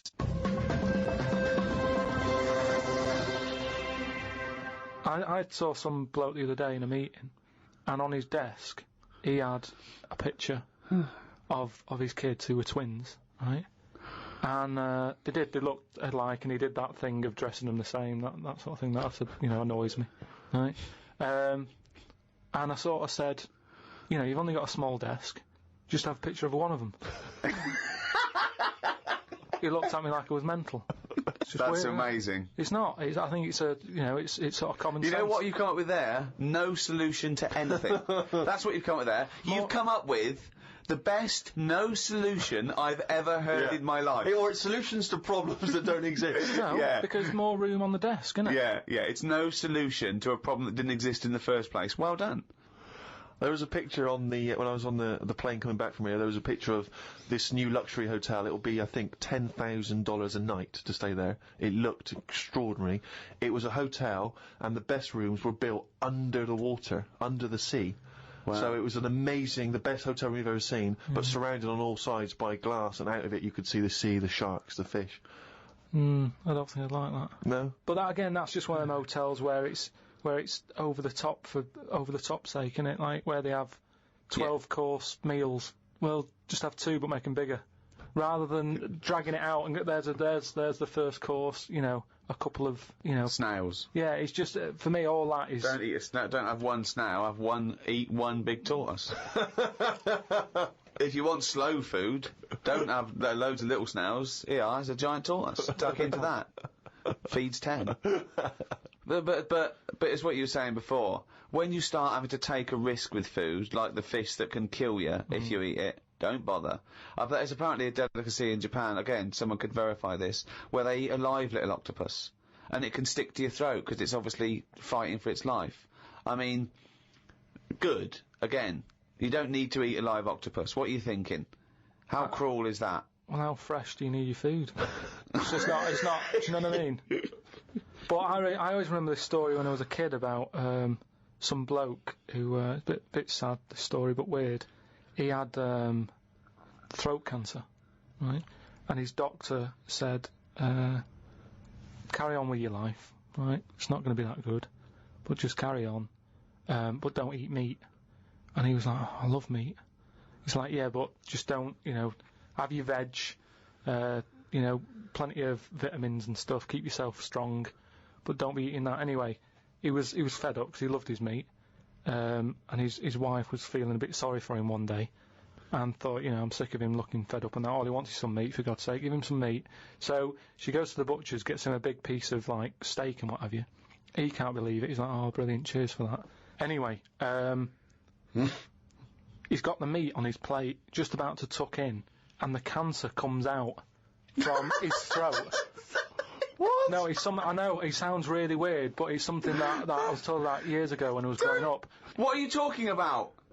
It was just some bad illness, some cancer thing, and it was coming out waiting for the meat. It was sort of dying. Again, a lot of your medical knowledge is from the film Alien. So this guy with throat cancer, okay, as opposed to it being a disease of the cell. It was like a living. The alien. It was alien. So it was the animal. It was the little animal cancer. That's why what are you talking about? Meat. He wasn't allowed to eat meat. So it's sitting there. So it's actually sitting there in the throat. I'll tell you what I'd have done if I'd have had some cancer in my throat. I'd go, there you go, rid of that. What are you talking about? So what happened?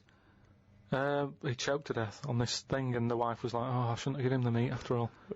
Just that's a bollock story. It's all. There's loads of weird stuff like that that happens in medical stuff. Well, the terrible thing is, if you got testicular cancer and you eat meat, your bollocks come out of your trousers and they're all over the plate, and you have to be asked to leave the restaurant. The other thing that I was told when I was younger about medical stuff and that. Who's telling you this stuff? My mum told me about it. Jeez. Because she always says to me, Dad, because he has too much meat, and she's always like, Remember the feather with the, and he goes, the troll in his throat. But my gran, she had something wrong with her eyes. And they sort of took them out, and they were just dangling on her cheek, and she could still see through them. They were operating on her. Oh, yeah, you would have, yeah. They sort of say... No, she wouldn't have been conscious, though. No, they were then, because it's something to do with the eyes, and it's like... No, it's no good operating on eyes if your eyes are asleep. What do you mean, your eyes are asleep? It's like a heart, isn't it? You want to keep them awake. No, so what do you mean you want to keep them awake? What, heart surgery is blokes awake? Stop talking shit all your life. What I mean is they don't stop the heart. They sort of... they don't stop your heart because it kills you. Yeah, I know. So what I mean is it's like the eyes. They wanted to make sure they were working, So the only way to do it is keep her awake. No, it's not, because you don't know whether they're working or not. You can't see what she sees. What, you think, you can plug something in and see what people are thinking? It was something like that. No, it wasn't something like that. Well, she could see. She No, said it she was couldn't. really weird. How, like, you know, you can see... She could see her knees.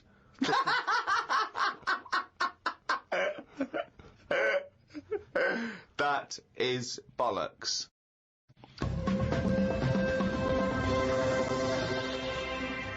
Oh, chimpanzee, that is only gone and written it down, the little... That's the jingle for Karl's diary, excerpts of which we read each week. Get straight into it. A band from the Conga have won the Best Newcomers in a Radio 3 competition. They use pots and pans for instruments. It says that the Conga is a poor, sad place. So why do people do that happy dance at the end of parties called the Conga? Right, one is the Congo. There's no place called the Conga. They come from a place called the Congo. Where do you come from? Okie dokie. It's a terrible place that we don't know whether to put our left leg in or our right leg in. Sometimes we shake it all about. We're not sure if we should. But Conga! Fucking hell, you're such a... Went into the gadget shop today. It's full of stuff that we don't need. Gadget used to be a good word that made you think of James Bond with all his gadgets. The best thing I could find in the shop was a clock that ran on potatoes. We are definitely going backwards. I agree. Well, who cares about that? You know, a little electrical impulse, so what? Had a night out with old schoolmate. Found out about more of the other lads I went to school with. One is living underground. What do you mean living underground? Not like a mole. Do you mean he's got a basement, or do you mean he digs a hole every night? My mate went to visit him and he said it had been raining really heavily and that, and it's all the rain's running in. What do you mean he went to visit him? He went down here? What's that? That's an hole in the ground. Yeah, come in. He just said, oh, come round see us, and he's living underground. What do you mean he's living underground? He wanted to be in the army but was turned away, and that's the closest thing you can sort of... How is that similar to Oh, living that's in the exactly army? like the army, yeah, where they teach you trades and, you know, engineering and flying. He's happy down there. He said it was really muddy and what have you. He said he won't be going back to visit him. What's he got down there? Just stuff, just like a sleeping bag, a lamp. He's dug himself a subterranean cave. Near my old infant school, they knocked it down because it was like a wreck.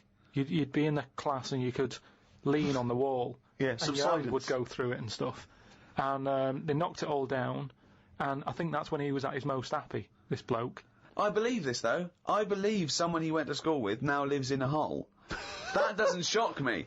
Whether the tales I've heard of horses in houses and big-headed kids with webbed hands and feet, you know, and him, I believe that someone he went to school with now lives in a hole.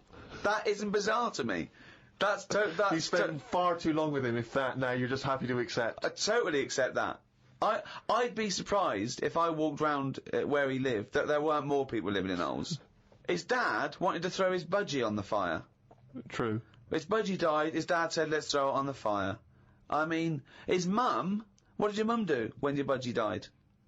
She just was worried about the other bird that was left, so she made it a bit of company by getting a rock, getting a feather off the dead budgie, sticking it on the rock, putting it in the cage. So, a man living in a hole is not that bizarre.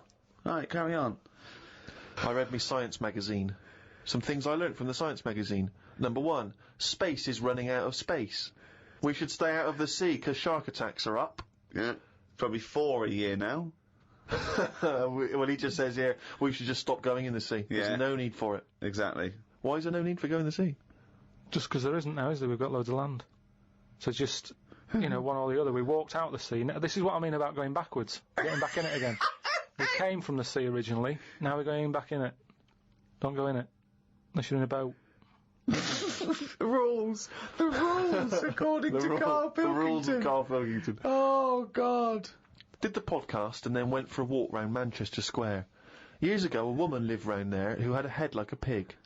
She was known as the Pig Woman of Manchester Square. That made me think if there were other pig-headed women knocking about London. Do you know what I mean? Why was she nicknamed that? Why not just the pig-headed woman? That suggests to me like there was loads of pig-headed women, and that's the one of Manchester Square. Right. Well, no, it was more to do with identifying her, not amongst other pig of the women, but go, have you seen the pig woman of Manchester Square? I.e., go down there and see the pig woman, it's in Manchester Square. What happens if she's walked off from there, though, and you go, well, no, but I saw one on New Cavendish Street? No, the same woman? She'll always come back if you rattle the feed. Watched a film about Hitler. Didn't watch all of it as it was subtitled. Can't be doing with that. Asked Suzanne if cinemas are full of deaf people when they're showing subtitled films. She said, shh, I'm trying to watch it. I said, what do you mean, shh? It's subtitled, I can make as much noise as I want. Yeah. She's a lucky, lucky woman. You must be a joy to watch a subtitled film. I mean, the concentration is up there already. I mean, it is hard to concentrate. It's not as easy as when you're hearing it, because, you read things, but, it's possible. If you had a buffoon going, I'm just going to sit here and make as much noise as I want, what's the point of that? Yeah. What is the point of that? I mean, it's possible, but why do that in a cinema? Just walk into a subtitled film and go, right, everybody? Let's all do the conga. Well, yeah, or during ballet. Ballet, they're just dancing. You don't need to listen to the words, just have a conversation. We're having our bathroom done. The bathroom man was round at 9 this morning. We weren't allowed to use the shower because it all had to be bone dry before we could use his waterproof filler. Not that waterproof, then. Went for a brew with Ricky. We talked about monkeys and how they are closer to humans than they are to apes, and how bees will drink cider to get off their heads. Now and again there is a bee that lets the drinking get in the way of the work, and other bees sting it to death. Blimey. Yeah, well, there's bees. They love a drink, and they will drink pure alcohol. They drink 100%. They drink ethanol. I don't know why. They love getting off it, and they fall down and they're drunk, right? A bee can take in the equivalent of 20 litres of wine, right? But some bees get addicted in the same sort of percentage as human addiction, like 10% of bees, they can't get enough of it. They take ethanol, they take cider apples and that, and then when they get back to the hive, they go in a bit pissed, and they've got guard bees, and they go, come on, we've all had a drink. Bouncers. Yeah. They sort of are, right? And they push them away, and push them away again. Then the next time they go, right, I've had enough, and they give it a good hiding. And Karl couldn't get over this. I saw his face, but I knew that he was thinking of that bee with sort of like eyes rolling round his head, a little bit belligerent with his jacket on backwards. Yeah. And the bouncer going, come on, son, we've all had a laugh. Let's move away, move away. You're not coming in, right? You're wearing trainers. Yeah, you're wearing 3 pairs of trainers, and I'm sick of it, But what I did find out, because I went home and went on the computer trying to find out about drunk bees knocking about, they're not actually meant to fly. It's only because they don't know. Fly. Well, no, but they're if they were told that you're not actually designed to fly, they wouldn't bother. No, this is that thing that goes around that aerodynamically, on the face of it, looking at the size of the wings and the body proportions and everything, that it's a surprise that they can fly. Okay, it's not that no one's ever told them they can't, and as soon as someone tells me not meant to fly, they all fall out of the sky going, oh, what are we doing? Like in a cartoon. No, but it's something about the confidence and that. At the moment, nobody's saying It's nothing to do with the confidence. There is no such thing as confidence in bees. A bee never loses its nerve. That's not why it drinks. Because what are you drinking for? I'm just not confident anymore. There's no point to turn to the bottle. I can't go up there again. You're an idiot.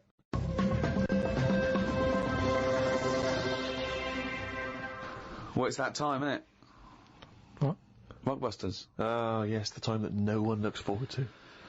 Chimpanzee that, Rockbusters. Oh, fuck it. Right, so, gave you 3 clues last week, 3 cryptic clues. Some initials of a band or an artist you emailed in. Rob Harding got it, right? Oh, nice work, Rob. So, well done. The 3 clues, the first one was, RP for the initials, and the clue was steal that woman's flower, right? Yeah. So that was a cryptic clue. The answer there is Rob Plant. Rob Plant. Rob Plant.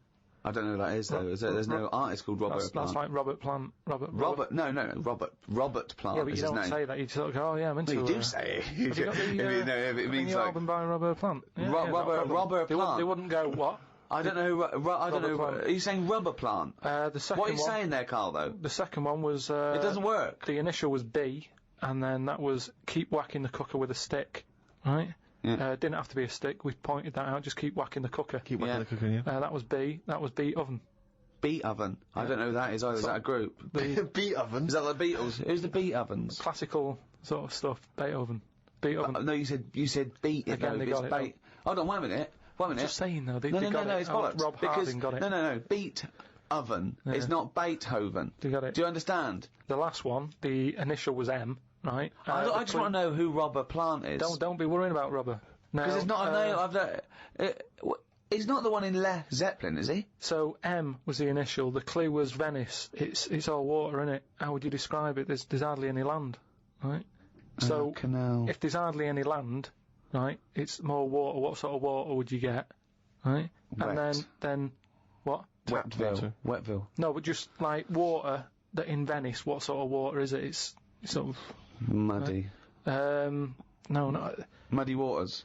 No, but how would you describe Venice? What's the If there's more. But what's the initial again? M. If there's more. Muddy waters. If there's more sea than land, what would you say? Would you probably say there's sort of more of it is sea, isn't it? More is sea. More is sea. So that's the answer. I don't know who that is. Who is that? Morrissey. Morrissey. So well done to. That's the worst one you've ever done. Well, it's ridiculous. That's the worst you've ever done. It's ridiculous. Morrissey. Right. If they're that shit, don't do it anymore. So well done to Robert Harding. He's in London. Right, this week's there's another 3. Oh so, God, we haven't even come to this week's. I forgot that. Fuck, this is the last time we do this. Monkey News back next week. Oh. No. Yeah, well, this is shit. This is pathetic. Really, it's making you look a bigger moron than you are. Morrissey, Robert Plant. They don't fucking work. Let's do Monkey News. They're getting them right though. It's a bit of fun, isn't it? Bit of shit. Right. The first one, the initials ND. Right. ND. Who is it? Sings songs and that. Right. ND. The clue, that Jamaican fella doesn't want anything. So you've got to sort of imagine, why is it a Jamaican fella? Yeah. Right? That Jamaican fella doesn't want anything. ND. Second one, the initial is E. I ask him to pass me the ball by using their head. Right? It's a band or an artist again. I ask him to pass me the ball by using their head. And the last one, TR, the initials, TR. He's got the woolly ones, but I've got the ones that run and charge at you. What forgot? What? He's got the woolly ones, but I've got the ones that run and charge at you. So what forgot? And what's the TR for the initials, right? Email in podcast@rickygervais.com. We just pick a winner, send you some stuff. That's Rockbusters. Right? Well, that's end of another half hour of. Could I just say this? Absolute drivel. Yeah, I mean, really more than ever. I mean, can I be honest with you now, Rick? I'm embarrassed to put my name to this week's show because the amount of twaddle there's been spoken. It's my name on it, which is the embarrassing. But you know, let's take the village idiot that is Karl Pilkington. It's his fault because I realised not only has he got an head like an orange, he's got a fucking IQ of an orange. So it's goodbye from me. I'm not saying my name. Goodbye from Steve Merchant. Why are you mentioning my name? Don't mention my name. But mostly goodbye from Karl Pilkington. Mainly his fault.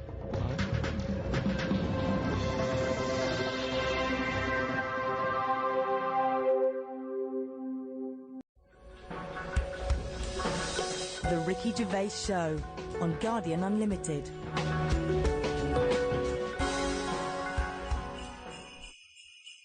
Hello, and welcome to our Christmas podcast with me, Ricky Gervais, Stephen Merchant. Hello. And Karl Pilkington. All right. Merry Christmas, everyone. Merry Christmas. Yeah. A lot of people are wondering, Rick, if having done so many podcasts this year, because we very much started the whole podcast revolution ourselves single-handedly roughly this time last year. Yeah, that's right. Have we perhaps exhausted the podcast phenomenon? Is it time to pack up the equipment and move on to something new? Well, this will be the last one for a little while, I think. I think, you know, we did, I think 24 and then these specials this year. I think we started it about this time last year. Well, I don't know about you, Rick, but I'm bored of the whole podcasting thing, and I know that you probably feel the same way. Well, let's stop for a while. We might get back together again, but it won't be for a while. It's you know, we had a year. It was the year of the podcast. A weird year, isn't it? Go on. No, I'm just saying, you know, when you look at it like that, when you think about all the podcasts that we've done over a year, just a lot of stuff has gone on. Looking back at the year, a year in which we've seen increasing violence in Iraq. We've seen the advent of more fears over global warming. We've seen George W. Bush take a massive battering in the midterm elections. We've seen many major world events this year. Karl, what stuck out for you? What event if you think, oh my God, if you were doing your own review of the year, what would you put on the front cover?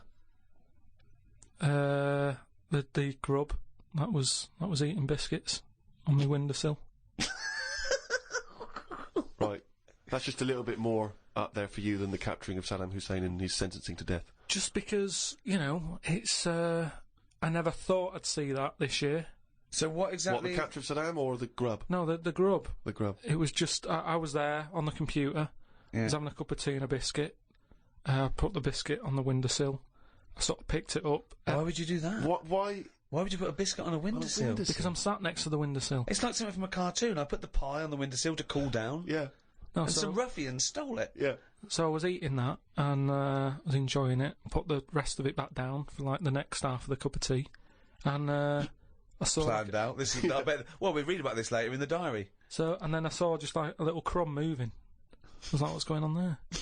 Yeah. So I looked down closer, and there's an insect that is see-through, but with legs, and just sort of running off with a crumb into like a little hole.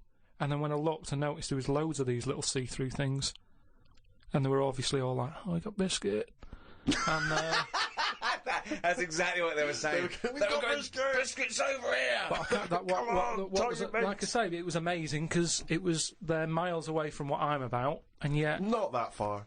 but they still like a bit of biscuit, and it was just weird that happened. I never thought that would happen in 2006, and that's You never thought that would happen in 2006. That's what's nice, isn't it? That's what's nice about the nature of the world. We can invent iPods, we can bring out better vacuum cleaners, but at the end of the day, you can't make nature up.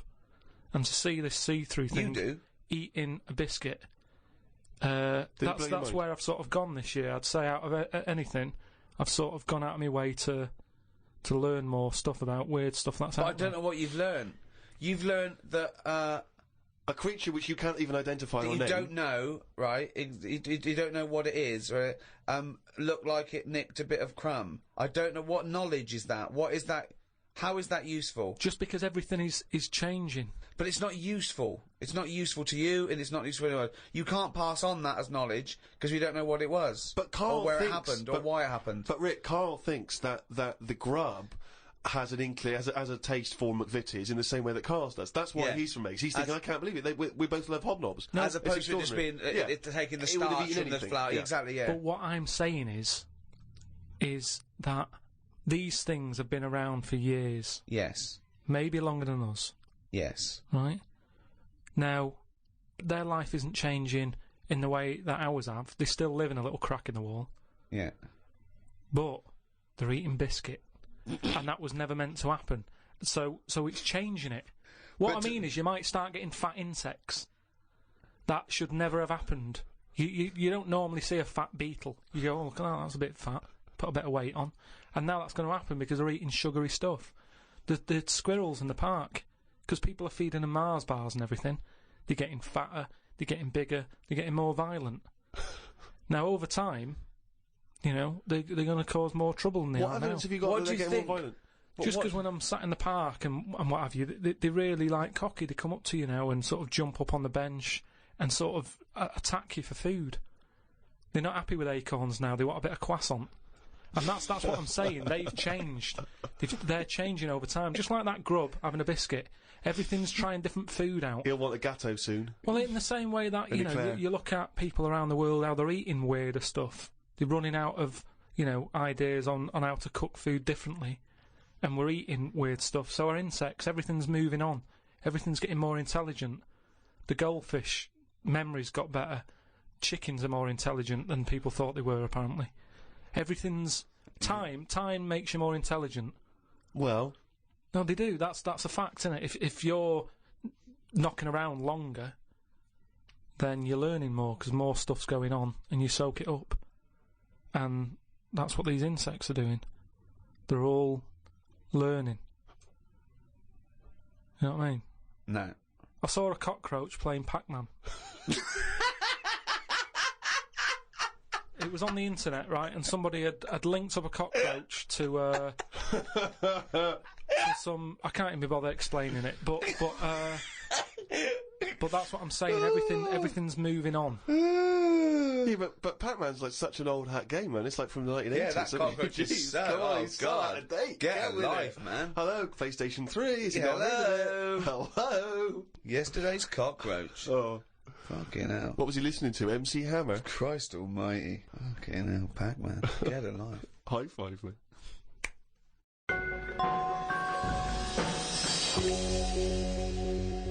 I was in the supermarket recently, just walking past the condoms on the way to the pornography, and I thought, you know, it's worth perhaps, you know, getting a stocking. You know, get a stocking? No, getting some condoms. What, put over your head? You're not still doing that, are you? No, I thought it was worth getting some condoms in, you know, it's Christmas party season, and you never know when you're going to run out of balloons. and I was weird, because the condoms in the supermarket are contained in a kind of cage, in a plastic cage, so it makes it all the more embarrassing buying them. Because I took them off the thing, and I was trying to open it, sort of, because I thought that they would. You had to open it. Try it on. Exactly. Okay, this, you know, in case it doesn't fit, bring it back. Yeah, bring it back. Yeah. And I was do you do alterations? Yeah, we do. Yes, £5. And so I'm trying to open this thing, and this guy who works there, is sort of his middle-aged guy who works there, goes, you have to take that to the checkout. So you can't open that yourself. And I was just, because I don't know, I still find it very embarrassing, you know, dealing with any of that sort of, you know, prophylactics and things. The novelty of that is still very embarrassing to me. And so I just left it. I thought, forget it, I'm not gonna take these to the counter, because you never know. It's like if you get served by a woman, it's still a bit embarrassing, particularly if that's all you're buying. Because she knows what you're up to. You're going to fill them up with water and throw them at students. And anyway, the reason I mention this is because it reminded me of the conversation we've all enjoyed in the past, Rick, about when Karl bought for his girlfriend for Christmas. Was it a 2-pack? A 2-pack of what was it? Condoms? Wasn't it about buy one get one free? Yeah. It was a bumper family pack, wasn't it? Not a family, obviously. That'd be weird. Yeah, a family pack of condoms. One for the kids. Enjoy yourselves. So that was a couple of years ago, Karl, the famous condom gate. Have you bucked your ideas up since then? Not really. They were the early days. Do you mean the early days? You'd been going out with her for about 8 years, hadn't you? Yeah, but I just think that as time goes on, you don't sort of buy each other as many presents. Sorry, that was a bumper year, was it? That was a hell of a. She went. Oh, I remember when you used to buy me stuff like condoms. It's gone downhill since then. Well, no, she didn't know she was getting them. What I mean is, there's less. Of course, surprises. she didn't. That's what I mean, though. It was sort of interesting to when I gave them her and said, "There you go, open them." She was not expecting that. And as time goes on... No, she was probably expecting a piece of jewellery or a holiday in Paris. It's more difficult, is what I mean, to surprise someone, innit, over time. No. But the surprise thing is meant to always be a good surprise. Yeah, but don't... If you always get something good... It's like the 3 wise men. What did they get the second year for little baby Jesus? Do you know what I mean? Once he's had that gold, it's like... Oh, I've sort of made it hard work for myself there. I've got to get him something better than that now. So it's best to give him the myrrh. And next year, get in the gold. Step it up a bit or whatever. But don't you understand... Because I don't want to criticise you because you're a lovely man, but having read the diary and read much of this diary, one of the things I notice is the complete lack of romanticism. The number of times Susanna says, book us a lovely meal out, take me out tonight, and you always write like it's a massive chore, like it's a headache for you. Oh no, I've got to spend a romantic night out with my girlfriend. Because it's the same reason I don't like... Christmas and stuff is the expectations. I prefer it. If I want to take Suzanne out, I prefer to meet her at the bus stop and she comes back from work and go, you want to go out? But you don't do that. No, I do now and again, but it's that thing of, oh, we'll go out tonight, I want to leave it to you, book a place, It builds it up too much and it can never live up to it. It's like how you know how like people make a big thing out of having it away for the first time, and they go, "Oh, I'm going to do that tonight." Not the way to do anything. You won't get anything done by planning. That's a quote. That's an amazing quote. That'll be up there with Newton and Churchill. You don't get anything done by planning. No, but like that's I've amazing. Said, like I've said But a you lot. can't just spring it on someone. You have to at least ask her. You up for it tonight? Just see how it goes. That's what I'm saying about Christmas. I might not be in the mood for it on December 25th for Christmas, having turkey and everything. That's what I mean about, in the last podcast, stuff coming round every year. Don't plan it. If you fancy a Christmas, have it. If you don't, just carry on. It'd be nice to live in a world like that. They say, it's a world of freedom or something now. It isn't. No, I don't know what that means. I don't know who says You just that. make up things they say. They say, like, today's world is a free world or something. Someone said something along them lines when it isn't. Everyone's still being told what to do, when to do it. Christmas is a big thing, isn't it, that we all have to go through, and it's stressful. It's You're not a happy such time. a miserable sod. You really No, are. but Christmas is it's a big upheaval. It is out of all of those special days that go on, Christmas is the one that's... What are you doing with your time? It's the question we return to again and again. No, but We why- read it. why- You're visiting your parents. You're hiring a car. You're going Yeah. down the calf. It's Yeah. not like you're taking your work away. You're doing Yeah. some important neuroscience work, Yeah. and we've had to take you away from that for 3 days. Yeah. No, but what You're not doing anything of any value, No. Carl. But what I might want to do, but I can't because the shops are shut because they want to go off and celebrate Christmas. It's an upheaval. Easter's all right. It comes and goes. Do you want an egg? Not really. Don't have one then. You're not forced an egg. You're not forced an egg. I like Easter, and everyone can afford an egg. There's no one being left out. Whereas Christmas, everyone goes back to the family and they have a big meal and all that. And there's a lot of poor people out there who can't do that. So it's more of a, if you're going to talk about religion and the religious sort of occasions, Easter's one that I'd keep. If you plan everything, you probably won't do it in the end. Whereas Again, that as a soundbite is gobbledygook, isn't it? no, what I mean is, say like Go on.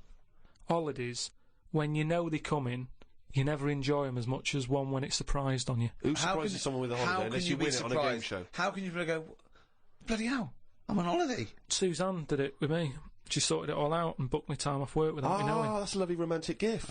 Yeah, and I went along with it and we had a great little holiday. Yeah, so maybe you should do something like that for her. No, she wouldn't like it as much, and I won't pick the right place, and I know she won't like it. You are one of these people that washes up badly, so you'll never be asked again, aren't No, you? that's my job. That's the only job I do. Yeah, Washing up. well, it was a. But to be honest, that's doing me head in at the moment because I've outgrown the sink. He talks about himself like a crab. Oh God! Gotta get a new sink for Karl. Why? He's outgrown it. No, just he's 33 now, and his knees around his head. Oh, he can't bath in that anymore. No, just my back's been playing up a bit, and I think it's because of the height of the sink. But hold on, you haven't grown. I think I have. Well, A you little bit. haven't. No, you haven't grown at 33. Well, it's definitely something. It's just not very good. Subsidence? I don't know. I've just said to Suzanne, I said this isn't as good as it used to be. It's not. This isn't as good as it used to be. This washing up. Oh.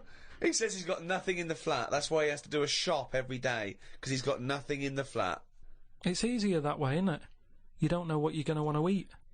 But that's why you get a... But you don't have a different meal every day of the year, do you? You rotate maybe a dozen meals, don't you? So you can get in enough ingredients that any time you go to the fridge and go, oh, am I going to have chicken? Or am I going to have fish today? Or maybe I'll have some pasta. I do that every day. Yeah, but I always come down to one of half a dozen meals. You've got a freezer. We haven't got a freezer, have we? We've only got a little fridge.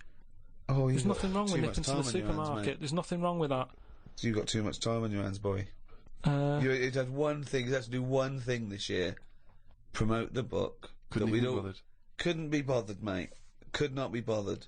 I haven't seen Karl an interview with him. I haven't seen him on the TV. Oh, he was on the TV a while back on the thing called The Culture Show, Oh, yeah. BBC Two. And I tell you what, he was sat there, looked like a little frightened frog in a chair being interviewed. And I tell you what, I'm not being funny, but his head looked fucking round. Did it look fucking Yeah. Literally looked like a little fucking round-headed twat. I'm not doing that. And that's my personal opinion. Yeah. Did you enjoy that interview? Not really. Why? Well, I met a guy, funny you should mention that, I met a guy when I was in France recently, and I met a guy, he wasn't a Frenchman, but he was over there, and he saw me, he was a bit drunk, and he came over and he went, Karl Pilkington's got a head like a fucking orange. and I high-fived him and we agreed. I thought, isn't that nice? You know, even when you're abroad, you can find someone who speaks sense. Yeah. And they shaved your head more? No. It's just the They way sort of greased it up a bit just to get a bit more reflection off it. No, they put a lot of makeup on it. They said, do you want any makeup? And I said, not really. And that's when I was, like, at the back where they could have done it. And then I went and sat in the chair, and there's, like, a live audience there. And the woman goes, no, I best do some colouring in. And it was like... She gave you a book to colour in? People. No, she started colouring me head in. And she was, like had some brown powder. She's doing my head, doing the top of it and stuff. And I was going, isn't that enough now? And everyone's looking and sort of laughing to themselves that I'm having my head coloured in. Sure, she was doodling on the top. She took longer than anyone else who she was doing. I watched like other people who were on. Well, she's got more flesh to do. When you usually powder someone, it stops at the forehead. You just have to go round to the fucking back. Yeah, but the camera wasn't at the back of my head. She was just kept going. No, and but going. the shine for the cameras that would get in glare. people's eyes. They've got to be careful. Health and safety. The light will bounce off into the eyes of the audience. Blind them. Yeah, well, I wasn't happy with that anyway, so I'm not doing it again. How do you cope with this newfound interest in you as a person? I've got an idea, Steve, by the way. You know, for me, I want Karl to be famous so it gets him hassle in the street. Yeah. That's what I'm hoping. Sure. When they see him in the street with his little fucking round-headed face like a fucking orange. Yeah. Right? I'm going to do a tour next year, okay, called Fame, okay? And everywhere I play, if I hopefully play to millions of people in, I might even go to America, but I'll make sure the theatres I play, or there's a picture of Karl on the seat, right, that they can put in their window. So next year, I want a picture of Karl Or what they're arsed with. Or whatever. But if you can make this yourself, put Karl everywhere. So, have you seen this bald-headed twat? Please make up the posters. Just send emails to friends. Absolutely. I want to see pictures. If you own a shop, but a big picture of him. If you even if you're, your own home, your own flat, get it everywhere. Have you seen this bald-headed twat? This is Karl Pilkington. He's got a head like a fucking orange. Get it everywhere. I want to see the world papered with Karl's round head. Happy New Year.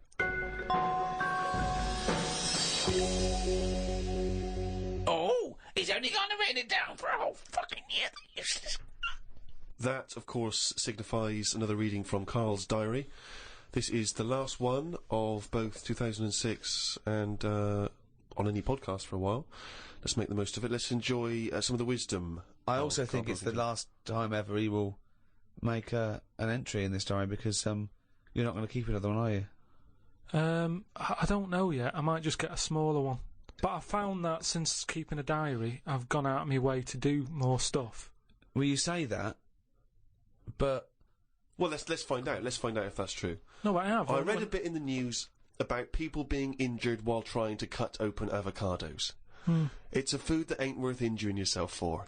If it's a hassle to get into, leave it to the experts. I have never bought one. I have also avoided coconuts and pineapples. The amount of hassle to get into these things outweighs the joys they give. Yeah. It's the same reason I never bought a pair of Dr. Martin boots. Too much hassle when it's time to take them off. Yeah, a lot of my mates used to wear them in, like, the 80s. You know, you can't just kick them off, can you? It's a big upheaval. You've got to unlace them, you mean? Yeah, I mean, since I found shoes with Velcro on them, brilliant. Just the way... I don't understand why laces... Is it because you can't tie your laces? No, I can do it, but it's wasted time. You're so lazy. Wasted time. That gives him more time to sit around and look at insects, How long eating does it biscuits. take to take off a pair of boots? Well, 14 it's ridiculous. seconds? He can't fit his days as it is. No, but I don't understand how some inventions sort of catch on and other things don't. But this is what I mean. He's got too much time on his hands. Sitting around at home thinking, why are we not using Velcro more? But there's one Velcro manufacturer going, yes, at last, he said what needed to be said. Why don't you get it sponsored? Because you could wear a Velcro toupee. Because that would be great if we could do that. If someone could invent a little hairpiece for Karl, Velcro to the little bit of fluff he's got on the top of his head, his shiny orange-like head, pop a little Velcro toupee on. I would love that. I would love to get him wearing a wig. But why necessarily reduce it to a toupee? Why not some kind of carrying device? You know, he could carry goods and things around in there, sandwiches. Yeah, he doesn't look like carrying a bag. Well, what about that? A little thing you carried around, a little Velcro thing you carried a pot on your head for your sort of like keys and trinkets and money and that. Well, no, I've told you about that idea that's out there, but hasn't caught on as well. The tie. Right. The tie with loads of pockets and stuff in it. Yeah, but you got to wear a tie. Yeah, but that'd be quite nice, wouldn't it? I've never wore a tie because I always think, what's the point? It's just hanging there in the way. Can you imagine this image of Karl walking around in his big Velcro shoes, a tie with an apple stuffed in it, car keys, iPod? No, but don't you think it's a good idea? Would you wear it with a shirt and collar or just a t-shirt? No, wear it with a shirt. That's what I'm saying. It's an invention that will smarten up the world. Now, a tie, what does a tie do exactly? Yeah. What does it do? Nothing. Right. So I'm saying make it do something. But I'm saying don't wear it at all. Pop your keys in the trouser pocket. No, or because take a bag. Because the world is getting more and more scruffier, isn't it? When you look I don't know what that means. I don't know what that means. When you look back at, like, Victorian times and everything, everyone wore a hat. Right? They wore a tie, they wore a suit. And it was a nicer looking place to look at.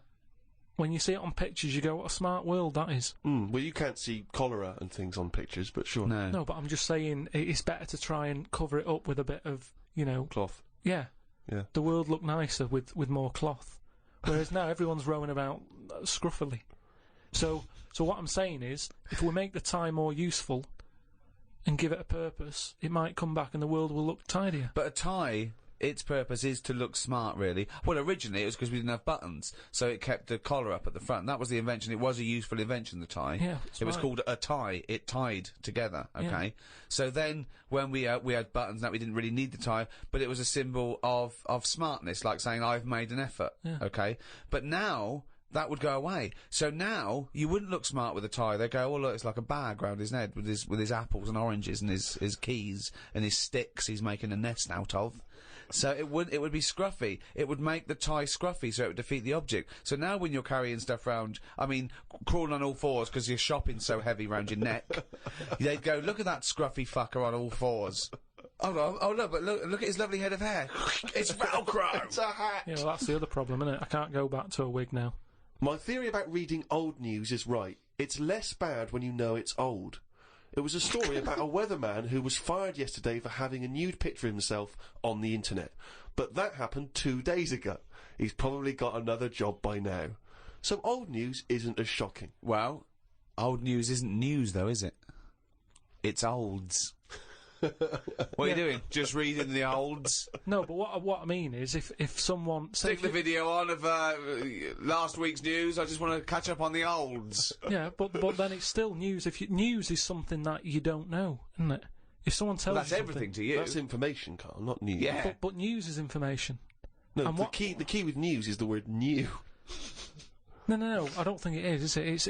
It's just information, but they tell you at 10 o'clock at night. It's like, what information's gone on? Bong. Here's some information. Yeah, that you didn't know before because you couldn't have, because it only happened today. Bong. Yeah, but never mind that. I'll tell you in a couple of days. It doesn't matter as long as you get the same info. Bong.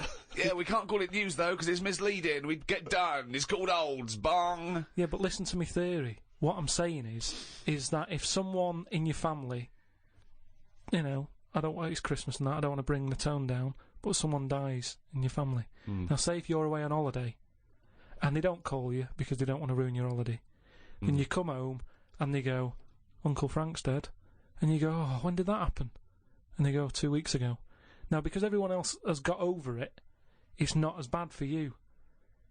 Because part of bad news is the way everyone's walking around moping, going, oh, have you heard the news? Frank's dead. But because everyone's got over it, time is a healer. That's what I mean about old news. It's better than new news. But according to you, the only news that really matters is stuff that affects you. So it doesn't matter when you... there was an earthquake. When was it? Yesterday. Phew, that's all right then. Often the aftermath is worse than the actual event. 2, you only care about things that actually happen to you. So the doctor goes, you got a kidney stone. Oh, when did this happen? 2 weeks ago. Oh, that's all right then. Doesn't make sense. No, but the world is... You're not upset about dead Uncle Frank just because other people are upset. You'd be upset personally. It wouldn't make any difference when they told you. Yeah, but it is everyone else's emotions that make it worse, I think. Knocking around people who are miserable. What about warnings? What about when they do things like smog warnings or, you know, there may be a... I don't like it on the news when they sort of say, news just in. I think, oh, what's this? You think, oh, what's going on? But it might be useful to know it. Important information. No, it just makes you panic. What? Yeah, but sometimes knowing stuff keeps you alive. Yeah, I don't know if I like it. It's sirens, you see, I don't like sirens, do I? I've said to you, I think it's a scary noise. Well, it's meant to be, so you get out of the way. No, it's not meant to be. It's a sign to get out of the way. I'd prefer it if it... Like I've said... Hiya! Could you just move out of the way It can for be us? anything, as long as we know... It can be a chicken noise, but as long as you know that that's not chicken going to freak noise... people out. No, but it sort of make you smile, but you go, oh, best get out of the You're way. cycling along and you hear what sounds like a giant chicken behind you.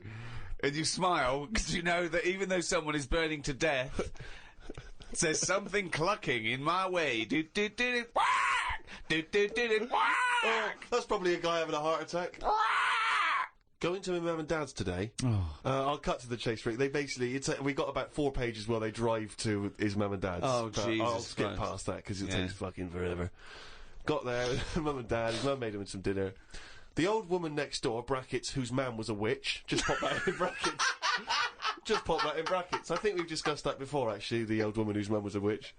Whose man was a witch? Yeah. Oh! The old woman next door has been worrying because she keeps seeing adverts on the telly about changing to digital TV. She's saying she doesn't want wires drilled into her walls because they'll make a mess. Me dad told her that it doesn't matter because it probably won't happen until 2012 and she'll be dead by then. He didn't say that to her, though, did No, he? he did. They've got, you know, she's old. It doesn't... She knows she's going to die. I mean, it's something we've all got in common. And he's right, isn't he? Why is she worrying about it? Maybe that's sorted it out. Put it into perspective for her. You will be dead when this happens. Don't be worrying about it. But everybody worries, don't they? You've got that little sort of hole in your head that you fill with worries. You know, everyone's got to fill that little worry hole with worries, and that's it. Worry hole. Everyone's got to fill the we've worry never hole got with to worry. assume that there's a worry hole. A worry hole. Don't be filled with Unbelievable. worries. I love the fact that, you know, doctors in a million years would dig this up and go, humans used to have a worry hole. Went to bed around midnight. Suzanne and I decided to sleep tops and tails because it made me get a bit more room. Me dad had cut a bit off the mattress to fit it between 2 cupboards. It's amazing how much of a difference it makes just sawing off a bit of the mattress. You sort of roll to the edge, but the weight of the blankets keeps you in. This is like something from a Roald Dahl book. No, it's just, you know, you think anything, you can sort of trim anything, can't you? And it normally works. But with a mattress, I mean, he only took off, I don't know how long that is, but he's sawn off about that much on the mattress and then has stapled it back together again. Amazing. And it just makes so much difference. Of course it does, because a mattress is a very carefully designed object. Yeah, you wouldn't think so, though, would you? Well, you just would think if you had a it's full of fucking brain in sponge. your nut. No. Someone took his brain out of his worry hole? Oh, God. He sawed a mattress in half. So we decided to sleep tops and tails. It just gets stranger. So strange. Why? He did it to make the room nicer with the cupboards on either side. So he sawed a mattress in half. Well, not in half. Can you imagine how much hard it must be to saw a mattress in half?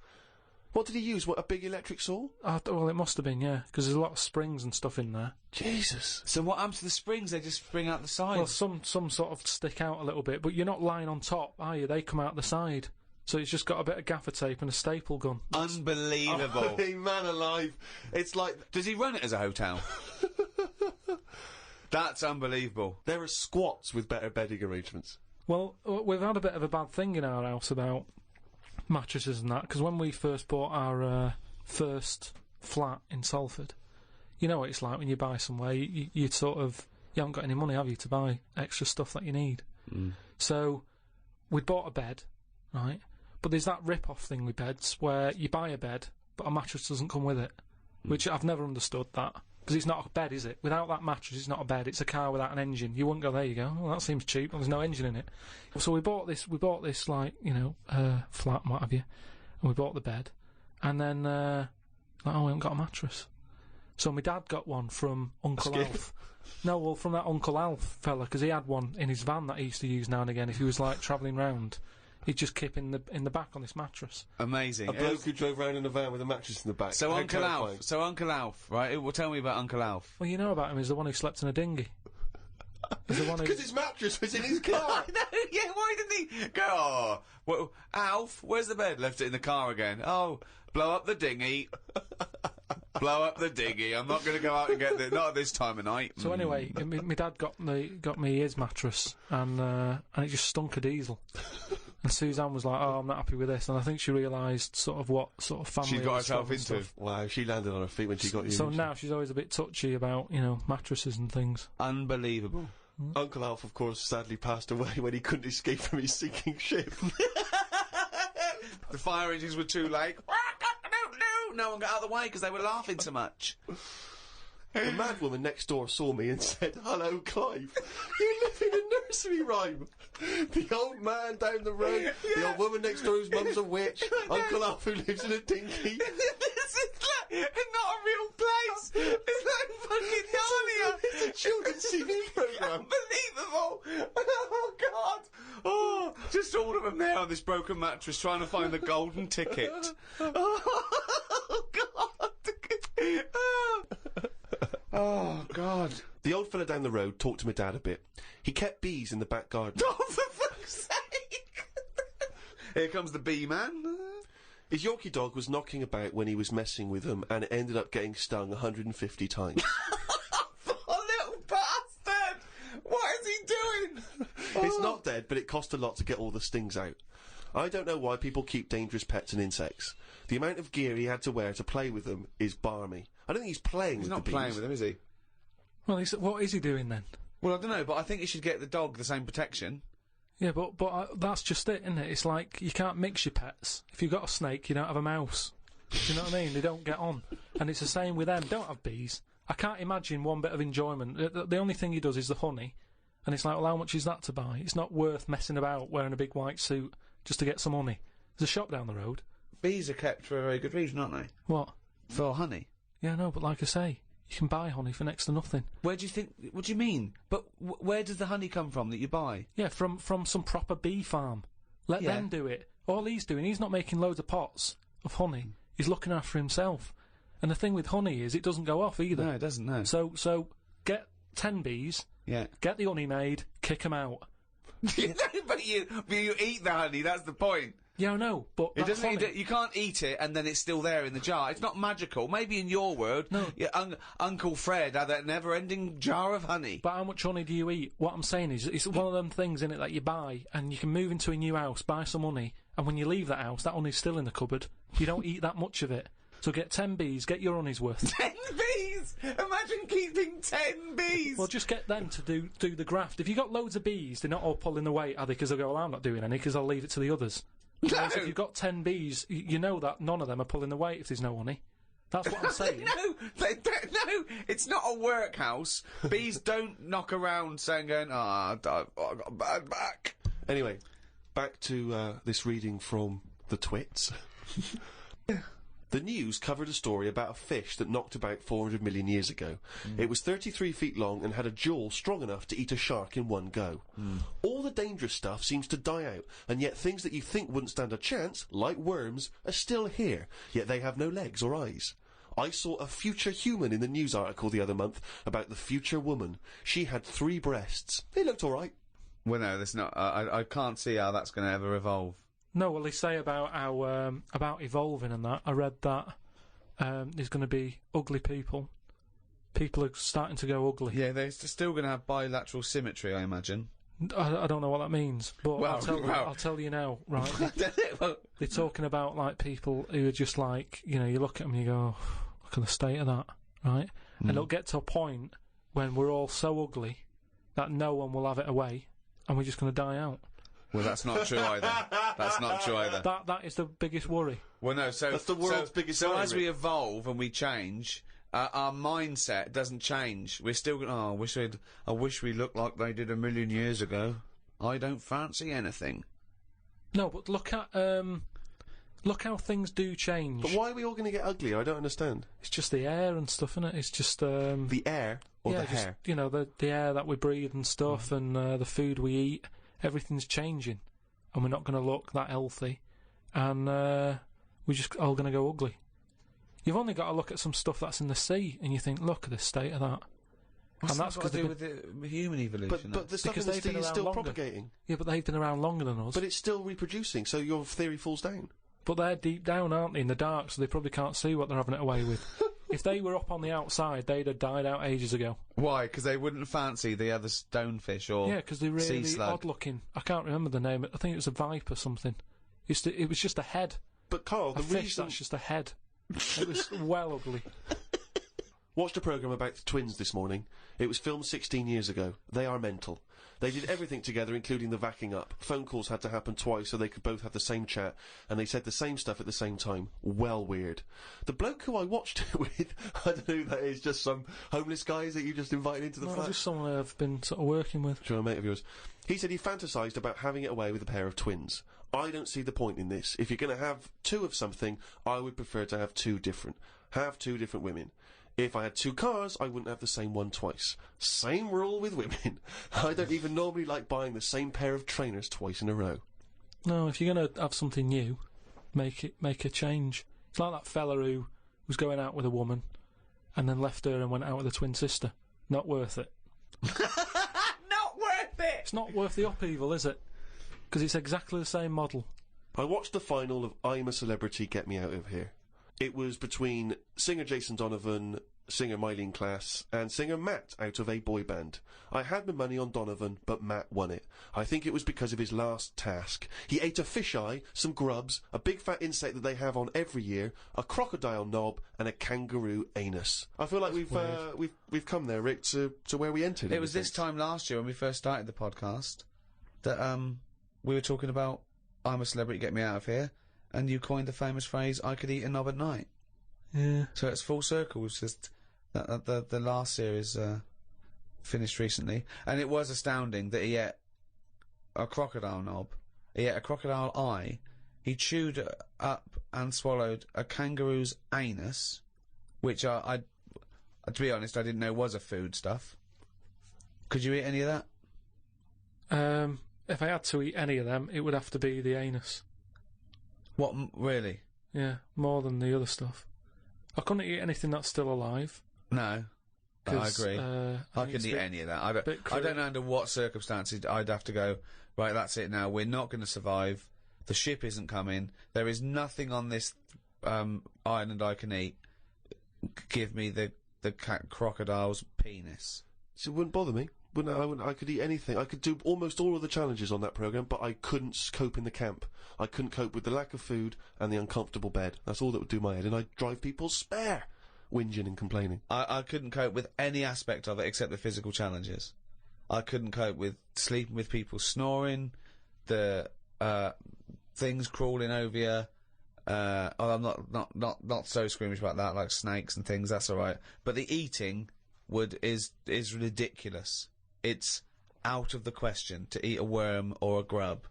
It doesn't concern me. I don't know why. I don't see really what the difference in it. The texture's probably the same as lots of other things. What would hunger do to you, though, do you think? Would you think I would change? Do you think, if it really was a choice, if someone said, and I knew I would die if I didn't eat worms... I think you would, yes. I think you'd complain and you'd whinge for a while, and you'd try and put it off, and you'd hope a ship would turn up. But when it didn't, you'd start chowing down on a bit of crocodile anus.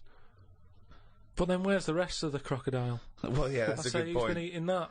How come I've got this?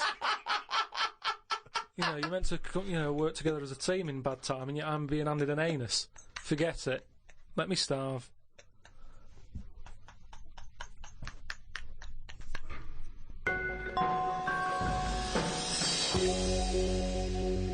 Well, thanks for listening. That was the Christmas podcast. We should say the winner of the last competition we did. They can win the podcast book and Flanimals and the extras book that's out, still available, All available. and the CD. The three CD set of the best of the podcast. Yeah, Is that with right? Series with one.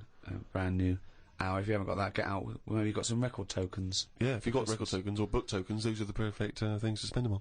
or £50 from your auntie. Exactly. Let's go and buy one of those. And the winner was Stephanie Prow from the Wirral. Well done, Steph. Well done. Well, thank you to Positive Internet, the guys that host this podcast. That's the end.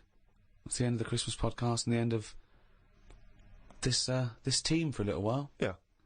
It's been great. So it's goodbye from me, Ricky Gervais. Goodbye from Stephen Merchant. Goodbye and Happy New Year. And goodbye from Karl Pilkington. All right. All right. That was all right, wasn't it? Yeah, it's good. It's all right. What are you doing now? You got time for a coffee or something? I can't now. I'm going to the you know, the orphanage for terminally ill kids. Oh yeah. I'm going down there. I'll go down there every Christmas and Do you? like, Do you? entertain them. Oh well, I bet that's lovely for them. Yeah, no, I've actually written a song I'm going to perform. They see The Office and see that I sing in that. You've written a song for them? Yeah. Well, could we hear a bit? I mean, what? I don't want to put you on the spot, but you've got the guitar there, isn't it? Yeah, hold on. I wrote this for a kid. He's a brave little guy. He's only about 10, but it's heartbreaking. He's Don't cry, it's Christmas. Santa's coming soon. Though you ain't got a mummy or daddy, Santa still loves you. And he's riding on his reindeer to trample down the gloom. So don't cry, it's Christmas. Santa's coming soon. Don't cry, it's Christmas. Santa's feeling kind, though you know you'll never see him. He's not just in your mind, and it's not that he's invisible. It's because you're going blind. So don't cry, it's Christmas. Santa's feeling kind.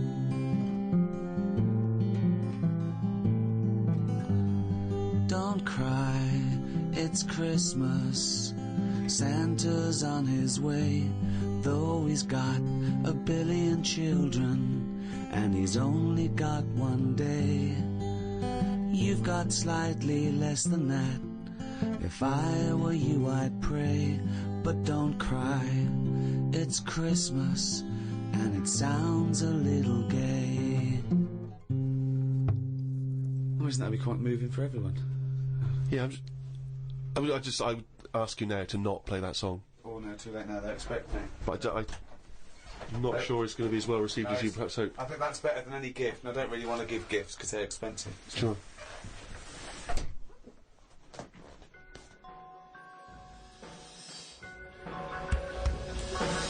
The Ricky Gervais Show on Guardian Unlimited.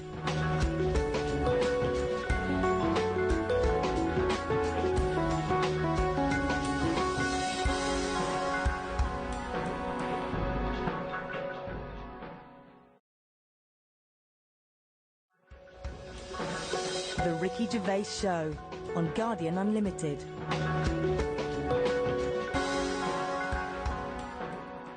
You're listening to Ricky Gervais, with me, Stephen Merchant, and Karl Pilkington.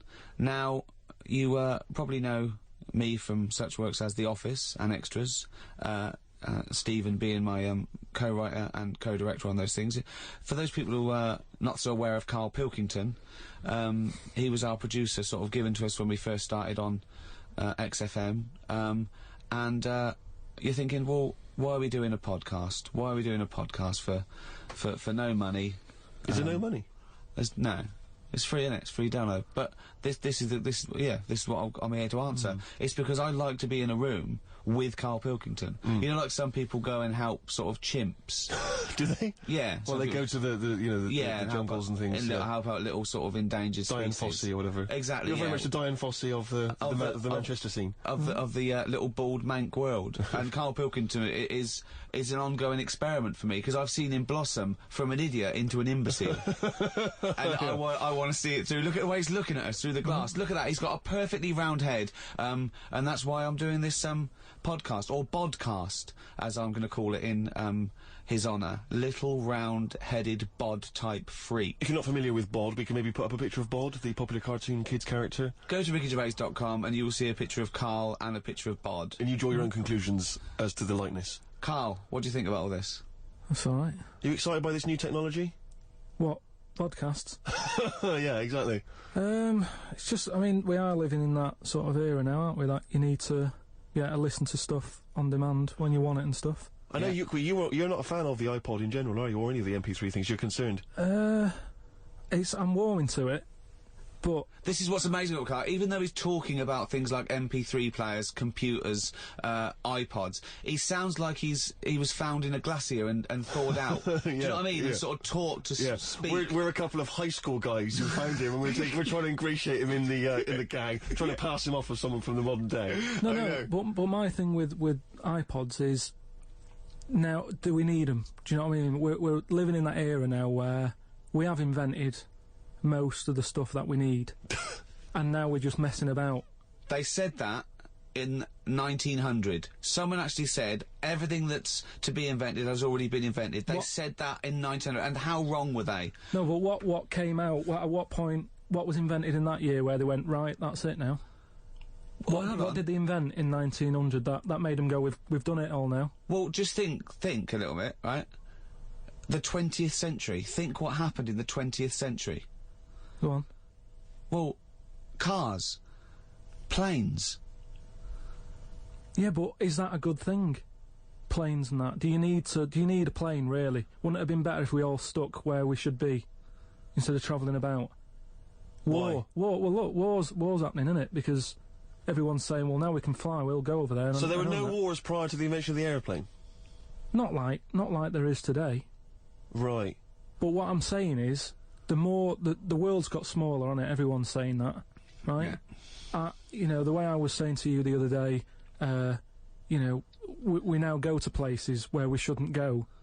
People go on holiday to places where you've got to have an injection before you go there. Yeah. Forget it then. That's a warning. Don't go there. I'm with you on that. I don't want to enter a country where I have to have an injection to stop me from dying while I'm in that country. Right, I totally agree with you on that. So what happened is, so they invented the plane and it's like, oh, let's go on holiday, and then they go, oh, die now. Oh, well, you've got to invent something, let's invent an injection. And then it's like, right, well, what else do we need to go to that place? There's a lot of faffing.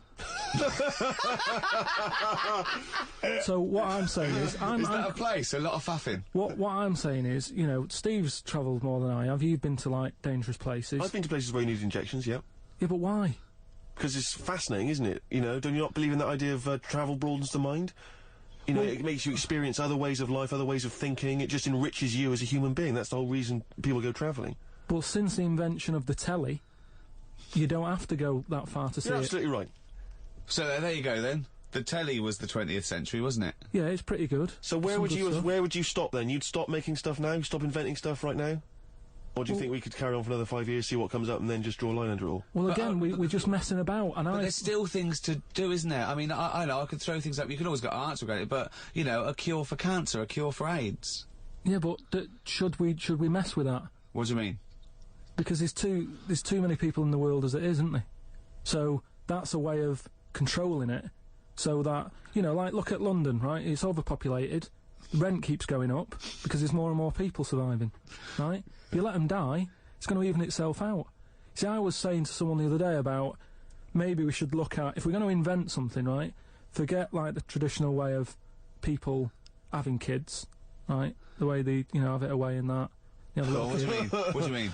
No, you know, like, the way that, you know, we have kids and stuff. If it'd be good if what happened was to control it is if man and woman, right, they're born and that, they enjoy their life, they learn a lot, they live to be about 78, I think, by that point. So specific. Yeah, 78, No, yeah. but by 78, I reckon you've sort of got to that point where you go, do you know what, I've done everything I'm going to do. If you haven't bungee jumped by the time you're 78, you're not going to do it. No. You know what I mean? So it's kind of like... Your hips have come off. You've done it all now, so I've had my innings. Yeah. And then you die, right? So, say if everyone had that, they live to be 78. But then, just as you die... They give you the bumps. You get... You have a little baby inside you, and as you die, your life carries on. Sorry, how is this happening? Sorry, are you mental? No, but don't you think... I mean, what? I've never heard such drivel. You're saying that, but if Newton said it, you'd go, interesting. That's what annoys me. The point is, Karl, he never would. No, He'd never say it, that's the point. If you never say it, I don't understand what you're talking about there. What? How was it? How is there a little baby in a 78-year-old? No, what I'm saying is it's like an apple, where the apple grows and it's got its little baby pips in it, and the apple goes and the seeds are planted and a new one's born. But that's what happens. But that is what reproduction is. Yeah, but I'm saying babies aren't being born left, right and centre. It's controlled, so that as someone dies, someone's born. But Karl, stop.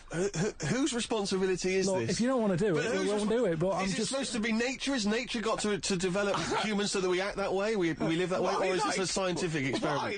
He said to you then, he said, look, if you don't want to do it, we don't need to do it. Like, if you were up for it, we'll sort it out.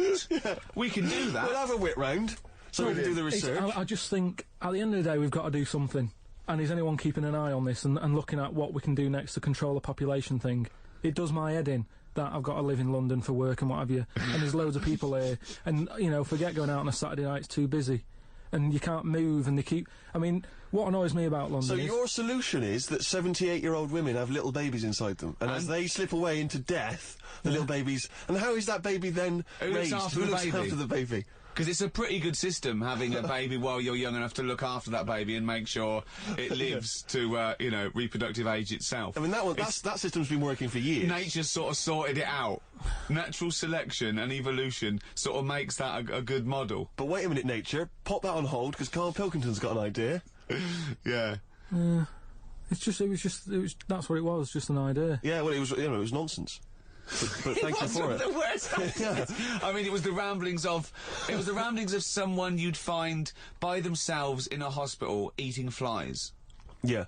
This is the sort of thing you find when, if they find maybe a pamphlet or a booklet written by a psychopath. You know, someone, just before they went on a rampage and then turned the gun on themselves, they go through their possessions and they find a book and it's got weird drawings, women with knives in their face, and this kind of garbage. In fact, I saw a similar sort of theory written out on a wall, but it was written in shit. Exactly. Yeah. No, all I'm saying is, I think it's, you know, when people die normally, everyone's fed up about it, aren't they, and a bit down. But if when you pass away, you go, oh, we're going to miss Gladys or whatever, but then there's this new life brought in, it's almost like a bad news, good but news. you're talking about it like someone could pick this idea up and run with it. Like you've given them enough information to do it. How is this possible? Where does she get the baby from? Why does it grow? Why grow it in Gladys's belly? Why not have it in a drawer? But what I'm saying ready to go, just add water. I mean...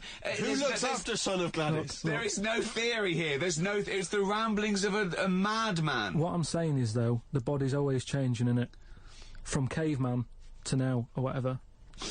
In some cases. And they're always finding out more and more. Like I read the other day about how they're saying, do you know, like they say, people have 6 senses. Yeah. There's loads more than that. Right, and there's this one. I say, show me that you've got one. No, right, and there's this one that's knocking about. Go on. That what it is. Say if I'm in a pub, right, and I'm just doing a crossword or whatever. Unlikely, but go on. And there's some woman who's walked in, right, and she's staring at me. Yeah. I know she's looking at me, and I look up and I look round, she's looking at me. Right. And they're saying that's a new sense that they found out from, like, you know, doing tests and what have you. Yeah, it's rubbish. And they're saying that's been around since like man and dinosaur was knocking about. But it could be, you know, peripheral vision. It could be a footstep stopped, and usually when someone's footsteps stop, they've stopped. No, they've explained I think it's safe to assume that, you know, that with your perfectly round head, people are always stopping and looking. No, but they explained You just know that there's probably going to be someone there if you look right. They said it's from the time when, like, caveman was, like, wandering about, and he'd go, hang on a minute, and he'd look round, there's a dinosaur there or whatever, and he'd leg it. This is nonsense. Not... I hate it when people use the term when caveman was wandering round. Caveman and dinosaurs, oh, they used to live together, yeah. Oh, that's the same era. Yeah. What have you been watching? Raquel Welch? What do you mean? Well, what do you mean caveman wandering, knocking around with a dinosaur? You know the Flintstones is only partly based on fact. Dinosaurs and man did not coexist. The dinosaurs had long gone before man arrived. Extinct. Kaput. You don't believe us? What, you don't believe because you've seen... Because you saw that film where they took pictures of lizards and magnified them and put them next to men in films so they looked like they were fighting. Yeah. No, but why couldn't that have happened? What is the film with Raquel Welch? A Million Years BC. A Million Years BC or something. A Million Years BC. Brilliant. Yeah. Yeah. No, but... She had a sort of woolly mammoth bikini. Fact. But why wasn't the dinosaurs back then just like how we have dogs now, in a way? He's watching the Flintstones. He's watching the Flintstones. He's thinking of the Flintstones. Yeah, That's what he's when thinking. he puts out the saber-toothed tiger. Yeah, and then yeah. Dido And he mixes his concrete in a pelican. Yeah. Yeah. I just think that there must have been a crossover point. Why? Why did you say that? Why do you think there must have been a crossover There must have point? been. Because if nothing was knocking about at any point, how did anything carry on? I know. Exactly. Why didn't Hitler meet Nero? It's weird, isn't it? There must have been a crossover. They must have met somewhere. They must have met at a party somewhere.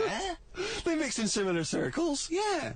Well, I mean, are you telling me that Ken Dodd has never met Genghis Khan? They must have bumped into... I can't believe it. Yeah, forget it. Oh. You're listening to Ricky Gervais with Stephen Merchant and Karl Pilkington. Coming up after the ads, Monkey News. What ads?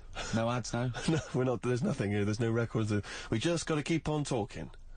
Okay. Which is not. We could do our own ads. Okay. Bring tea for the Tillerman, steak for the sun. Out now to own on DVD, Ricky Gervais's and Steve Merchant's award-winning extras. With Ross Kemp. Oh, zippy. With Les Dennis. Put your arse away, Les. I don't really know. And Kate Winslet. Oh, this nun outfit makes me talk dirty. Out now on DVD. Extras. Did you like Flannemans? The Ricky Gervais book for kids with pictures of made-up creatures in of different colours? Well, if you did, there's more of them now in the More new book, more Flannemans. Flannemans, which is also by Ricky Gervais, drawings by his mate. Out now. The Ricky Gervais Show on Guardian Unlimited. You're listening to Ricky Gervais with Steve Merchant and Karl Pilkington. Well, now time for one of our regular features. Monkey News. Do the jingle. Oh, chimpanzee that Monkey News. Right, what we're doing here is just giving you a bit of monkey news that's gone on, right? Where a monkey's been involved in it. Good little story in that. Yeah. Are you familiar with the one that went into space? The first sort of thing they ever sent up there before man did it and all that. You see, this is what annoys me with it really. Armstrong gets all the glory, but do you know who went up there before him? A monkey. Yeah. Yeah. Dog went up first. But what was the monkey called? I don't know. No, sure, okay. So it's not the most informed news bulletin. The dog was called Laika. Was it? Yeah, they couldn't get it back there. They sent it up there, did a few tests and stuff, and they couldn't get it back. They weren't prepared to bring the capsule back yet. Brilliant. We could all do that. So is that a good mission? Well, I just think it was seeing what if the mission itself killed it, but they didn't have the technology, because of course it couldn't fly the capsule back, which it has to be manned to bring right, it. well this was the next one up then, right? So the dog must have gone first, and then they went, right, we made an error there, right? Get the monkey in, and what happened is they taught it what buttons to hit at the time that it needed to hit them, and the way they did this was like give it bananas. It was like hit the red button, and it hit the red button, they'd give it a banana. Right. And they go, right, reverse is the green one, hit the green one, and then they do that and go, there's a banana, and then they go, right, hit reverse, and it go and get a banana. Hit the red, so it was taking commands on like headphones. Right, but how were they Is giving that it the how you banana? learn to do radio? How were they giving it the banana? What do you mean? No, Well- this is before it went. You wouldn't just go and put a monkey in it and go, there you go, get on with it. They'd sort of put him in one of them capsules that you get, Yeah. and they were on headphones. I don't believe this happened. Well, I'm telling you the story now. So the monkey I don't sat... think they trained it to do anything. I think they sent it up there and he put electrodes coming out of it to see No, what. It wasn't it's- any of that. They did a thing like they do, No. like they can with animals. If you give something, like a treat, you can teach it how to do it. It's just like a dog, isn't it? It's called Pavlovian conditioning. However, that was to see if it would salivate or go over to Yeah, a well, particular corner, yeah. not if it could control a spacecraft. Next one up. It's the next one up. As far as the monkey's not sat there going, oh, I'm a bit under pressure here, it's a rocket. All that's knowing is, I'm getting a banana if I hit that button. That's all the monkey's thinking about. They wouldn't put billions of whatever. space But how dollars. can they be sure that it's going to press the button at the right moment? Because it's got headphones on. They're telling it. It's not like just, you have now. it's not like willy-nilly. It's not just like pop it in there and Willy-nilly, see... who's that? What's to stop it from just hitting it any old time? Because it's a monkey and it's not a human. Because he's trained now. But Oh, he's anyway, trained. so He's fully listen, trained. Yeah, go So on. what happened is, anyway, Oh, this is absolute rubbish. they pop the monkey in there. Yeah. He's got his headphones on. They go in, right, hit the green one. And I think there's something there that a little banana comes out to keep the same. No, you're making this up. I'm not. It's the same. There's no way that they made a spacecraft that had a banana dispenser. Right, There's no way in this world that they made a spacecraft that could go into outer space, right? Manned by a monkey with a banana dispenser. So you're saying that it's easy to send something up to space, but you don't believe there's a little banana machine? Right, okay, so in your world, there's a monkey and it's been conditioned and there's a little monkey dispenser, monkey dispenser or a banana dispenser? Right, so it comes to the launch day, monkeys sat in there, everyone's ready, bananas are stocked up and all the rest of it. They go, right, hit the green button. Right, and the rocket goes off and what have you. No, they would not make the monkey launch the rocket. Karl, you are living in a cartoon world. So the rocket goes off, right? This is absolute bollocks. It's all going well. I don't know what you're going to... It's not going well. There's no way a monkey launched a rocket. There is no way a monkey launched a rocket, you idiot. It's all going on, so they go and hit the left button and it goes a little bit left. Left button? Right, well-known spacecraft command. This is Houston, hit the left button. Oh, brilliant. This is what happened in Apollo 13. Hit the left button. So it goes left. Yeah, it goes left. So it goes left and it's going well. Left! It goes left! Yeah. No, the moon! You're going right! It goes for the moon, everything's going well. Right. They get up there, it does whatever it does. It reverse, it comes back. Right? So then... honestly, you are brain dead. So you are one of the most stupid people. That I would rather have the monkey drive me home than you. So the thing is, so it lands back, it does a good job and everything, it gets out, and this is bananas. This is where it turns a bit sad, because after it's done that mission, right, because it happened and it was all safe and everything, the next one would have been to send man. Right. So the monkey enjoyed it and it was like, well, I want to do it again, right? But they were like... So how did they know that? How did they know just the way it looked and what have you, it was like... Fuck off!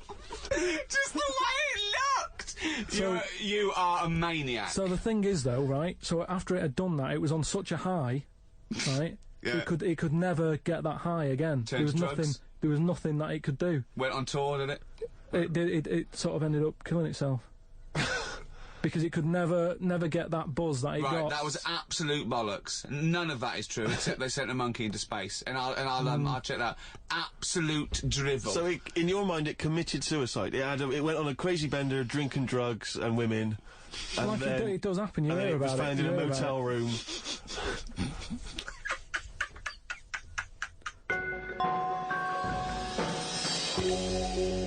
Right, do you know, like, you don't believe in